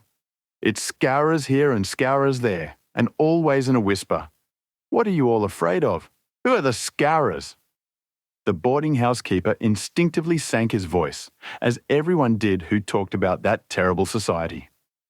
The scourers, said he, are the eminent order of freemen. The young man stared. Why, I am a member of that order myself. You? I would never have had you in my house if I had known it. Not if you were to pay me $100 a week. What's wrong with the order? It's for charity and good fellowship. The rules say so. Maybe in some places, not here. What is it here? It's a murder society. That's what it is. McMurdo laughed incredulously. How can you prove that? He asked. Prove it? Are there not 50 murders to prove it? That about Millman and Van Shorst and the Nicholson family and old Mr. Hyam and little Billy James and the others? Prove it. Is there a man or a woman in this valley that does not know it? See here, said McMurdo earnestly. I want you to take back what you've said, or else make it good. One or the other you must do before I quit this room. Put yourself in my place. Here am I, a stranger in the town. I belong to a society that I know only as an innocent one. You'll find it through the length and breadth of the States, but always as an innocent one. Now, when I'm counting upon joining it here, you tell me that it is the same as a murder society called the Scourers. I guess you owe me either an apology or else an explanation, Mr. Shafter. I can but tell you that the whole world knows, mister. The bosses of the one are the bosses of the other. If you offend the one, it is the other that will strike you. We have proved it too often. That's just gossip. I want proof, said McMurdo. If you live here long, you will get your proof. But I forget that you are yourself one of them. You will soon be as bad as the rest. But you will find other lodgings, mister. I cannot have you here. Is it not bad enough that one of these people come courting my Etty, and that I dare not turn him down, but that I should have another for my boarder? Yes, indeed. You shall not sleep here after tonight.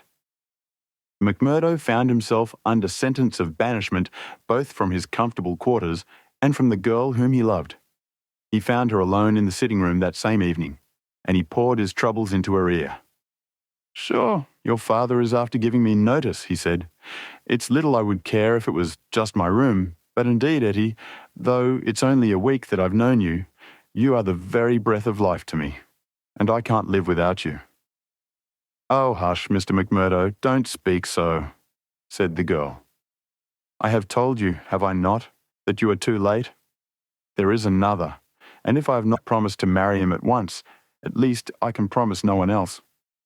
Suppose I had been first, Etty, would I have had a chance? The girl sank her face into her hands. I wish to heaven that you had been first, she sobbed. McMurdo was down on his knees before her in an instant. For God's sake, Etty, let it stand at that, he cried. Will you ruin your life and my own for the sake of this promise? Follow your heart, Akushla. 'Tis a safer guide than any promise before you knew what it was that you were saying. He had seized Etty's white hand between his own strong brown ones. Say that you will be mine, and we will face it out together. Not here? Yes, here. No, no, Jack. His arms were round her now. It could not be here. Could you take me away? A struggle passed for a moment over McMurdo's face, but it ended by setting like granite. No, here, he said. I'll hold you against the world, Etty, right here where we are. Why should we not leave together? No, Etty, I can't leave here. But why? I'd never hold my head up again if I felt that I'd been driven out. Besides, what is there to be afraid of? Are we not free folks in a free country? If you love me, and I you, who will dare to come between? You don't know, Jack. You've been here too short a time. You don't know this Baldwin. You don't know McGinty and his scourers. No, I don't know them, and I don't fear them, and I don't believe in them, said McMurdo. I've lived among rough men, my darling, and instead of fearing them, it has always ended that they have feared me. Always, Etty. It's mad on the face of it. If these men, as your father says, have done crime after crime in the valley, and if everyone knows them by name, how comes it that none are brought to justice? You answer me that, Etty. Because no witness dares to appear against them. He would not live a month if he did. Also because they have always their own men to swear that the accused one was far from the scene of the crime. But surely, Jack, you must have read all this. I had understood that every paper in the United States was writing about it. Well, I have read something, it is true, but I had thought it was a story. Maybe these men have some reason in what they do. Maybe they are wronged and have no other way to help themselves. Oh, Jack, don't let me hear you speak so. That is how he speaks. The other one. Baldwin. He speaks like that, does he? And that is why I loathe him so. Oh, Jack, now I can tell you the truth. I loathe him with all my heart. But I fear him also. I fear him for myself. But above all, I fear him for father. I know that some great sorrow would come upon us if I dared to say what I really felt. That is why I have put him off with half promises. It was in real truth our only hope. But if you would fly with me, Jack, we could take father with us and live forever far from the power of these wicked men. Again there was the struggle upon McMurdo's face, and again it set like granite. No harm shall come to you, Etty, nor to your father either. As to wicked men, I expect you may find that I am as bad as the worst of them before we're through. No, no, Jack. I would trust you anywhere. McMurdo laughed bitterly. Good Lord, how little you know of me. Your innocent soul, my darling, could not even guess what is passing in mine. But hello, who's the visitor? The door had opened suddenly, and a young fellow came swaggering in with the air of one who is the master. He was a handsome, dashing young man of about the same age and build as McMurdo himself. Under his broad-brimmed black felt hat, which he had not troubled to remove, a handsome face with fierce, domineering eyes, and a curved hawk bill of a nose, looked savagely at the pair who sat by the stove. Etty had jumped to her feet full of confusion and alarm. "I'm glad to see you, Mr. Baldwin," said she. "You're earlier than I had thought. Come and sit down." Baldwin stood with his hands on his hips looking at McMurdo. "Who is this?" he asked curtly. "It's a friend of mine, Mr. Baldwin, a new boarder here. Mr. McMurdo, may I introduce you to Mr. Baldwin?" The young men nodded in surly fashion to each other. "Maybe Miss Etty has told you how it is with us," said Baldwin. I didn't understand that there was any relation between you. Didn't you? Well, you can understand it now. You can take it from me that this young lady is mine, and you'll find it a very fine evening for a walk. Thank you. I'm in no humour for a walk. Aren't you? The man's savage eyes were blazing with anger. Maybe you are in a humour for a fight, Mr. Border? That I am, cried McMurdo, springing to his feet. You never said a more welcome word. For God's sake, Jack. Oh, for God's sake, cried poor, distracted Etty. Oh, Jack, Jack, he will hurt you. Oh, it's Jack, is it? Said Baldwin, with an oath. You've come to that already, have you? Oh, Ted, be reasonable, be kind. For my sake, Ted, if ever you loved me, be big-hearted and forgiving. I think, Etty, that if you were to leave us alone, we could get this thing settled, said McMurdo quietly. Or maybe, Mr. Baldwin, you will take a turn down the street with me. It's a fine evening, and there's some open ground beyond the next block. I'll get even with you without needing to dirty my hands, said his enemy. You'll wish you had never set foot in this house before I am through with you. No time like the present, cried McMurdo. I'll choose my own time, mister. You can leave the time to me. See here. He suddenly rolled up his sleeve and showed upon his forearm a peculiar sign which appeared to have been branded there. It was a circle with a triangle within it. Do you know what that means? I neither know nor care. Well, you will know, I'll promise you that. You won't be much older either. Perhaps Miss Etty can tell you something about it. As to you, Etty, you'll come back to me on your knees, do you hear, girl? On your knees, and then I'll tell you what your punishment may be. You've sowed, and by the Lord, I'll see that you reap. He glanced at them both in fury. Then he turned upon his heel, and an instant later the outer door had banged behind him. For a few moments McMurdo and the girl stood in silence. Then she threw her arms around him. Ah, Jack, how brave you were. But it is no use, you must fly. Tonight, Jack, tonight. It's your only hope. He will have your life. I read it in his horrible eyes. What chance have you against a dozen of them with Boss McGinty and all the power of the lodge behind them? McMurdo disengaged her hands, kissed her, and gently pushed her back into a chair.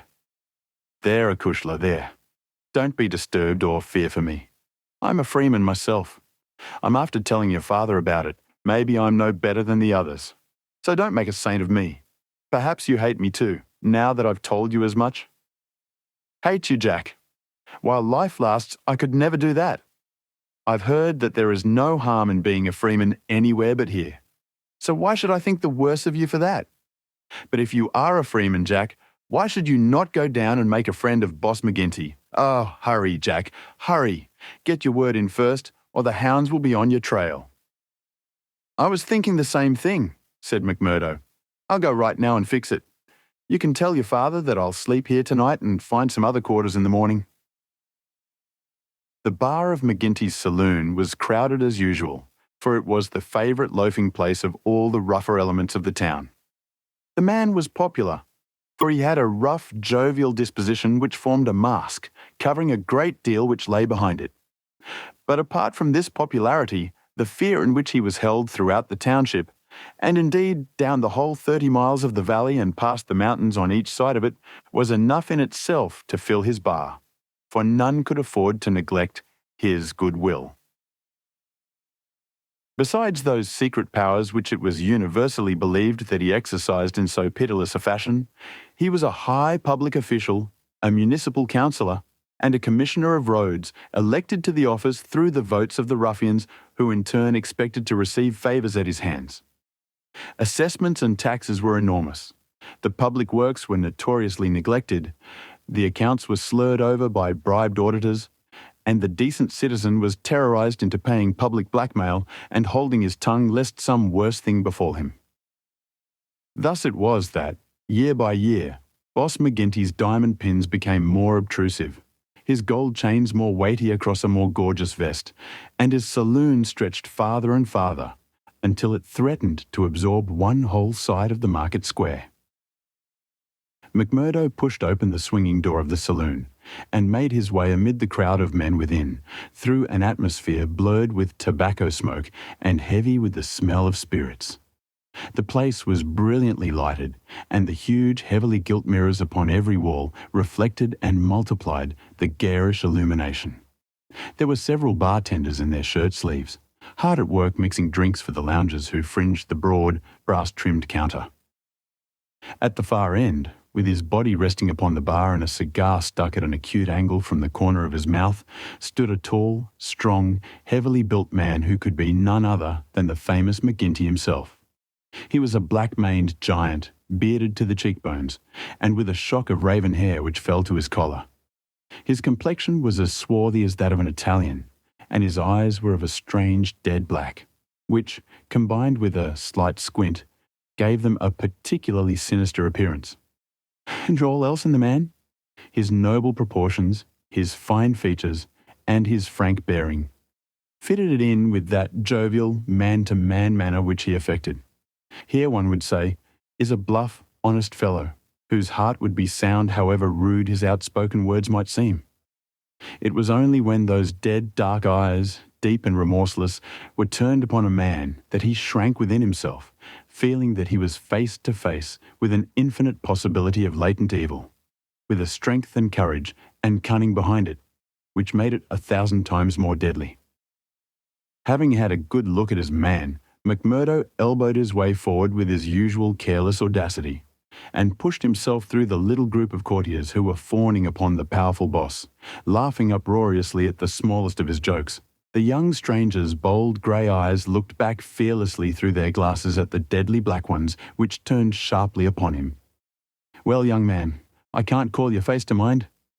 I'm new here, Mr. McGinty." "You are not so new that you can't give a gentleman his proper title." "He's Councillor McGinty, young man," said a voice from the group. "I'm sorry, Councillor. I'm strange to the ways of the place, but I was advised to see you." "Well, you see me. This is all there is. What do you think of me?" "Well, it's early days. If your heart is as big as your body, and your soul as fine as your face, then I'd ask for nothing better," said McMurdo. "By gar, you've got an Irish tongue in your head anyhow," cried the saloon keeper, not quite certain whether to humour this audacious visitor or to stand upon his dignity. "So you are good enough to pass my appearance?" "Sure," said McMurdo. "And you were told to see me?" "I was." "And who told you?" "Brother Scanlon of Lodge 341, Vermissa." "I drink your health, Councillor, and to our better acquaintance." He raised a glass with which he had been served to his lips and elevated his little finger as he drank it. McGinty, who had been watching him narrowly, raised his thick black eyebrows. "Oh, it's like that, is it?" said he. "I'll have to look a bit closer into this, Mr. McMurdo." "A bit closer, Mr. McMurdo, for we don't take folk on trust in these parts, nor believe all we're told neither. Come in here for a moment behind the bar." There was a small room there, lined with barrels. McGinty carefully closed the door and then seated himself on one of them, biting thoughtfully on his cigar and surveying his companion with those disquieting eyes. For a couple of minutes he sat in complete silence. McMurdo bore the inspection cheerfully, one hand in his coat pocket, the other twisting his brown moustache. Suddenly McGinty stooped and produced a wicked-looking revolver. "See here, my joker," said he, "if I thought you were playing any game on us, it would be short work for you." "This is a strange welcome," McMurdo answered with some dignity, "for the bodymaster of a lodge of freemen to give to a stranger brother." "Aye, but it's just that same that you have to prove," said McGinty, "and God help you if you fail. Where were you made?" "Lodge 29, Chicago." "When?" "June 24th, 1872. "What bodymaster?" "James H. Scott." "Who is your district ruler?" "Bartholomew Wilson." You seem glib enough in your tests. What are you doing here?" "Working, the same as you, but a poorer job." "You have your back answer quick enough." "Yes, I was always quick of speech." "Are you quick of action?" I have had that name among those that knew me best. Well, we may try you sooner than you think. Have you heard anything of the lodge in these parts? I've heard that it takes a man to be a brother. True for you, Mr. McMurdo. Why did you leave Chicago? I'm damned if I tell you that. McGinty opened his eyes. He was not used to being answered in such fashion, and it amused him. Why won't you tell me? Because no brother may tell another a lie. Then the truth is too bad to tell. You can put it that way if you like. See here, mister, you can't expect me, as bodymaster, to pass into the lodge a man for whose past he can't answer. McMurdo looked puzzled. Then he took a worn newspaper cutting from an inner pocket. You wouldn't squeal on a fellow, said he. I'll wipe my hand across your face if you say such words to me, cried McGinty hotly. You are right, counsellor, said McMurdo meekly. I should apologise. I spoke without thought. Well, I know that I am safe in your hands. Look at that clipping.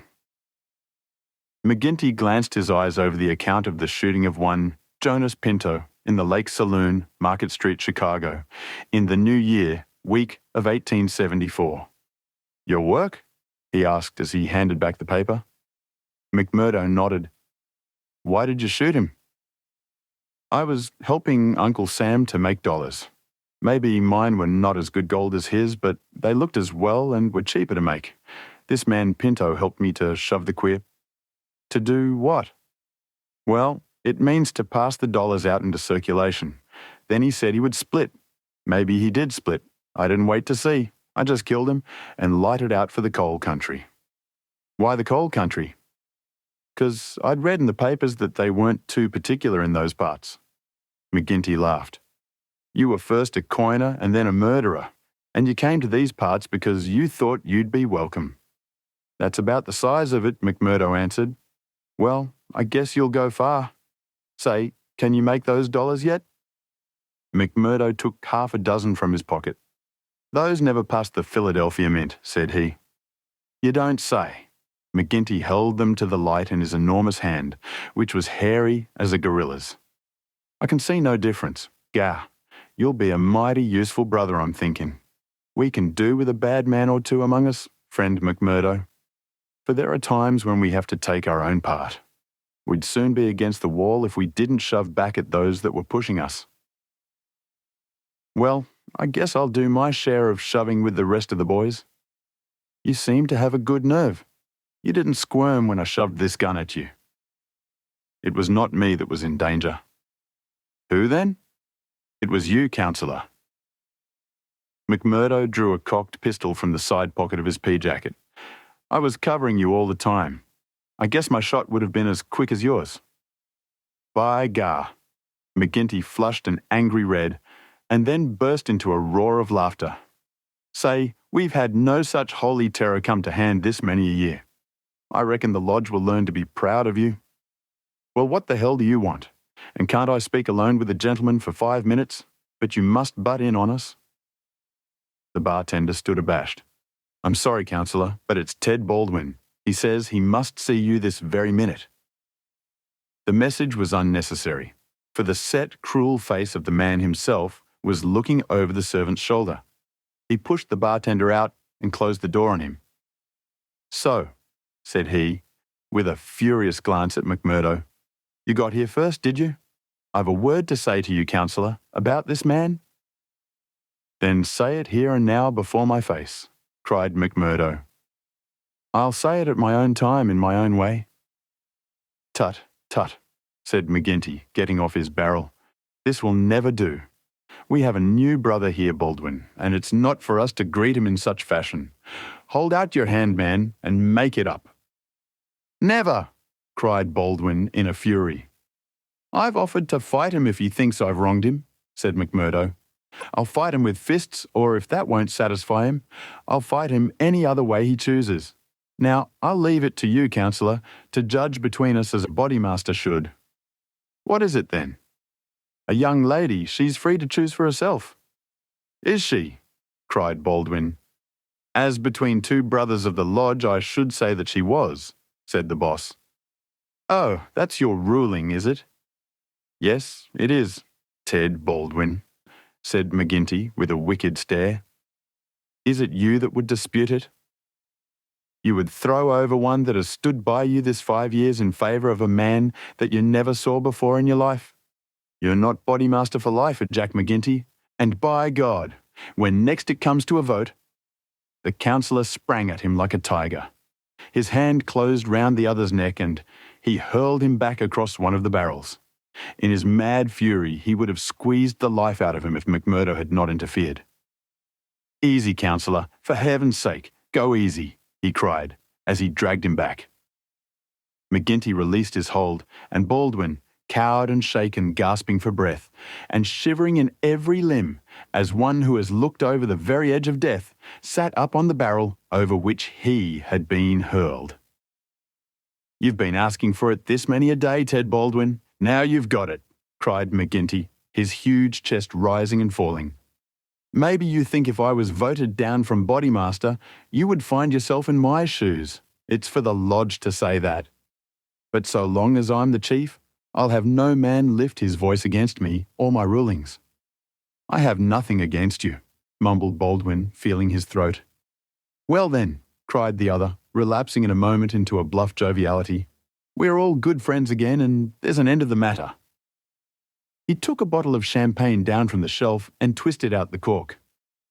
See now, he continued as he filled 3 high glasses, let us drink the quarrelling toast of the lodge. After that, as you know, there can be no bad blood between us. Now then, the left hand on the apple of my throat. I say to you, Ted Baldwin, what is the offence, sir? The clouds are heavy, answered Baldwin, but they will forever brighten. And this I swear. The men drank their glasses, and the same ceremony was performed between Baldwin and McMurdo. There, cried McGinty, rubbing his hands. That's the end of the black blood. You come under lodge discipline if it goes further, and that's a heavy hand in these parts, as Brother Baldwin knows, and as you will damn soon find out, Brother McMurdo, if you ask for trouble. Faith, I'd be slow to do that, said McMurdo. He held out his hand to Baldwin. I'm quick to quarrel and quick to forgive. It's my hot Irish blood, they tell me. But it's over for me, and I bear no grudge. Baldwin had to take the proffered hand, for the baleful eye of the terrible boss was upon him, but his sullen face showed how little the words of the other had moved him. McGinty clapped them both on the shoulders. Tut! These girls! These girls! He cried. To think that the same petticoats should come between 2 of my boys. It's the devil's own luck. Well, it's the Colleen inside of them that must settle the question, for it's outside the jurisdiction of a bodymaster, and the Lord be praised for that. We have enough on us, without the women as well. You'll have to be affiliated to Lodge 341, Brother McMurdo. We have our own ways and methods, different from Chicago. Saturday night is our meeting, and if you come then, we'll make you free forever of the Vermissa Valley.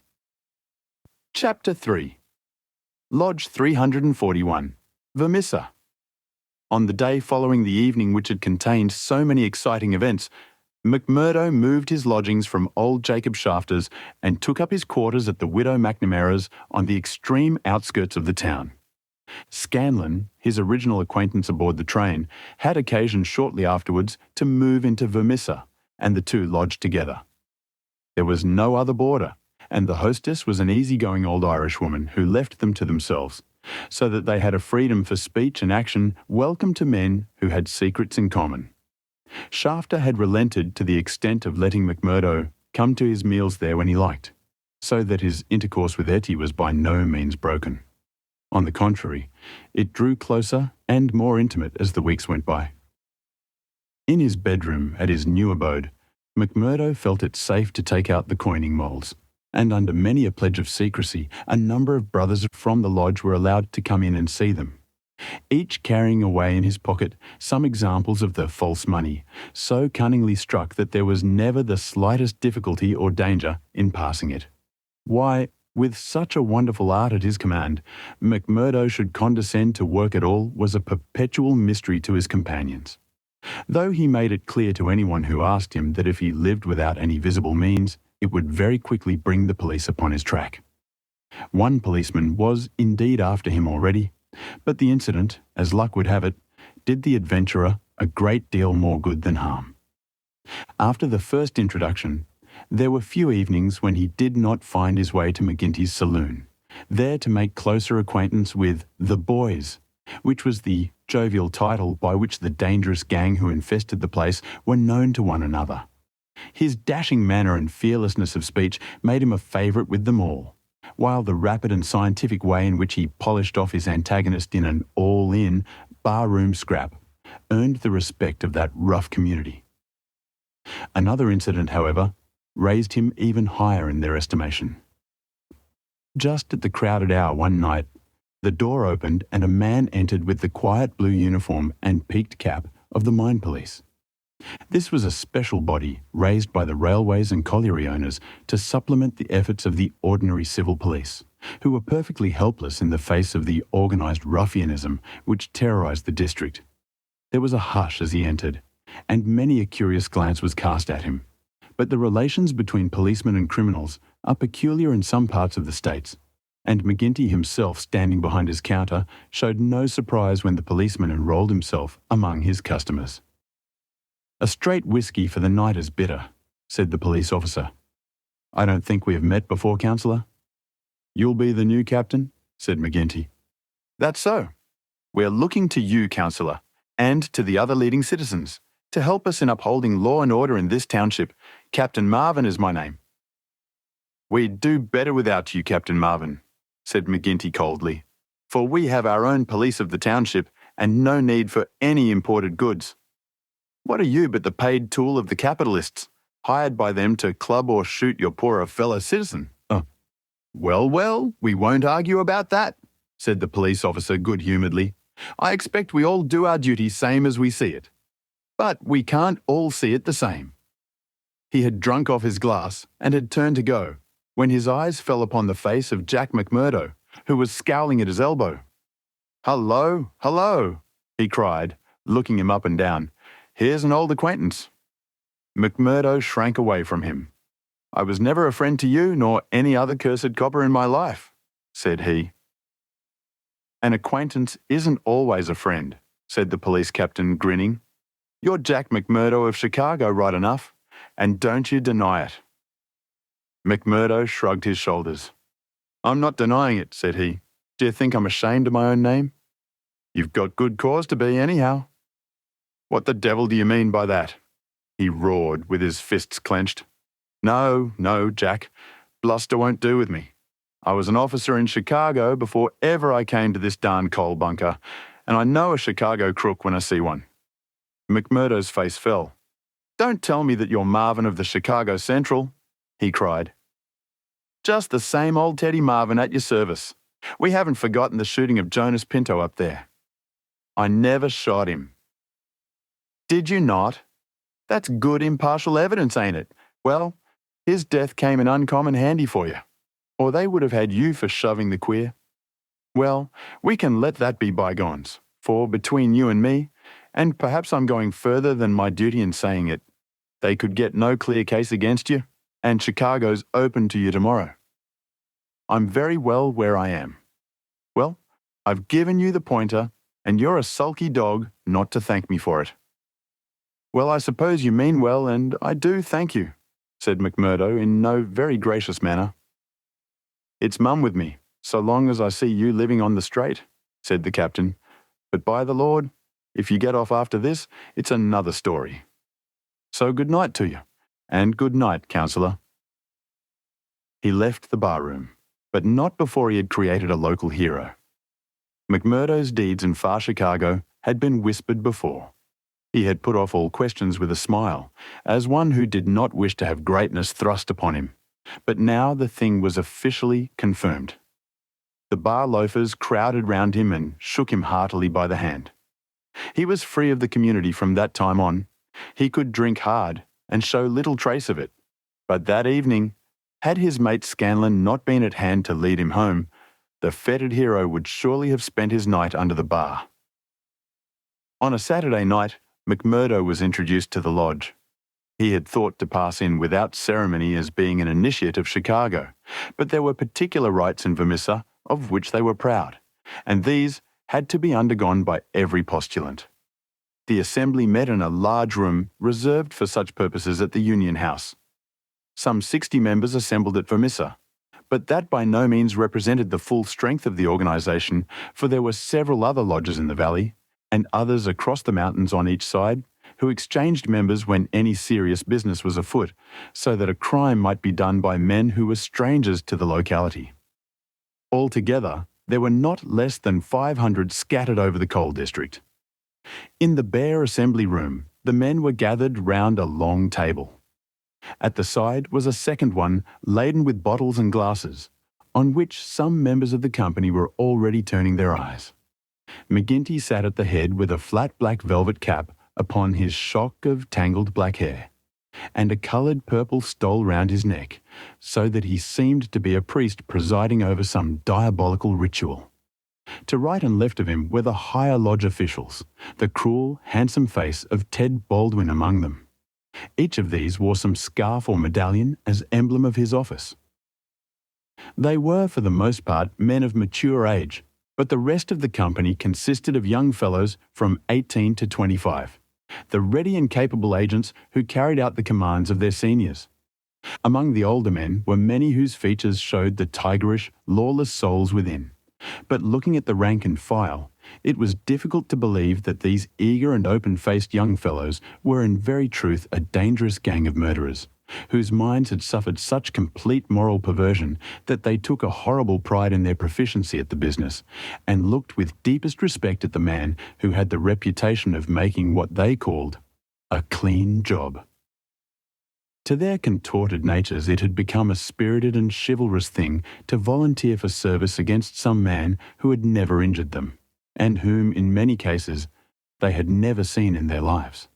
The crime committed, they quarrelled as to who had actually struck the fatal blow, and amused one another and the company by describing the cries and contortions of the murdered man.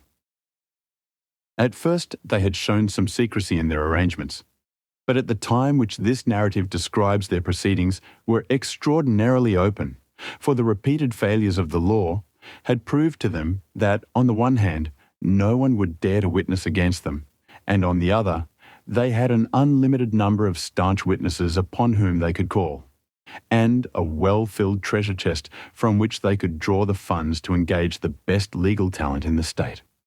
In 10 long years of outrage, there had been no single conviction, and the only danger that ever threatened the scourers lay in the victim himself, who, however outnumbered and taken by surprise, might and occasionally did leave his mark upon his assailants.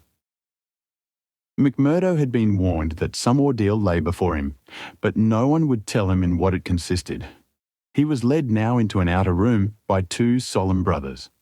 Through the plank partition, he could hear the murmur of many voices from the assembly within. Once or twice he caught the sound of his own name, and he knew that they were discussing his candidacy. Then there entered an inner guard with a green and gold sash across his chest. "The bodymaster orders that he shall be trussed, blinded, and entered," said he. The 3 of them removed his coat, turned up the sleeve of his right arm, and finally passed a rope round above the elbows, and made it fast. They next placed a thick black cap right over his head and the upper part of his face, so that he could see nothing. He was then led into the assembly hall. It was pitch dark and very oppressive under his hood. He heard the rustle and murmur of the people round him, and then the voice of McGinty sounded dull and distant through the covering of his ears. "John McMurdo," said the voice, "are you already a member of the ancient order of freemen?" He bowed in assent. "Is your lodge Nun 29, Chicago?" He bowed again. "Dark nights are unpleasant," said the voice. "Yes, for strangers to travel," he answered. "The clouds are heavy. Yes, a storm is approaching." "Are the brethren satisfied?" asked the bodymaster. There was a general murmur of assent. "We know, brother. By your sign and by your countersign, "That you are indeed one of us," said McGinty. "We would have you know, however, that in this county and in other counties of these parts we have certain rights, and also certain duties of our own which call for good men. Are you ready to be tested?" "I am." "Are you of stout heart?" "I am." "Take a stride forward to prove it." As the words were said, he felt two hard points in front of his eyes, pressing upon them so that it appeared as if he could not move forward without a danger of losing them. Nonetheless, he nerved himself to step resolutely out, and as he did so, the pressure melted away. There was a low murmur of applause. "He is of stout heart," said the voice. "Can you bear pain?" "As well as another," he answered. "Test him." It was all he could do to keep himself from screaming out, for an agonizing pain shot through his forearm. He nearly fainted at the sudden shock of it, but he bit his lip and clenched his hands to hide his agony. "I can take more than that," said he. This time, there was loud applause. A finer first appearance had never been made in the lodge. Hands clapped him on the back, and the hood was plucked from his head. He stood blinking and smiling amid the congratulations of the brothers. "One last word, Brother McMurdo," said McGinty.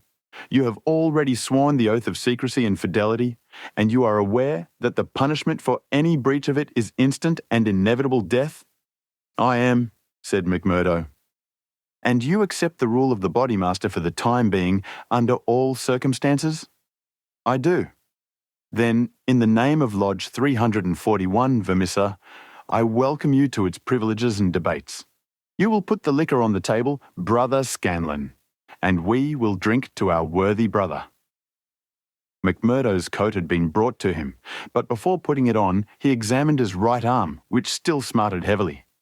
There, on the flesh of the forearm, was a circle with a triangle within it, deep and red, as the branding iron had left it. One or two of his neighbours pulled up their sleeves and showed their own lodge marks. "We've all had it," said one, "but not all as brave as you over it." "Tut, it was nothing," said he, "but it burned and ached all the same." When the drinks which followed the ceremony of initiation had all been disposed of, the business of the lodge proceeded. McMurdo, accustomed only to the prosaic performances of Chicago, listened with open ears and more surprised than he ventured to show to what followed. "The first business on the agenda paper," said McGinty, "is to read the following letter from Division Master Windle of Merton County Lodge 249.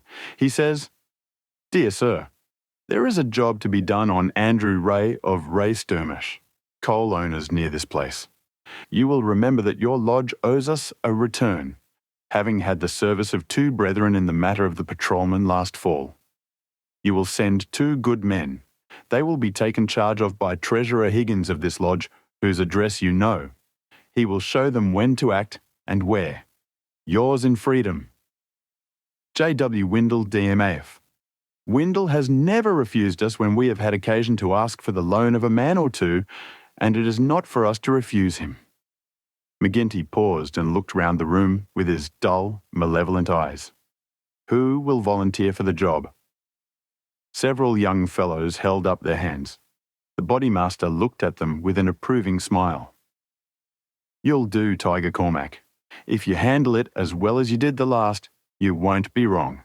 And you, Wilson." "I've no pistol," said the volunteer, a mere boy in his teens. "It's your first, is it not? Well, you have to be blooded sometime. It will be a great start for you. As to the pistol, you'll find it waiting for you, or I'm mistaken. If you report yourselves on Monday, it will be time enough. You'll get a great welcome when you return." "Any reward this time?" asked Cormac, a thick-set, dark-faced, brutal-looking young man whose ferocity had earned him the nickname of Tiger. "Never mind the reward. You just do it for the honour of the thing. Maybe when it is done, there will be a few odd dollars at the bottom of the box." "What has the man done?" asked young Wilson. "Sure, it's not for the likes of you to ask what the man has done. He has been judged over there. That's no business of ours. All we have to do is to carry it out for them, same as they would for us. Speaking of that, two brothers from the Merton Lodge are coming over to us next week to do some business in this quarter." "Who are they?" asked someone. Faith, it is wiser not to ask. If you know nothing, you can testify nothing, and no trouble can come of it. But they are men who will make a clean job when they are about it. And time, too, cried Ted Baldwin. Folk are getting out of hand in these parts. It was only last week that 3 of our men were turned off by Foreman Blaker. It's been owing him a long time, and he'll get it full and proper. Get what? McMurdo whispered to his neighbour. The business end of a buckshot cartridge, cried the man with a loud laugh. What think you of our ways, brother? McMurdo's criminal soul seemed to have already absorbed the spirit of the vile association of which he was now a member. I like it well, said he. 'Tis a proper place for a lad of mettle. Several of those who sat around heard his words and applauded them. What's that? Cried the black-maned bodymaster from the end of the table. 'Tis our new brother, sir, who finds our ways to his taste. McMurdo rose to his feet for an instant. I would say, eminent bodymaster, that if a man should be wanted, I should take it as an honour to be chosen to help the lodge. There was great applause at this. It was felt that a new sun was pushing its rim above the horizon. To some of the elders it seemed that the progress was a little too rapid. I would move, said the Secretary Harraway, a vulture-faced old greybeard who sat near the chairman, that Brother McMurdo should wait until it is the good pleasure of the lodge to employ him. Sure, that was what I meant. I'm in your hands, said McMurdo. Your time will come, brother, said the chairman. We have marked you down as a willing man, and we believe that you will do good work in these parts. There is a small matter tonight in which you may take a hand, if it so please you. I will wait for something that is worthwhile. You can come tonight anyhow, and it will help you to know what we stand for in this community. I will make the announcement later. Meanwhile, he glanced at his agenda paper, I have 1 or 2 more points to bring before the meeting. First of all, I will ask the Treasurer as to our bank balance. There is the pension to Jim Carnaway's widow. He was struck down doing the work of the lodge, and it is for us to see that she is not the loser. Jim was shot last month when they tried to kill Chester Wilcox of Marley Creek, McMurdo's neighbour informed him. The funds are good at the moment, said the Treasurer with the bank book in front of him. The firms have been generous of late. Max Linder Company paid $500 to be left alone. Walker Brothers sent in $100, but I took it on myself to return it and ask for $5. If I do not hear by Wednesday, their winding gear may get out of order. We had to burn their breaker last year before they became reasonable. Then the West Section Coaling Company has paid its annual contribution. We have enough on hand to meet any obligations. What about Archie Swindon? Asked a brother. He has sold out and left the district. The old devil left a note for us to say that he had rather be a free crossing sweeper in New York than a large mine owner under the power of a ring of blackmailers. By gar, it was as well that he made a break for it before the note reached us. I guess he won't show his face in this valley again.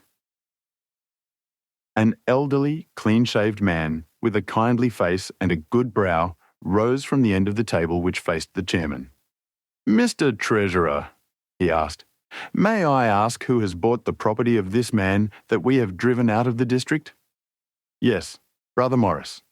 It has been bought by the State Merton County Railroad Company.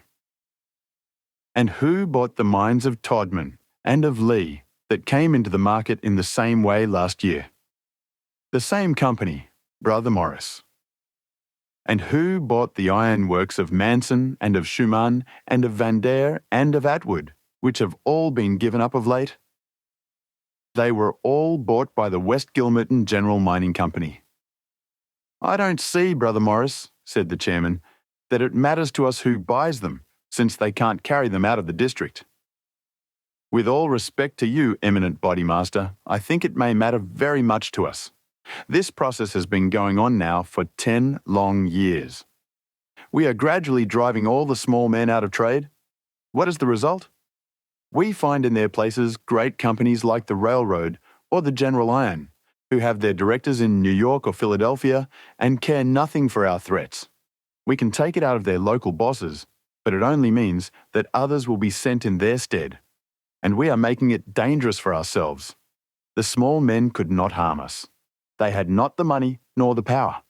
So long as we did not squeeze them too dry, they would stay on under our power. But if these big companies find that we stand between them and their profits, they will spare no pains and no expense to hunt us down and bring us to court." There was a hush at these ominous words, and every face darkened as gloomy looks were exchanged.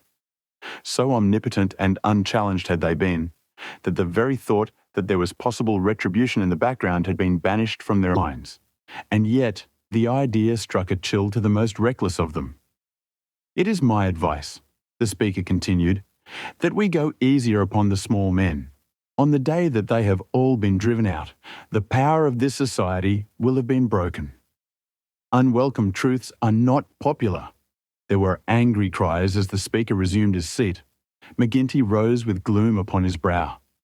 "Brother Morris," said he, "you are always a croaker. So long as the members of this lodge stand together, there is no power in the United States that can touch them. Sure, have we not tried it often enough in the law courts? I expect the big companies will find it easier to pay than to fight, same as the little companies do. And now, brethren," McGinty took off his black velvet cap and his stole as he spoke, "this lodge has finished its business for the evening, save for one small matter which may be mentioned when we are parting. The time has now come for fraternal refreshment and for harmony." Strange indeed is human nature. Here were these men, to whom murder was familiar, who again and again had struck down the father of the family, some man against whom they had no personal feeling, without one thought of compunction or of compassion for his weeping wife or helpless children. And yet the tender or pathetic in music could move them to tears. McMurdo had a fine tenor voice, and if he had failed to gain the goodwill of the lodge before, it could no longer have been withheld after he had thrilled them with "I'm sitting on the stile, Mary," and "On the banks of Allan Water." In his very first night, the new recruit had made himself one of the most popular of the brethren, marked already for advancement and high office. There were other qualities needed, however, besides those of good fellowship, to make a worthy freeman, and of these he was given an example before the evening was over. The whisky bottle had passed round many times, and the men were flushed and ripe for mischief, when their bodymaster rose once more to address them. "Boys," said he, "there's one man in this town that wants trimming up, and it's for you to see that he gets it. I'm speaking of James Stanger of the Herald. You've seen how he's been opening his mouth against us again?" There was a murmur of assent, with many a muttered oath. McGinty took a slip of paper from his waistcoat pocket. "Law and order. That's how he heads it. Reign of terror in the coal and iron district. 12 years have now elapsed since the first assassinations which proved the existence of a criminal organisation in our midst. From that day these outrages have never ceased, until now they have reached a pitch which makes us the opprobrium of the civilized world. Is it for such results as this that our great country welcomes to its bosom the alien who flies from the despotisms of Europe?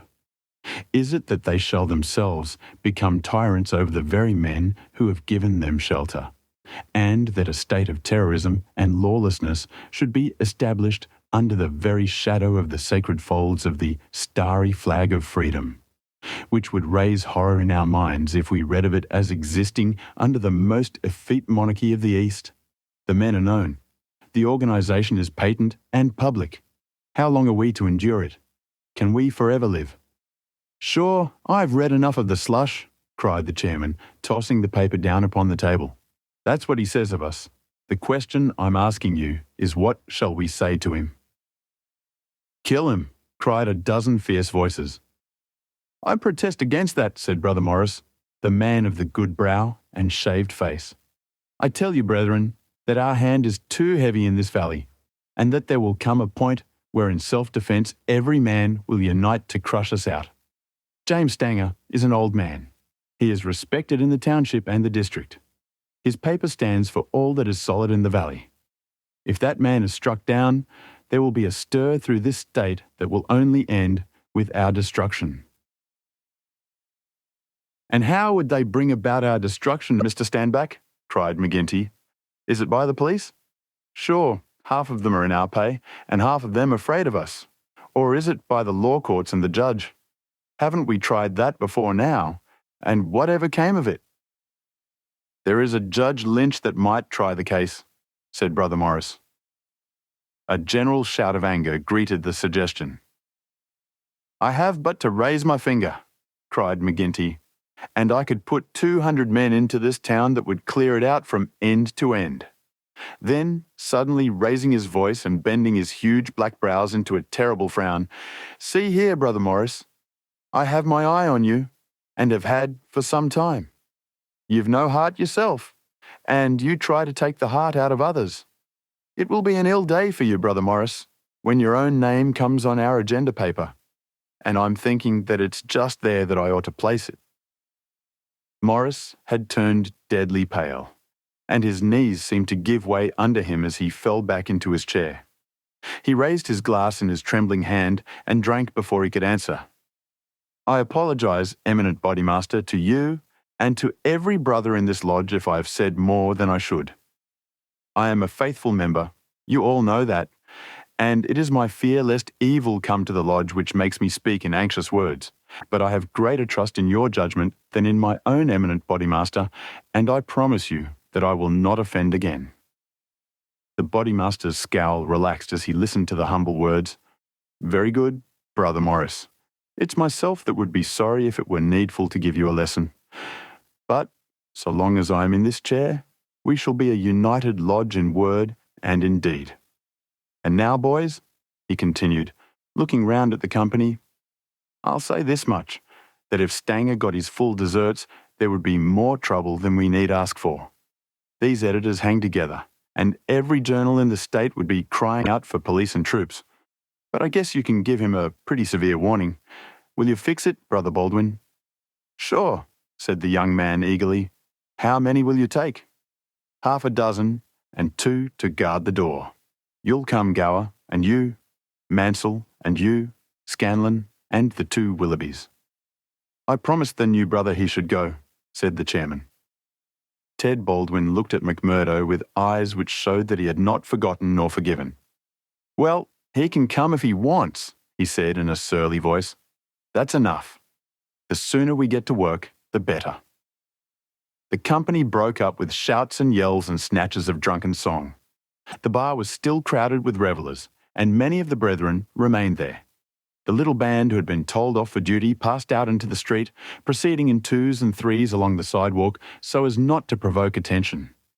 It was a bitterly cold night, with a half-moon shining brilliantly in a frosty, star-spangled sky. The men stopped and gathered in a yard which faced a high building. The words, Vermissa Herald, were printed in gold lettering between the brightly lit windows.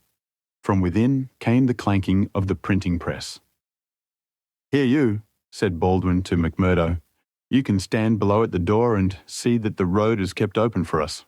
Arthur Willoughby can stay with you. You others, come with me.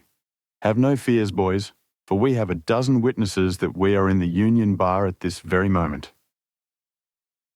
It was nearly midnight, and the street was deserted save for 1 or 2 revellers upon their way home. The party crossed the road, and pushing open the door of the newspaper office, Baldwin and his men rushed in and up the stair which faced them. McMurdo and another remained below. From the room above came a shout, a cry for help, and then the sound of trampling feet and of falling chairs. An instant later, a grey-haired man rushed out on the landing. He was seized before he could get farther, and his spectacles came tinkling down to McMurdo's feet. There was a thud and a groan. He was on his face, and 6 sticks were clattering together as they fell upon him. He writhed, and his long, thin limbs quivered under the blows. The others ceased at last, but Baldwin, his cruel face set in an infernal smile, was hacking at the man's head, which he vainly endeavoured to defend with his arms. His white hair was dabbled with patches of blood. Baldwin was still stooping over his victim, putting in a short, vicious blow whenever he could see a part exposed, when McMurdo dashed up the stair and pushed him back. "You'll kill the man," said he. "Drop it." Baldwin looked at him in amazement. Curse you, he cried. Who are you to interfere? You that are new to the lodge, stand back. He raised his stick, but McMurdo had whipped his pistol out of his hip pocket. Stand back yourself, he cried. I'll blow your face in if you lay a hand on me. As to the lodge, wasn't it the order of the bodymaster that the man was not to be killed? And what are you doing but killing him? It's truth, he says, remarked one of the men. By gar, you'd best hurry yourselves, cried the man below. The windows are all lighting up, and you'll have the whole town here inside of 5 minutes. There was indeed the sound of shouting in the street, and a little group of compositors and pressmen was forming in the hall below and nerving itself to action. Leaving the limp and motionless body of the editor at the head of the stair, the criminals rushed down and made their way swiftly along the street. Having reached the Union House, some of them mixed with the crowd in McGinty's saloon, whispering across the bar to the boss that the job had been well carried through. Others, and among them McMurdo, broke away into side streets and so by devious paths to their own homes. Chapter 4. The Valley of Fear. When McMurdo awoke next morning, he had good reason to remember his initiation into the lodge. His head ached with the effect of the drink, and his arm, where he had been branded, was hot and swollen. Having his own peculiar source of income, he was irregular in his attendance at his work, so he had a late breakfast and remained at home for the morning, writing a long letter to a friend. Afterwards, he read the Daily Herald. In a special column put in at the last moment, he read, "Outrage at the Herald office. Editor seriously injured." It was a short account of the facts with which he was himself more familiar than the writer could have been. It ended with the statement, "The matter is now in the hands of the police, but it can hardly be hoped that their exertions will be attended by any better results than in the past. Some of the men were recognised, and there is hope that a conviction may be obtained. The source of the outrage was, it need hardly be said, that infamous society which has held this community in bondage for so long a period, and against which the Herald has taken so uncompromising a stand. Mr. Stanger's many friends will rejoice to hear that, though he has been cruelly and brutally beaten, and though he has sustained severe injuries about the head, there is no immediate danger to his life." Below it stated that a guard of police, armed with Winchester rifles, had been requisitioned for the defence of the office. McMurdo had laid down the paper and was lighting his pipe with a hand which was shaky from the excesses of the previous evening, when there was a knock outside, and his landlady brought to him a note which had just been handed in by a lad. It was unsigned and ran thus: "I should wish to speak to you, but would rather not do so in your house. You will find me beside the flagstaff upon Miller Hill. If you will come there now, I have something which it is important for you to hear and for me to say." McMurdo read the note twice with the utmost surprise, for he could not imagine what it meant or who was the author of it. Had it been in a feminine hand, he might have imagined that it was the beginning of one of those adventures which had been familiar enough in his past life. But it was the writing of a man, and of a well-educated one too. Finally, after some hesitation, he determined to see the matter through. Miller Hill is an ill-kept public park in the very centre of the town. In summer, it is a favourite resort of the people, but in winter, it is desolate enough. From the top of it, one has a view not only of the whole straggling, grimy town, but of the winding valley beneath, with its scattered mines and factories blackening the snow on each side of it, and of the wooded and white-capped ranges flanking it. McMurdo strolled up the winding path, hedged in with evergreens, until he reached the deserted restaurant which forms the centre of summer gaiety. Beside it was a bare flagstaff, and underneath it a man, his hat drawn down and the collar of his overcoat turned up. When he turned his face, McMurdo saw that it was Brother Morris, he who had incurred the anger of the bodymaster the night before. The lodge sign was given and exchanged as they met. "I wanted to have a word with you, Mr. McMurdo," said the older man, speaking with a hesitation which showed that he was on delicate ground. "It was kind of you to come." Why did you not put your name to the note? One has to be cautious, mister. One never knows in times like these how a thing may come back to one. One never knows either who to trust or who not to trust. Surely one may trust brothers of the lodge. No, not always, cried Morris with vehemence. Whatever we say, even what we think, seems to go back to that man McGinty. Look here, said McMurdo sternly. It was only last night, as you know well, that I swore good faith to our bodymaster. Would you be asking me to break my oath? If that is the view you take, said Morris sadly, I can only say that I am sorry I gave you the trouble to come and meet me. Things have come to a bad pass when two free citizens cannot speak their thoughts to each other. McMurdo, who had been watching his companion very narrowly, relaxed somewhat in his bearing. Sure, I spoke for myself only, said he. I am a newcomer, as you know, and I am strange to it all. It is not for me to open my mouth, Mr. Morris, and if you think well to say anything to me, I am here to hear it. And to take it back to Boss McGinty, said Morris bitterly. Indeed, then, you do me injustice there, cried McMurdo. For myself, I am loyal to the lodge, and so I tell you straight. But I would be a poor creature if I were to repeat to any other what you might say to me in confidence. It will go no further than me, though I warn you that you may get neither help nor sympathy. I have given up looking for either the one or the other, said Morris. I may be putting my very life in your hands by what I say, but bad as you are, and it seemed to me last night that you were shaping to be as bad as the worst, still you are new to it, and your conscience cannot yet be as hardened as theirs. That was why I thought to speak with you. Well, what have you to say? If you give me away, may a curse be on you. Sure, I said I would not. I would ask you then, when you joined the Freeman Society in Chicago and swore vows of charity and fidelity, did ever it cross your mind that you might find it would lead you to crime? If you call it crime, McMurdo answered. Call it crime, cried Morris, his voice vibrating with passion. You have seen little of it if you can call it anything else. Was it crime last night when a man old enough to be your father was beaten till the blood dripped from his white hairs? Was that crime, or what else would you call it? There are some would say it was war, said McMurdo, a war of two classes with all in, so that each struck as best it could. Well, did you think of such a thing when you joined the Freeman Society at Chicago? No, I'm bound to say I did not. Nor did I when I joined it at Philadelphia. It was just a benefit club and a meeting place for one's fellows. Then I heard of this place. Cursed the hour that the name first fell upon my ears. And I came to better myself, my God, to better myself. My wife and 3 children came with me. I started a dry goods store on Market Square, and I prospered well. The word had gone round that I was a freeman, and I was forced to join the local lodge same as you did last night.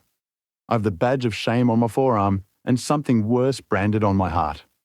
I found that I was under the orders of a black villain and caught in a meshwork of crime. What could I do? Every word I said to make things better was taken as treason, same as it was last night. I can't get away, for all I have in the world is in my store.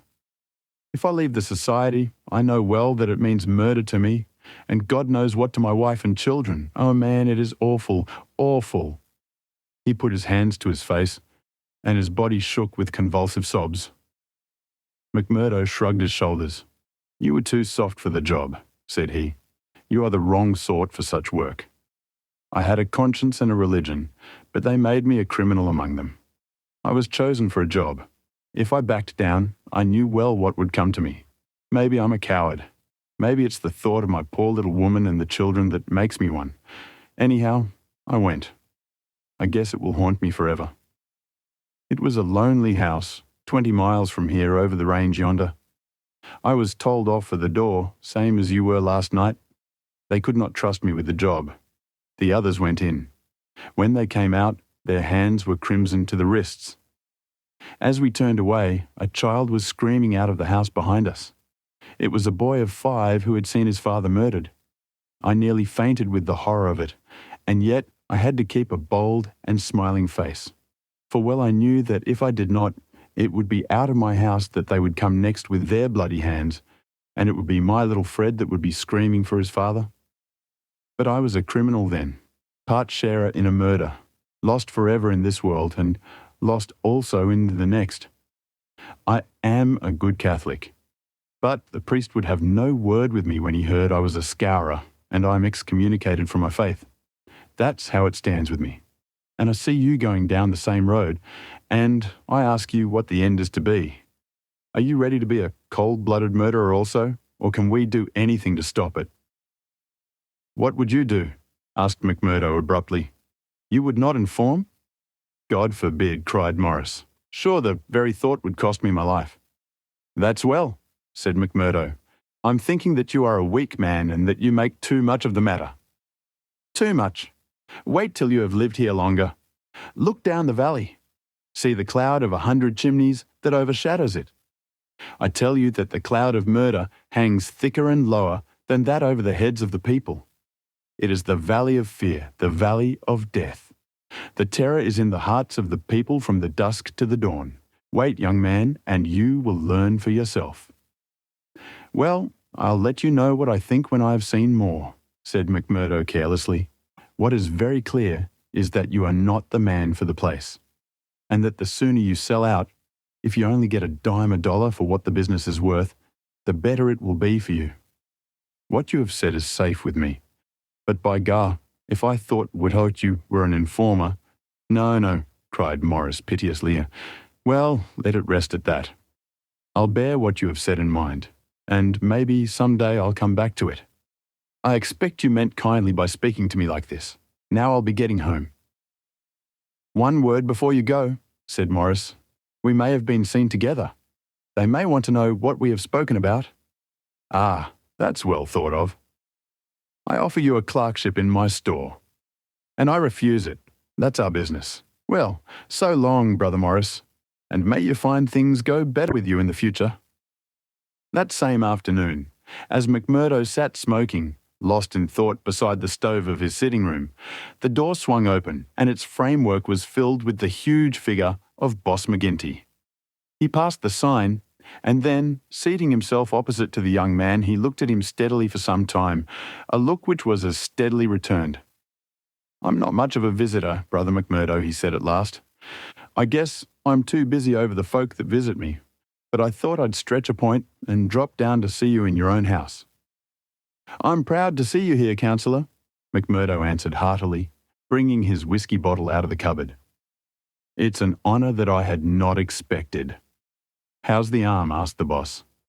McMurdo made a wry face. "Well, I'm not forgetting it," he said, "but it's worth it."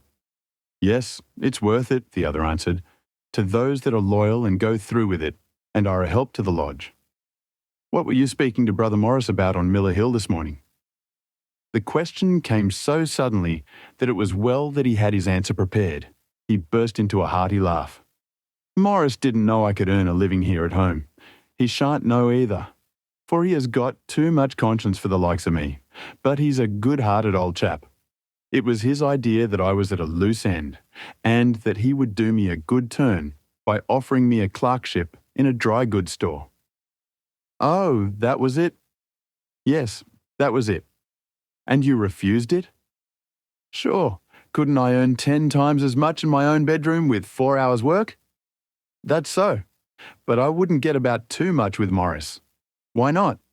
"Well, I guess because I tell you not. That's enough for most folk in these parts." "It may be enough for most folk, but it ain't enough for me, counsellor," said McMurdo boldly. "If you are a judge of men, you'll know that." The swarthy giant glared at him, and his hairy paw closed for an instant round the glass as though he would hurl it at the head of his companion. Then he laughed in his loud, boisterous, insincere fashion. "You're a queer card for sure," said he. "Well, if you want reasons, I'll give them. Did Morris say nothing to you against the lodge?" "No." "Nor against me?" "No." "Well, that's because he daren't trust you. but in his heart he is not a loyal brother. We know that well. So we watch him and we wait for the time to admonish him. I'm thinking that the time is drawing near. There's no room for scabby sheep in our pen, but if you keep company with a disloyal man, we might think that you were disloyal too. See? There's no chance of my keeping company with him, for I dislike the man, McMurdo answered. As to being disloyal, if it was any man but you, he would not use the word to me twice. Well, that's enough, said McGinty, draining off his glass. I came down to give you a word in season, and you've had it. I'd like to know, said McMurdo, how you ever came to learn that I'd spoken with Morris at all? McGinty laughed. It's my business to know what goes on in this township, said he. I guess you'd best reckon on my hearing all that passes. Well, time's up, and I'll just say... But his leave-taking was cut short in a very unexpected fashion. With a sudden crash, the door flew open, and 3 frowning, intent faces glared in at them from under the peaks of police caps. McMurdo sprang to his feet and half drew his revolver. But his arm stopped midway as he became conscious that 2 Winchester rifles were levelled at his head. A man in uniform advanced into the room, a 6-shooter in his hand. It was Captain Marvin, once of Chicago, and now of the Mine Constabulary. He shook his head with a half-smile at McMurdo. I thought you'd be getting into trouble, Mr. Crooked McMurdo of Chicago, said he. Can't keep out of it, can you? Take your hat and come along with us. I guess you'll pay for this, Captain Marvin, said McGinty. Who are you, I'd like to know, to break into a house in this fashion and molest honest, law-abiding men? You're standing out in this deal, Councillor McGinty, said the police captain. We are not out after you, but after this man McMurdo. It is for you to help, not to hinder us in our duty. He is a friend of mine, and I'll answer for his conduct, said the boss. By all accounts, Mr. McGinty, you may have to answer for your own conduct some of these days, the captain answered. This man, McMurdo, was a crook before ever he came here, and he's a crook still. Cover him, patrolman, while I disarm him. There's my pistol, said McMurdo coolly. Maybe, Captain Marvin, if you and I were alone and face to face, you would not take me so easily. Where's your warrant? Asked McGinty. By gar, a man might as well live in Russia as in Vermissa while folk like you are running the police. It's a capitalist outrage, and you'll hear more of it, I reckon. You do what you think is your duty the best way you can, Councillor.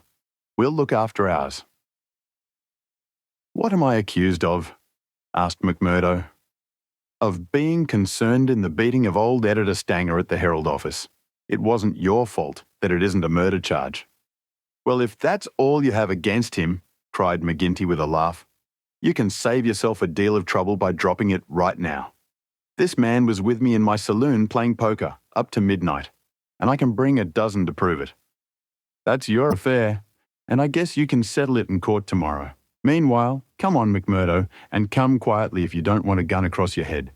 You stand wide, Mr. McGinty, for I warn you, I will stand no resistance when I am on duty. So determined was the appearance of the captain that both McMurdo and his boss were forced to accept the situation.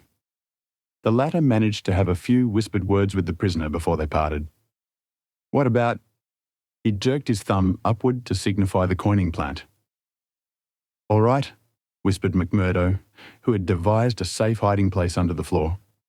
I'll bid you goodbye, said the boss, shaking hands. I'll see Riley the lawyer and take the defence upon myself. Take my word for it that they won't be able to hold you. I wouldn't bet on that. Guard the prisoner, you two, and shoot him if he tries any games. I'll search the house before I leave. He did so, but apparently found no trace of the concealed plant. When he had descended, he and his men escorted McMurdo to headquarters. Darkness had fallen, and a keen blizzard was blowing so that the streets were nearly deserted, but a few loiterers followed the group, and emboldened by invisibility, shouted imprecations at the prisoner. Lynch the cursed scourer, they cried. Lynch him. They laughed and jeered as he was pushed into the police station. After a short, formal examination from the inspector in charge, he was put into the common cell. Here, he found Baldwin and 3 other criminals of the night before, all arrested that afternoon and waiting their trial next morning. But even within this inner fortress of the law, the long arm of the freeman was able to extend. Late at night, there came a jailer with a straw bundle for their bedding, out of which he extracted 2 bottles of whiskey, some glasses, and a pack of cards. They spent a hilarious night, without an anxious thought as to the ordeal of the morning. Nor had they cause, as the result was to show. The magistrate could not possibly, on the evidence, have held them for a higher court. On the one hand, the compositors and pressmen were forced to admit that the light was uncertain, that they were themselves much perturbed, and that it was difficult for them to swear to the identity of the assailants, although they believed that the accused were among them.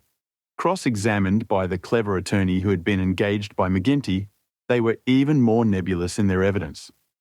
The injured man had already deposed that he was so taken by surprise by the suddenness of the attack that he could state nothing beyond the fact that the first man who struck him wore a moustache.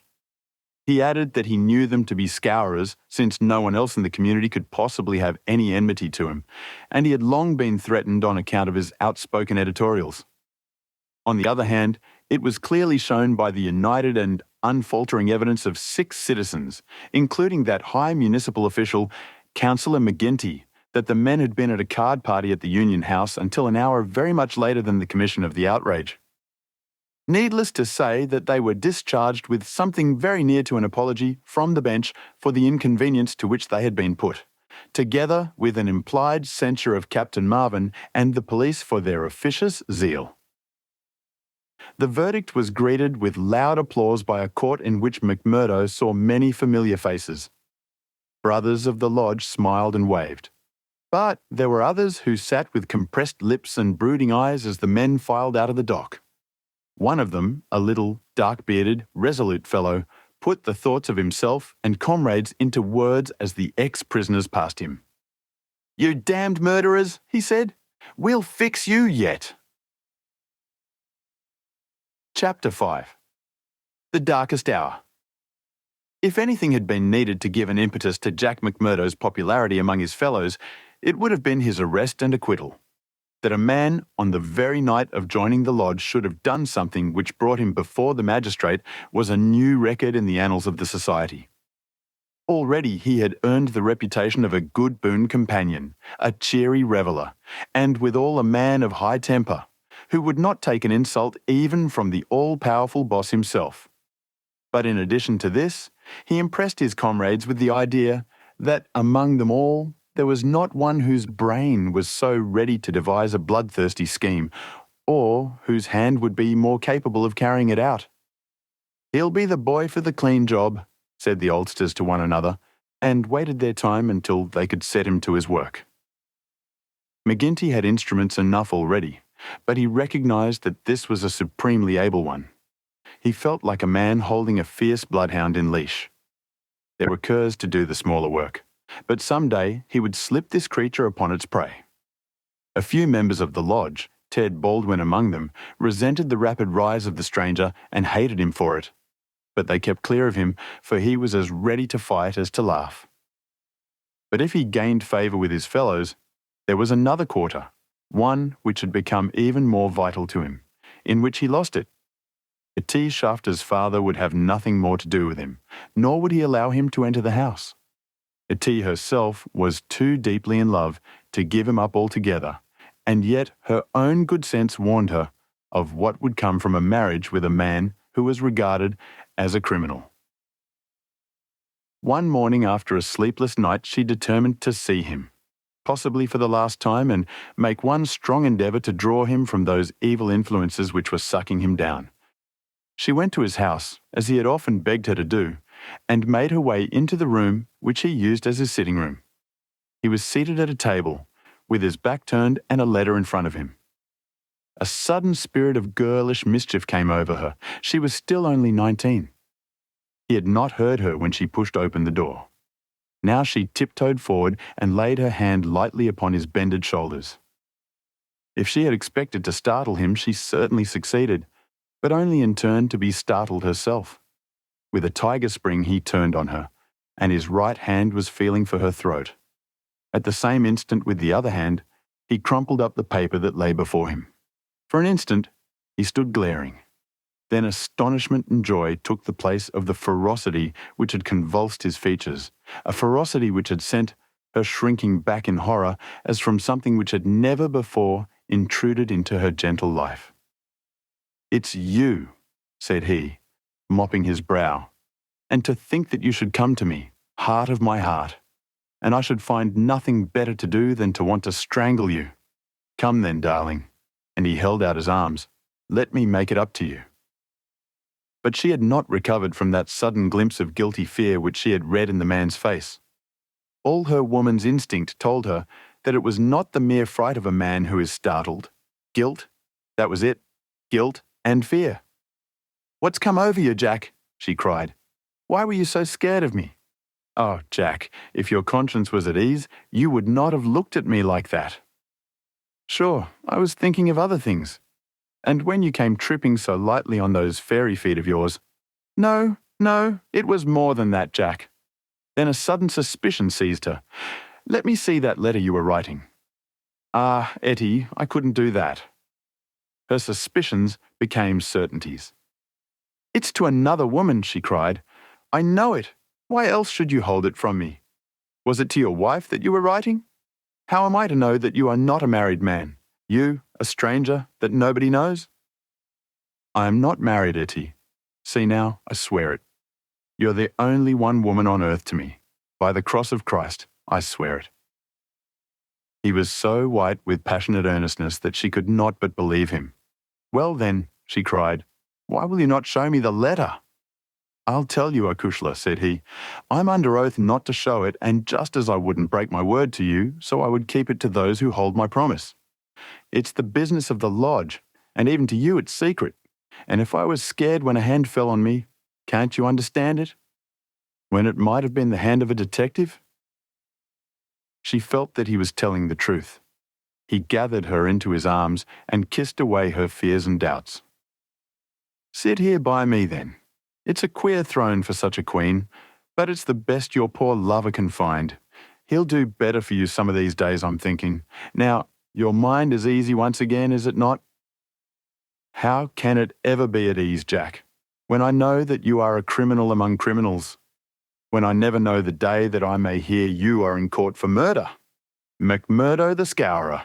That's what one of our boarders called you yesterday. It went through my heart like a knife. Sure, hard words break no bones. But they were true. Well, dear, it's not so bad as you think. We are but poor men that are trying in our own way to get our rights." Etty threw her arms round her lover's neck. "Give it up, Jack. For my sake, for God's sake, give it up. It was to ask you that I came here today. Oh, Jack, see, I beg it of you on my bended knees. Kneeling here before you, I implore you to give it up." He raised her and soothed her with her head against his breast. "Sure, my darling, you don't know what it is you are asking. How could I give it up when it would be to break my oath and to desert my comrades? If you could see how things stand with me, you could never ask it of me. Besides, if I wanted to, how could I do it? You don't suppose that the lodge would let a man go free with all its secrets? I've thought of that, Jack. I've planned it all. Father has saved some money. He is weary of this place where the fear of these people darkens our lives. He is ready to go. We would fly together to Philadelphia or New York, where we would be safe from them." McMurdo laughed. "The lodge has a long arm. Do you think it could not stretch from here to Philadelphia or New York? Well then, to the west, or to England, or to Germany, where Father came from. Anywhere to get away from this valley of fear." McMurdo thought of old Brother Morris. "Sure, it is the second time I've heard the valley so named," said he. "The shadow does indeed seem to lie heavy on some of you. It darkens every moment of our lives. Do you suppose that Ted Baldwin has ever forgiven us? If it were not that he fears you, what do you suppose our chances would be? If you saw the look in those dark, hungry eyes of his when they fall on me.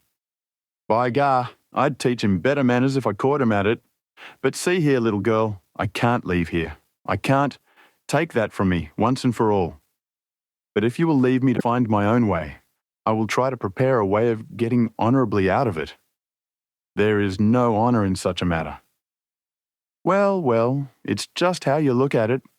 But if you'll give me 6 months, I'll work it so that I can leave without being ashamed to look others in the face.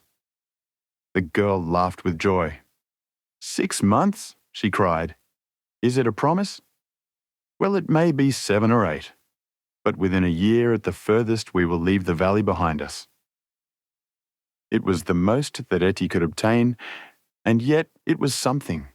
There was this distant light to illuminate the gloom of the immediate future. She returned to her father's house more light-hearted than she had ever been since Jack McMurdo had come into her life. It might be thought that as a member, all the doings of the society would be told to him, but he was soon to discover that the organisation was wider and more complex than the simple lodge. Even Boss McGinty was ignorant as to many things, for there was an official named the county delegate living at Hobson's Patch farther down the line, who had power over several different lodges which he wielded in a sudden and arbitrary way. Only once did McMurdo see him, a sly little grey-haired rat of a man with a slinking gait and a sidelong glance which was charged with malice. Evans Pott was his name, and even the great boss of Vermissa felt towards him something of the repulsion and fear which the huge Danton may have felt for the puny but dangerous Robespierre. One day Scanlon, who was McMurdo's fellow boarder, received a note from McGinty enclosing one from Evans Pott, which informed him that he was sending over 2 good men, Lawler and Andrews, who had instructions to act in the neighbourhood, though it was best for the cause that no particulars as to their objects should be given. Would the bodymaster see to it that suitable arrangements be made for their lodgings and comfort until the time for action should arrive? McGinty added that it was impossible for anyone to remain secret at the Union House, and that, therefore, he would be obliged if McMurdo and Scanlon would put the strangers up for a few days in their boarding house. The same evening the 2 men arrived, each carrying his gripsack. Lawler was an elderly man, shrewd, silent, and self-contained, clad in an old black frock coat, which, with his soft felt hat and ragged, grizzled beard, gave him a general resemblance to an itinerant preacher. His companion Andrews was little more than a boy, frank-faced and cheerful, with the breezy manner of one who is out for a holiday and means to enjoy every minute of it. Both men were total abstainers, and behaved in all ways as exemplary members of the society, with the one simple exception that they were assassins who had often proved themselves to be most capable instruments for this association of murder. Lawler had already carried out 14 commissions of the kind, and Andrews 3. They were, as McMurdo found, quite ready to converse about their deeds in the past, which they recounted with the half-bashful pride of men who had done good and unselfish service for the community. They were reticent, however, as to the immediate job in hand. They chose us because neither I nor the boy here drink, Lawler explained. They can count on us saying no more than we should. You must not take it amiss, but it is the orders of the county delegate that we obey. Sure, we are all in it together, said Scanlon, McMurdo's mate, as the 4 sat together at supper. That's true enough, and we'll talk till the cows come home of the killing of Charlie Williams or of Simon Bird or any other job in the past. But till the work is done, we say nothing. There are 6 about here that I have a word to say to, said McMurdo with an oath. I suppose it isn't Jack Knox of Iron Hill that you're after. I'd go some way to see him get his deserts. No, it's not him yet. Or Herman Strauss? No, nor him either. Well, if you won't tell us, we can't make you, but I'd be glad to know. Lawler smiled and shook his head.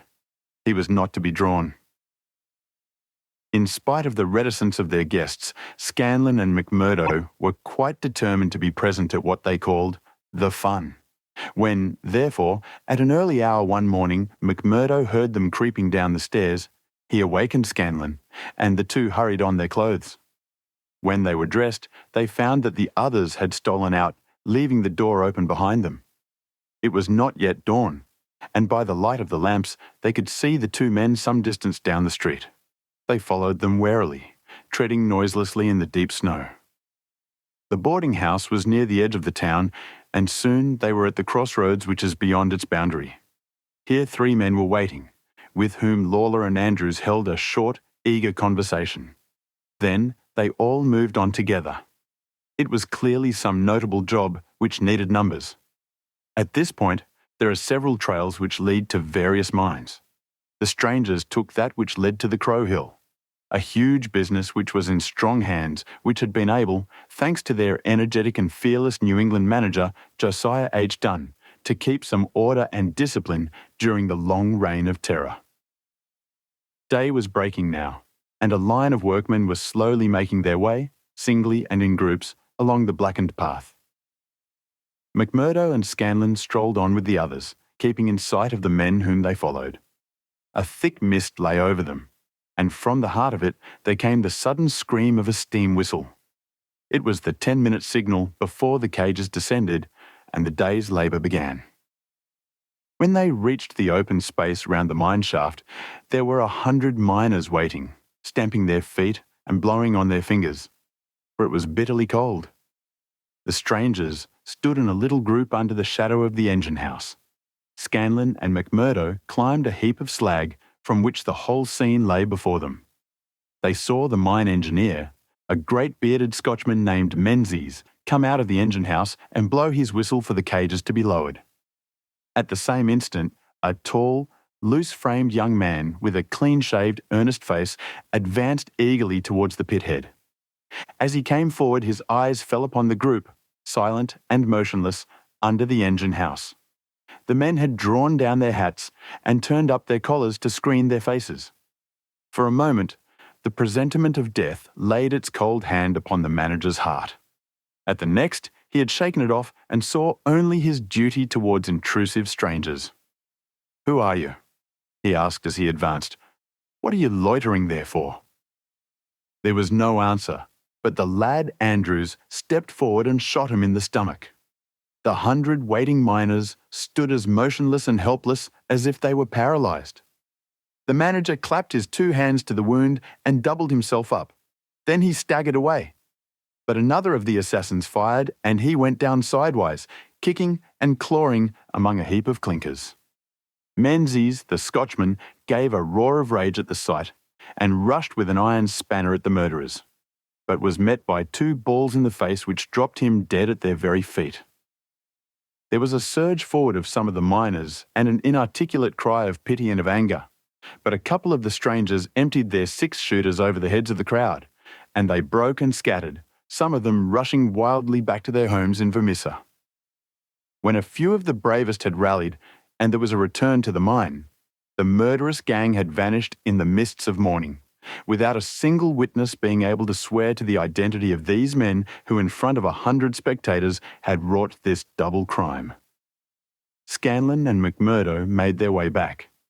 Scanlon somewhat subdued, for it was the first murder job that he had seen with his own eyes, and it appeared less funny than he had been led to believe.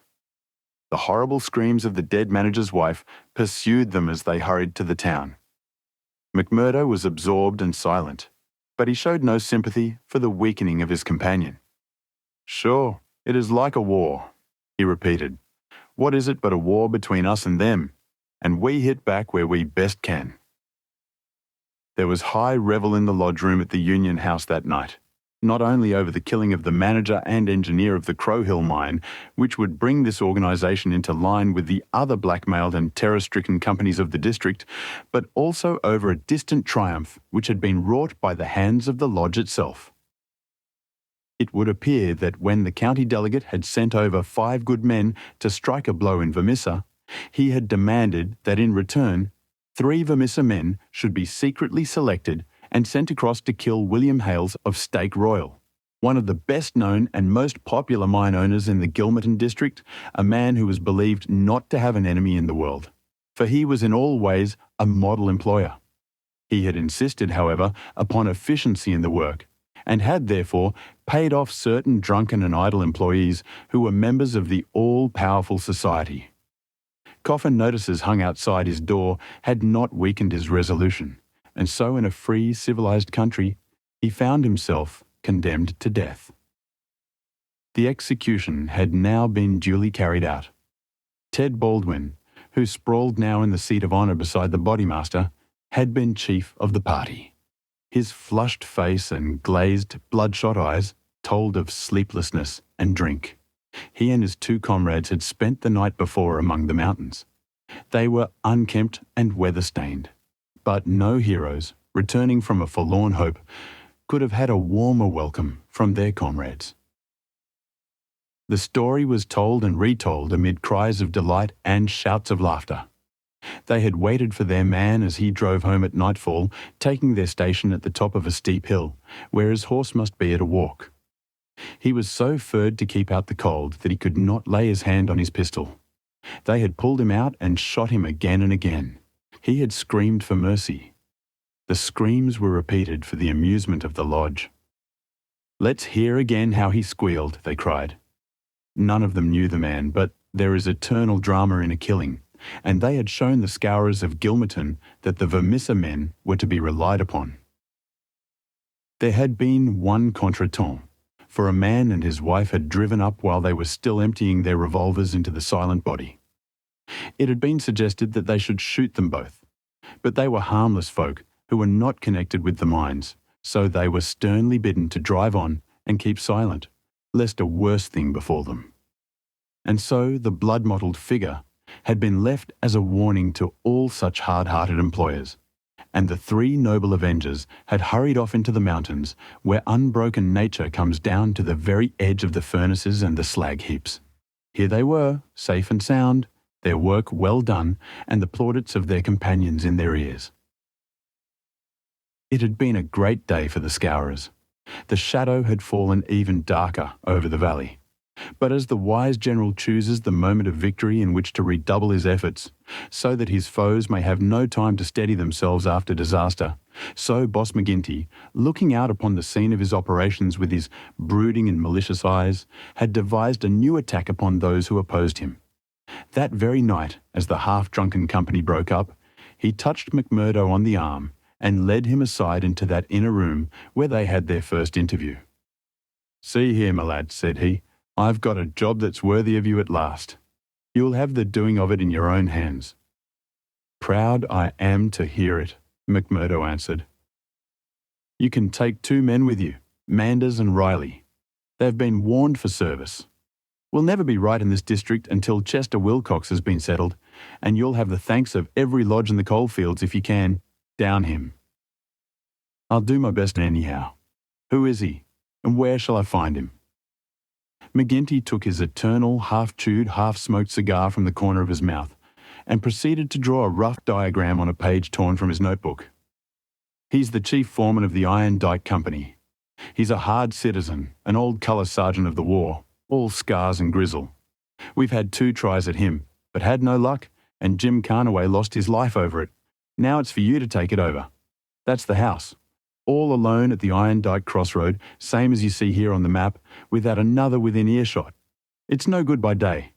He's armed and shoots quick and straight, with no questions asked. But at night, well, there he is, with his wife, 3 children, and a hired help. You can't pick or choose. It's all or none. If you could get a bag of blasting powder at the front door with a slow match to it. What's the man done? Didn't I tell you he shot Jim Carnaway? Why did he shoot him? What in thunder has that to do with you? Carnaway was about his house at night, and he shot him. That's enough for me and you. You've got to settle the thing right. There's these 2 women and the children. Do they go up too? They have to, else how can we get 'em? It seems hard on them, for they've done nothing. What sort of fool's talk is this? Do you back out? Easy, counsellor, easy. What have I ever said or done that you should think I would be after standing back from an order of the body master of my own lodge? If it's right or if it's wrong, it's for you to decide. You'll do it then? Of course I will do it. When? Well, you had best give me a night or 2 that I may see the house and make my plans. Then... Very good, said McGinty, shaking him by the hand. I leave it with you. It will be a great day when you bring us the news.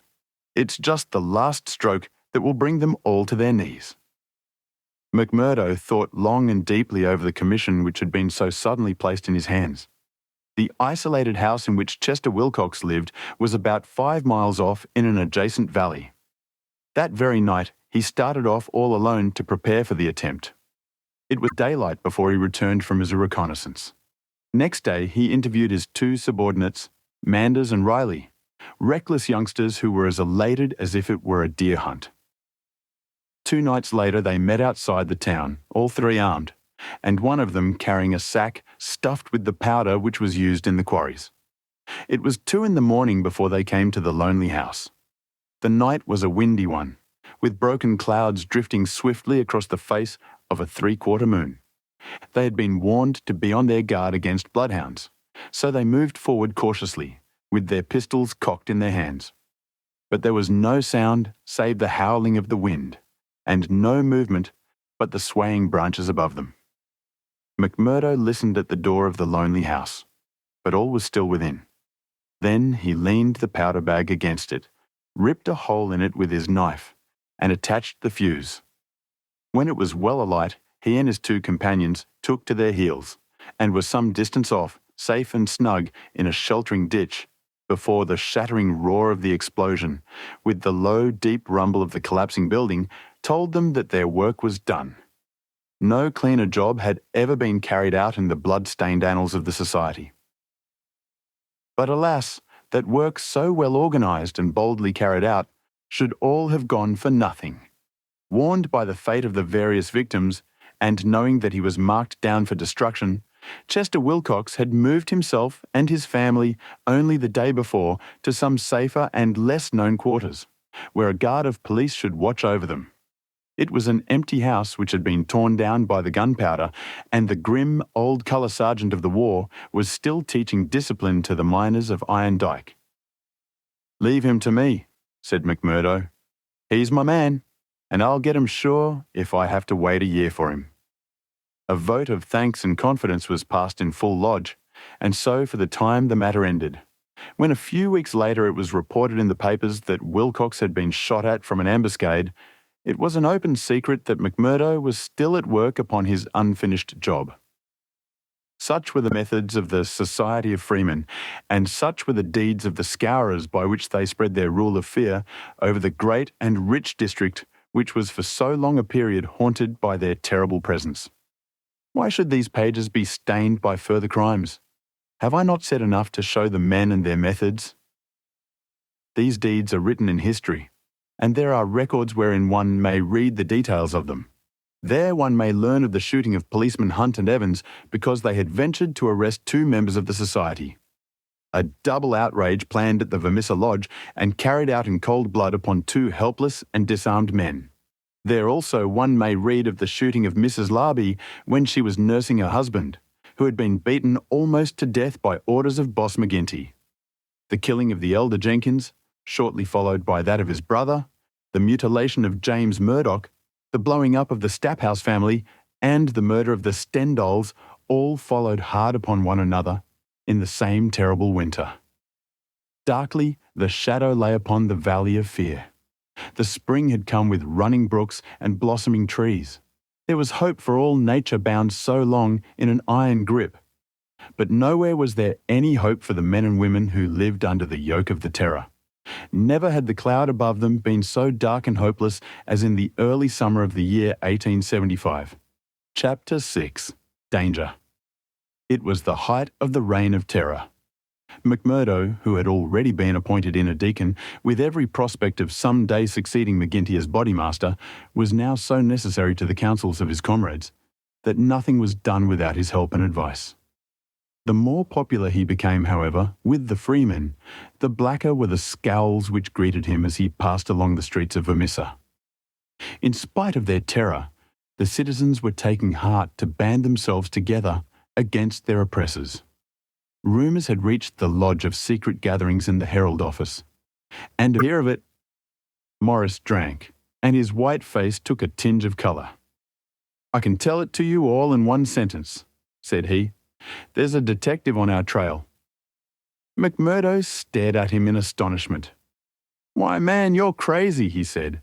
"Isn't the place full of police and detectives, and What harm did they ever do us? No, it's no man of the district. As you say, we know them and it is little that they can do. But you've heard of Pinkertons? I've read of some folk of that name. Well, you can take it from me you've no show when they are on your trail. It's not a take-it-or-miss-it government concern. It's a dead earnest business proposition that's out for results and keeps out till by hook or crook it gets them. If a Pinkerton man is deep in this business, we're all destroyed. We must kill him. Ah, it's the first thought that came to you. So it will be up at the lodge. Didn't I say to you that it would end in murder? Sure, what is murder? Isn't it common enough in these parts? It is indeed, but it's not for me to point out the man that is to be murdered. I'd never rest easy again.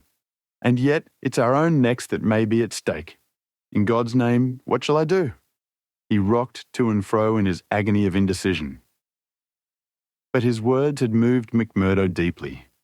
It was easy to see that he shared the other's opinion as to the danger and the need for meeting it. He gripped Morris's shoulder and shook him in his earnestness. "See here, man," he cried, and he almost screeched the words in his excitement. "You won't gain anything by sitting keening like an old wife at a wake. Let's have the facts. Who is the fellow? Where is he? How did you hear of him? Why did you come to me?" "I came to you, for you are the one man that would advise me. I told you that I had a store in the East before I came here. I left good friends behind me, and one of them is in the telegraph service. Here's a letter that I had from him yesterday. It's this part from the top of the page. You can read it yourself." This was what McMurdo read. "How are the scourers getting on in your parts? We read plenty of them in the papers. Between you and me, I expect to hear news from you before long. 5 big corporations and the 2 railroads have taken the thing up in dead earnest. They mean it, and you can bet they'll get there. They are right deep down into it. Pinkerton has taken hold under their orders, and his best man, Bertie Edwards, is operating. The thing has got to be stopped right now. Now read the postscript. Of course, what I give you is what I learned in business, so it goes no further. It's a queer cipher that you handle by the yard every day and can get no meaning from." McMurdo sat in silence for some time, with the letter in his listless hands. The mist had lifted for a moment and there was the abyss before him. "Does anyone else know of this?" he asked. "I have told no one else." "But this man, your friend, has he any other person that he would be likely to write to?" "Well, I dare say he knows 1 or 2 more." "Of the lodge?" "It's likely enough.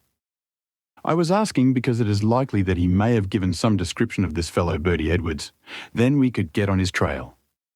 "Well, it's possible, but I should not think he knew him. He is just telling me the news that came to him by way of business. How would he know this Pinkerton man?" McMurdo gave a violent start. "By gar," he cried, "I've got him. What a fool I was not to know it. Lord, but we're in luck. We will fix him before he can do any harm. See here, Morris, will you leave this thing in my hands?" "Sure, if you will only take it off mine." "I'll do that. You can stand right back and let me run it. Even your name need not be mentioned. I'll take it all on myself, as if it were to me that this letter has come. Will that content you?" "It's just what I would ask."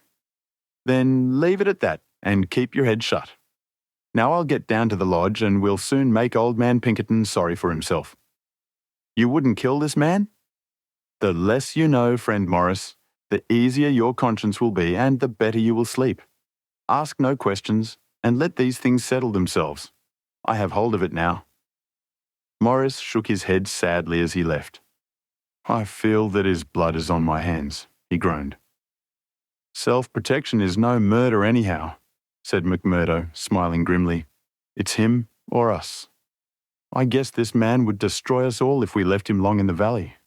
Why, brother Morris, we'll have to elect you bodymaster yet, for you've surely saved the lodge." And yet it was clear from his actions that he thought more seriously of this new intrusion than his words would show. It may have been his guilty conscience. It may have been the reputation of the Pinkerton organisation. It may have been the knowledge that Great, rich corporations had set themselves the task of clearing out the scourers. But, whatever his reason, his actions were those of a man who is preparing for the worst. Every paper which would incriminate him was destroyed before he left the house. After that, he gave a long sigh of satisfaction, for it seemed to him that he was safe. And yet, the danger must still have pressed somewhat upon him, for on his way to the lodge he stopped at old man Shafter's. The house was forbidden him, but when he tapped at the window, Etty came out to him. The dancing Irish deviltry had gone from her lover's eyes. She read his danger in his earnest face. "Something has happened," she cried. "Oh, Jack, you are in danger." "Sure, it is not very bad, my sweetheart, and yet it may be wise that we make a move before it is worse." "Make a move? I promised you once that I would go some day. I think the time is coming. I had news tonight, bad news, and I see trouble coming." "The police?" "Well, a Pinkerton. But sure, you wouldn't know what that is, a Kushla, nor what it may mean to the likes of me. I'm too deep in this thing and I may have to get out of it quick. You said you would come with me if I went." "Oh, Jack, it would be the saving of you. I'm an honest man in some things, Etty. I wouldn't hurt a hair of your bonny head for all that the world can give, nor ever pull you down 1 inch from the golden throne above the clouds, where I always see you. Would you trust me?" She put her hand in his without a word. "Well then, listen to what I say, and do as I order you, for indeed it's the only way for us. Things are going to happen in this valley. I feel it in my bones. There may be many of us that will have to look out for ourselves. I'm one anyhow. If I go, by day or night, it's you that must come with me." "I'd come after you, Jack." No, you shall come with me. If this valley is closed to me and I can never come back, how can I leave you behind, and me perhaps in hiding from the police with never a chance of a message? It's with me you must come. I know a good woman in the place I come from, and it's there I'd leave you till we can get married. Will you come?" "Yes, Jack, I will come." "God bless you for your trust in me. It's a fiend out of hell that I should be if I abused it.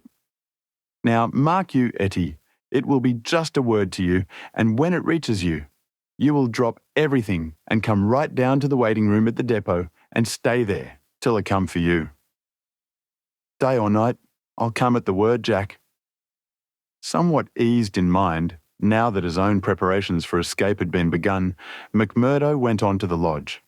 It had already assembled, and only by complicated signs and countersigns could he pass through the outer guard and inner guard who close-tiled it. A buzz of pleasure and welcome greeted him as he entered. The long room was crowded, and through the haze of tobacco smoke he saw the tangled black mane of the bodymaster, the cruel, unfriendly features of Baldwin, the vulture face of Harroway, the secretary, and a dozen more who were among the leaders of the lodge. He rejoiced that they should all be there to take counsel over his news. "Indeed, it's glad we are to see you, brother," cried the chairman. "There's business here that wants a Solomon in judgment to set it right." "It's Lander and Egan," explained his neighbour as he took his seat. "They both claimed the head money given by the lodge for the shooting of old man Crabbe over at Stylestown, and who's to say which fired the bullet?" McMurdo rose in his place and raised his hand. The expression of his face froze the attention of the audience. There was a dead hush of expectation. "Eminent Bodymaster," he said, in a solemn voice, "I claim urgency." "Brother McMurdo claims urgency," said McGinty. "It's a claim that by the rules of this lodge takes precedence. Now, brother, we attend you." McMurdo took the letter from his pocket.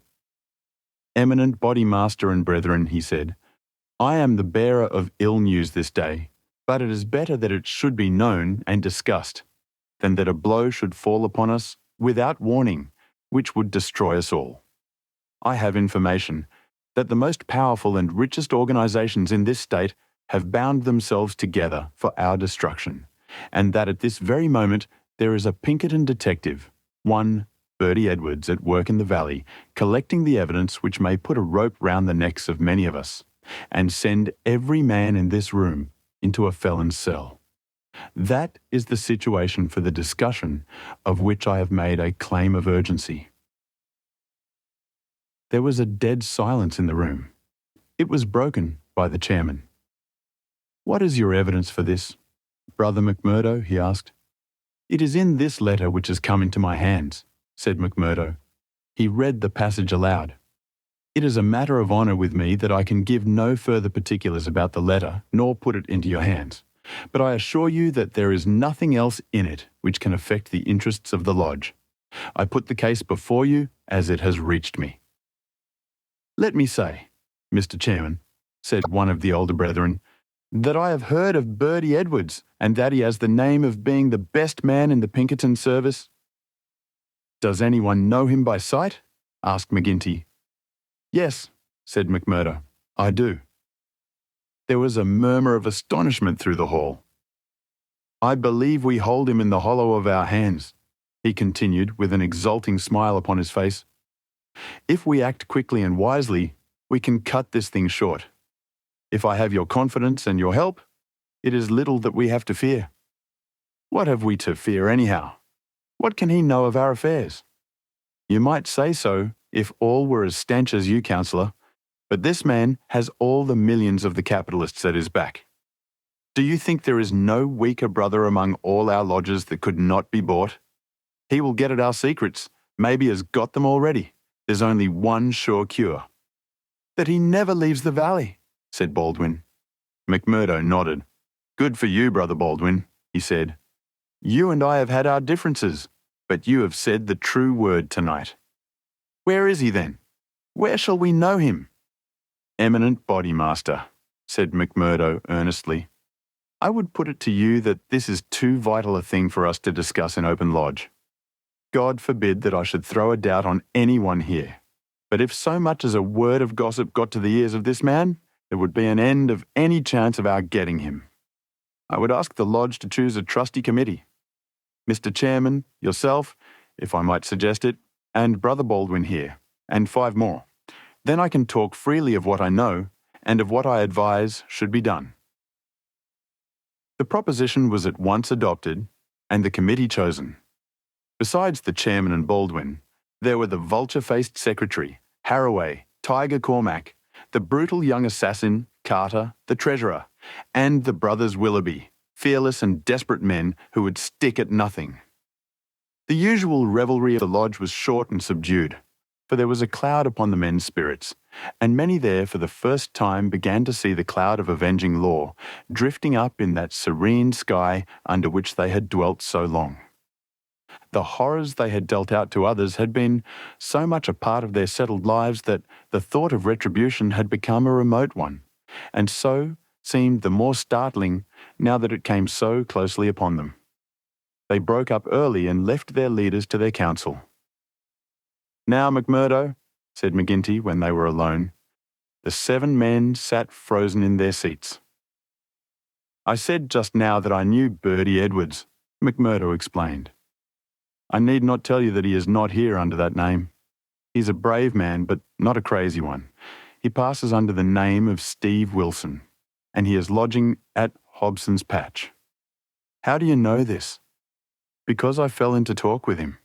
I thought little of it at the time, nor would have given it a second thought but for this letter. But now I'm sure it's the man. I met him on the cars when I went down the line on Wednesday, a hard case if ever there was one. He said he was a reporter. I believed it for the moment.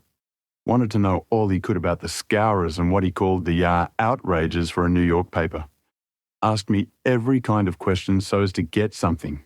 You bet I was giving nothing away. I'd pay for it and pay well, said he, if I could get some stuff that would suit my editor. I said what I thought would please him best, and he handed me a $20 bill for my information. "There's 10 times that for you," said he, "if you can find me all that I want." "What did you tell him then?" "Any stuff I could make up." "How do you know he wasn't a newspaper man?" "I'll tell you. He got out at Hobson's Patch, and so did I. I chanced into the Telegraph Bureau, and he was leaving it." "See here," said the operator after he'd gone out, "I guess we should charge double rates for this." "I guess you should," said I. He had filled the form with stuff that might have been Chinese, for all we could make of it. "He fires a sheet of this off every day," said the clerk. "Yes," said I. "It's special news for his paper, and he's scared that the others should tap it." That was what the operator thought and what I thought at the time, but I think differently now. "By gar, I believe you're right," said McGinty. "But what do you allow that we should do about it?" "Why not go right down now and fix him?" someone suggested. "Aye, the sooner the better." "I'd start this next minute if I knew where we could find him," said McMurdo. "He's in Hobson's Patch, but I don't know the house. I've got a plan, though, if you'll only take my advice." "Well, what is it?" "I'll go to the patch tomorrow morning. I'll find him through the operator. He can locate him, I guess. Well, then I'll tell him that I'm a freeman myself. I'll offer him all the secrets of the lodge for a price. You bet he'll tumble to it. I'll tell him the papers are at my house, and that it's as much as my life would be worth to let him come while folk were about. He'll see that that's horse sense. Let him come at 10 o'clock at night, and he shall see everything. That will fetch him sure. Well, you can plan the rest for yourselves. Widow McNamara's is a lonely house. She's as true as steel and as deaf as a post. There's only Scanlon and me in the house. If I get his promise, and I'll let you know if I do, I'd have the whole 7 of you come to me by 9 o'clock. We'll get him in. If ever he gets out alive, well, he can talk of Bertie Edwards's luck for the rest of his days. There's going to be a vacancy at Pinkerton's, or I'm mistaken. Leave it at that, McMurdo. At 9 tomorrow, we'll be with you. You once get the door shut behind him, and you can leave the rest with us. Chapter 7. The Trapping of Bertie Edwards. As McMurdo had said, the house in which he lived was a lonely one, and very well suited for such a crime as they had planned. It was on the extreme fringe of the town, and stood well back from the road. In any other case, the conspirators would have simply called out their man, as they had many a time before, and emptied their pistols into his body. But in this instance, it was very necessary to find out how much he knew, how he knew it, and what had been passed on to his employers. It was possible that they were already too late, and that the work had been done.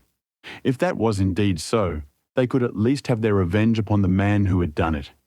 But they were hopeful that nothing of great importance had yet come to the detective's knowledge, as otherwise, they argued, he would not have troubled to write down and forward such trivial information as McMurdo claimed to have given him. However, all this they would learn from his own lips. Once in their power, they would find a way to make him speak. It was not the first time that they had handled an unwilling witness. McMurdo went to Hobson's Patch as agreed. The police seemed to take particular interest in him that morning, and Captain Marvin, he who had claimed the old acquaintance with him at Chicago, actually addressed him as he waited at the station. McMurdo turned away and refused to speak with him. He was back from his mission in the afternoon, and saw McGinty at the Union House. "He is coming," he said. "Good," said McGinty. The giant was in his shirt sleeves, with chains and seals gleaming athwart his ample waistcoat, and a diamond twinkling through the fringe of his bristling beard. Drink and politics had made the boss a very rich as well as powerful man. The more terrible, therefore, seemed that glimpse of the prison, or the gallows, which had risen before him the night before. "Do you reckon he knows much?" he asked anxiously. McMurdo shook his head gloomily. "He's been here some time, 6 weeks at the least. I guess he didn't come into these parts to look at the prospect.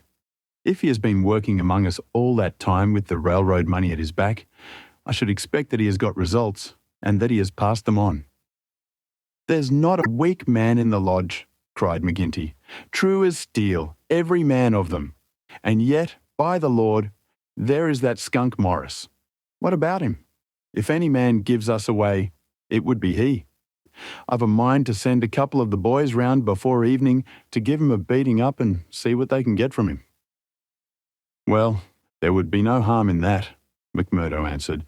"I won't deny that I have a liking for Morris, and would be sorry to see him come to harm.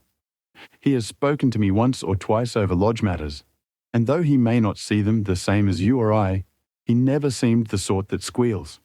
But still, it is not for me to stand between him and you." "I'll fix the old devil," said McGinty with an oath. "I've had my eye on him this year past." "Well, you know best about that," McMurdo answered. "But whatever you do must be tomorrow, for we must lie low until the Pinkerton affair is settled up. We can't afford to set the police buzzing today of all days." "True for you," said McGinty. "And we'll learn from Bertie Edwards himself where he got his news if we have to cut his heart out first. Did he seem to scent a trap?" McMurdo laughed. "I guess I took him on his weak point," he said. "If he could get on a good trail of the Scourers, he's ready to follow it into hell. I took his money." McMurdo grinned as he produced a wad of dollar notes. "And as much more when he has seen all my papers." "What papers?"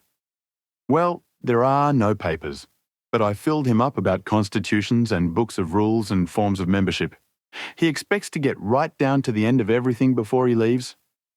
"Faith, he's right there," said McGinty grimly. "Didn't he ask you why you didn't bring him the papers?" "As if I would carry such things, and me a suspected man, and Captain Marvin after speaking to me this very day at the depot." "Aye, I heard of that," said McGinty. "I guess the heavy end of this business is coming on to you. We could put him down an old shaft when we've done with him, but however we work it, we can't get past the man living at Hobson's Patch and you being there today." McMurdo shrugged his shoulders. "If we handle it right, they can never prove the killing," said he. "No one can see him come to the house after dark, and I'll lay to it that no one will see him go. Now see here, counsellor, I'll show you my plan, and I'll ask you to fit the others into it. You will all come in good time." "Very well. He comes at 10. He is to tap 3 times, and me to open the door for him. Then I'll get behind him and shut it. He's our man then.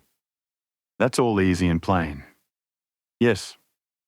But the next step wants considering. He's a hard proposition. He's heavily armed. I've fooled him proper, and yet he is likely to be on his guard. Suppose I show him right into a room with 7 men in it where he expected to find me alone. There is going to be shooting, and somebody is going to be hurt." "That's so. And the noise is going to bring every damned copper in the township on top of it." "I guess you are right. This is how I should work it. You will all be in the big room, same as you saw when you had a chat with me. I'll open the door for him, show him into the parlour beside the door, and leave him there while I get the papers. That will give me the chance of telling you how things are shaping. Then I will go back to him with some faked papers. As he is reading them, I will jump for him and get my grip on his pistol arm. You'll hear me call, and in you will rush. The quicker the better, for he is as strong a man as I, and I may have more than I can manage, but I allow that I can hold him till you come." "It's a good plan," said McGinty. "The lodge will owe you a debt for this. I guess when I move out of the chair, I can put a name to the man that's coming after me." "Sure, counsellor, I am little more than a recruit," said McMurdo, but his face showed what he thought of the great man's compliment.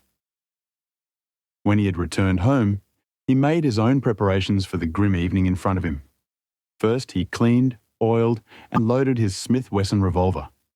Then he surveyed the room in which the detective was to be trapped. It was a large apartment, with a long deal table in the centre, and the big stove at one side. At each of the other sides were windows. There were no shutters on these, only light curtains which drew across. McMurdo examined these attentively. No doubt it must have struck him that the apartment was very exposed for so secret a meeting, yet its distance from the road made it of less consequence. Finally, he discussed the matter with his fellow lodger. Scanlon, though a scourer, was an inoffensive little man who was too weak to stand against the opinion of his comrades, but was secretly horrified by the deeds of blood at which he had sometimes been forced to assist. McMurdo told him shortly what was intended. "And if I were you, Mike Scanlon, I would take a night off and keep clear of it. There will be bloody work here before morning." "Well, indeed then, Mac," Scanlon answered. "It's not the will, but the nerve that is wanting in me. When I saw Manager Dunn go down at the colliery yonder, it was just more than I could stand. I'm not made for it, same as you or McGinty. If the lodge will think none the worse of me, I'll just do as you advise and leave you to yourselves for the evening." The men came in good time as arranged. They were outwardly respectable citizens, well clad and cleanly, but a judge of faces would have read little hope for Bertie Edwards in those hard mouths and remorseless eyes. There was not a man in the room whose hands had not been reddened a dozen times before. They were as hardened to human murder as a butcher to sheep. Foremost, of course, both in appearance and in guilt, was the formidable boss. Harraway, the secretary, was a lean, bitter man with a long, scraggy neck and nervous, jerky limbs. A man of incorruptible fidelity where the finances of the order were concerned, and with no notion of justice or honesty to anyone beyond. The treasurer, Carter, was a middle-aged man with an impassive, rather sulky expression, and a yellow parchment skin. He was a capable organiser, and the actual details of nearly every outrage had sprung from his plotting brain. The two Willoughbys were men of action, tall, lithe young fellows with determined faces, while their companion, Tiger Cormac, a heavy, dark youth, was feared even by his own comrades for the ferocity of his disposition. These were the men who assembled that night under the roof of McMurdo for the killing of the Pinkerton detective. Their host had placed whisky upon the table, and they had hastened to prime themselves for the work before them. Baldwin and Cormac were already half drunk, and the liquor had brought out all their ferocity. Cormac placed his hands on the stove for an instant. It had been lighted, for the nights were still cold. "That will do," said he, with an oath. "Aye," said Baldwin, catching his meaning. "If he is strapped to that, we will have the truth out of him." "We'll have the truth out of him, never fear," said McMurdo. He had nerves of steel, this man, for though the whole weight of the affair was on him, his manner was as cool and unconcerned as ever. The others marked it and applauded. "You are the one to handle him," said the boss approvingly. "Not a warning will he get till your hand is on his throat. It's a pity there are no shutters to your windows." McMurdo went from one to the other and drew the curtains tighter. "Sure, no one can spy upon us now. It's close upon the hour. Maybe he won't come. Maybe he'll get a sniff of danger," said the secretary. "He'll come, never fear," McMurdo answered. "He is as eager to come as you can be to see him. Hark to that." They all sat like wax figures, some with their glasses arrested halfway to their lips. 3 loud knocks had sounded at the door. "Hush!" McMurdo raised his hand in caution. An exulting glance went round the circle, and hands were laid upon hidden weapons. "Not a sound for your lives," McMurdo whispered as he went from the room, closing the door carefully behind him. With strained ears the murderers waited. They counted the steps of their comrade down the passage. Then they heard him open the outer door. There were a few words as of greeting. Then they were aware of a strange step inside and of an unfamiliar voice. An instant later came the slam of the door and the turning of the key in the lock. Their prey was safe within the trap. Tiger Cormac laughed horribly, and Boss McGinty clapped his great hand across his mouth. "Be quiet, you fool," he whispered. "You'll be the undoing of us yet." There was a mutter of conversation from the next room. It seemed interminable. Then the door opened and McMurdo appeared, his finger upon his lip. He came to the end of the table and looked round at them. A subtle change had come over him. His manner was as of one who has great work to do. His face had set into granite firmness. His eyes shone with a fierce excitement behind his spectacles. He had become a visible leader of men. They stared at him with eager interest.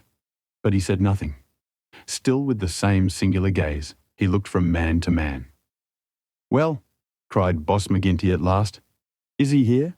Is Bertie Edwards here?" "Yes," McMurdo answered slowly, "Bertie Edwards is here. I am Bertie Edwards."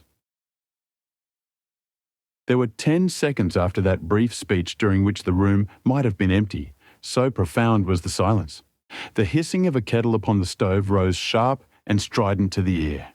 7 white faces, all turned upward to this man who dominated them, were set motionless with utter terror. Then, with a sudden shivering of glass, A bristle of glistening rifle barrels broke through each window, while the curtains were torn from their hangings. At the sight, Boss McGinty gave the roar of a wounded bear and plunged for the half-opened door. A levelled revolver met him there with the stern blue eyes of Captain Marvin of the Mine Police gleaming behind the sights. The boss recoiled and fell back into his chair. "You're safer there, counsellor," said the man whom they had known as McMurdo. "And you, Baldwin, if you don't take your hand off your pistol, you'll cheat the hangman yet. Pull it out, or by the Lord that made me, there, that will do. There are 40 armed men round this house, and you can figure it out for yourself what chance you have. Take their pistols, Marvin." There was no possible resistance under the menace of those rifles. The men were disarmed. Sulky, sheepish, and amazed, they still sat round the table. "I'd like to say a word to you before we separate," said the man who had trapped them. "I guess we may not meet again until you see me on the stand in the courthouse. I'll give you something to think over between now and then. You know me now for what I am. At last, I can put my cards on the table. I am Bertie Edwards of Pinkerton's. I was chosen to break up your gang. I had a hard and dangerous game to play. Not a soul, not one soul, not my nearest and dearest, knew that I was playing it. Only Captain Marvin here and my employers knew that, but it's over tonight, thank God, and I am the winner." The 7 pale, rigid faces looked up at him. There was unappeasable hatred in their eyes. He read the relentless threat.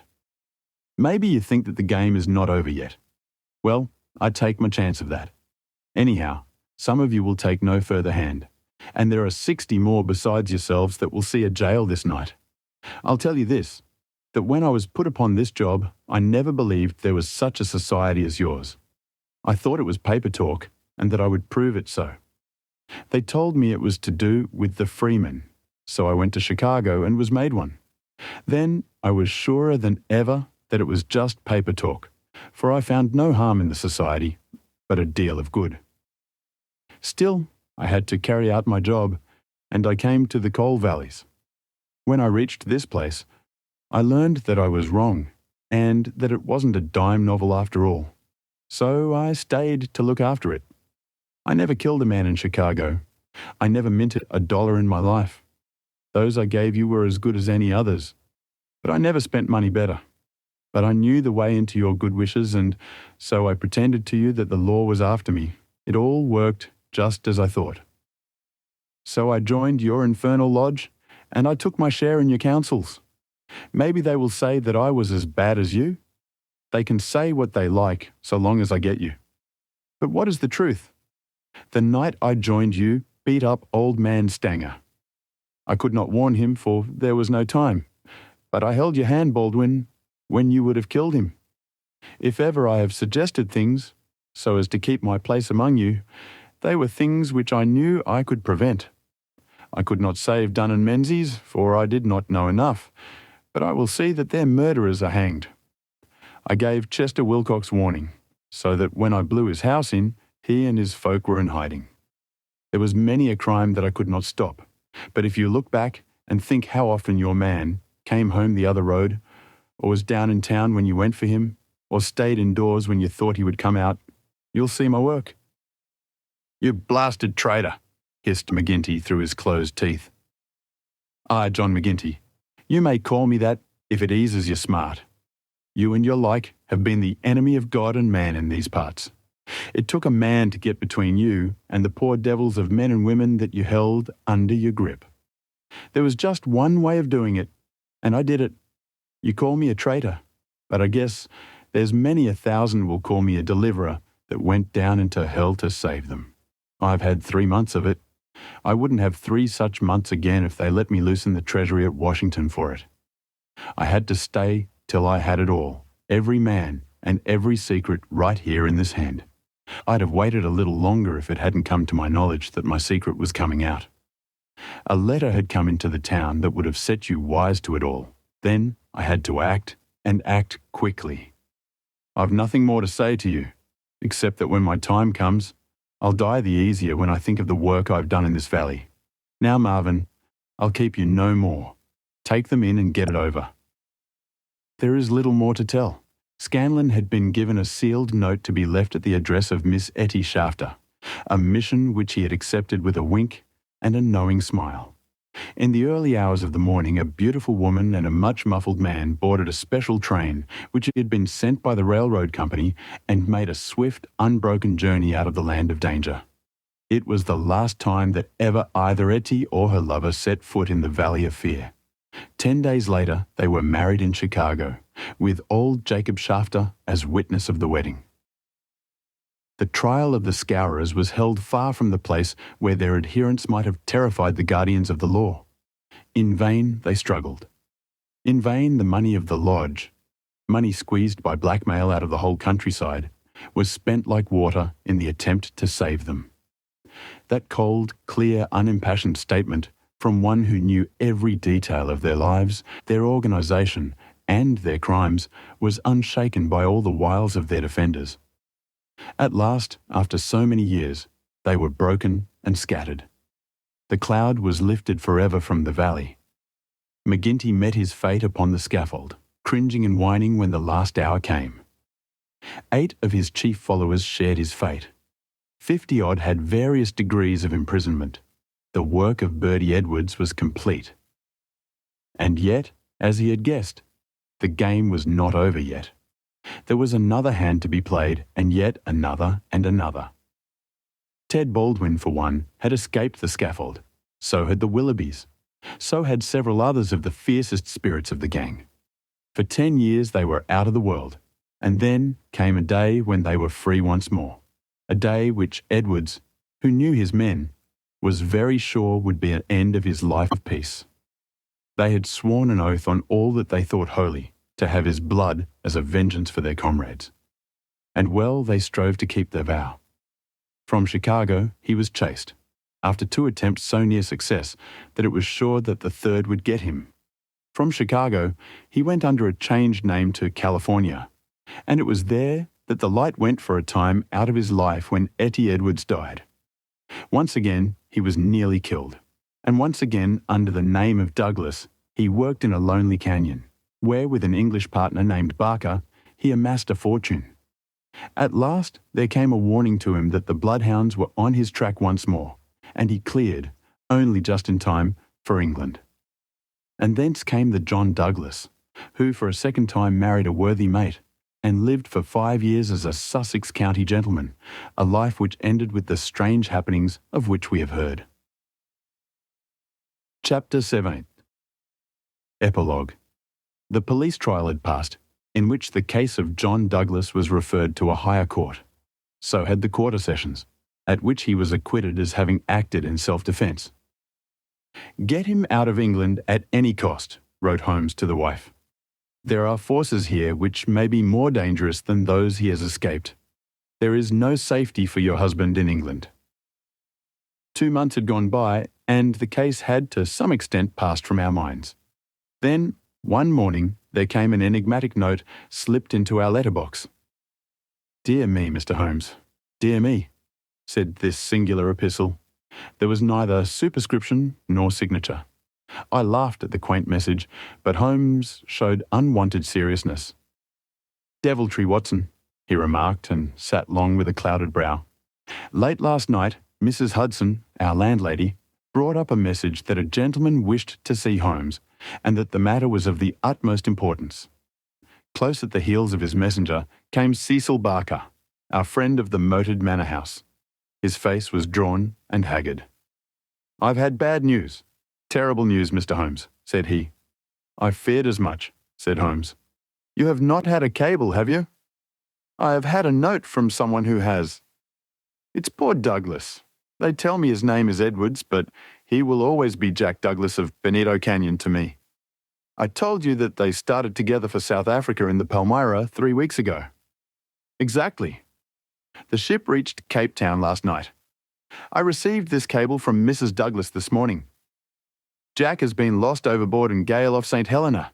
No one knows how accident occurred. Ivy Douglas." "Ha, it came like that, did it?" said Holmes, thoughtfully. "Well, I've no doubt it was well stage managed." "You mean that you think there was no accident?" None in the world. He was murdered, surely. So I think also. These infernal scourers, this cursed vindictive nest of criminals. No, no, my good sir, said Holmes. There is a master hand here. It is no case of sawed-off shotguns and clumsy six-shooters. You can tell an old master by the sweep of his brush. I can tell a Moriarty when I see one. This crime is from London, not from America. But for what motive? Because it is done by a man who cannot afford to fail. One whose whole unique position depends upon the fact that all he does must succeed. A great brain and a huge organisation have been turned to the extinction of one man. It is crushing the nut with the hammer. An absurd extravagance of energy, but the nut is very effectually crushed all the same. How came this man to have anything to do with it? I can only say that the first word that ever came to us of the business was from one of his lieutenants. These Americans were well advised. Having an English job to do, they took into partnership, as any foreign criminal could do, this great consultant in crime. From that moment, their man was doomed.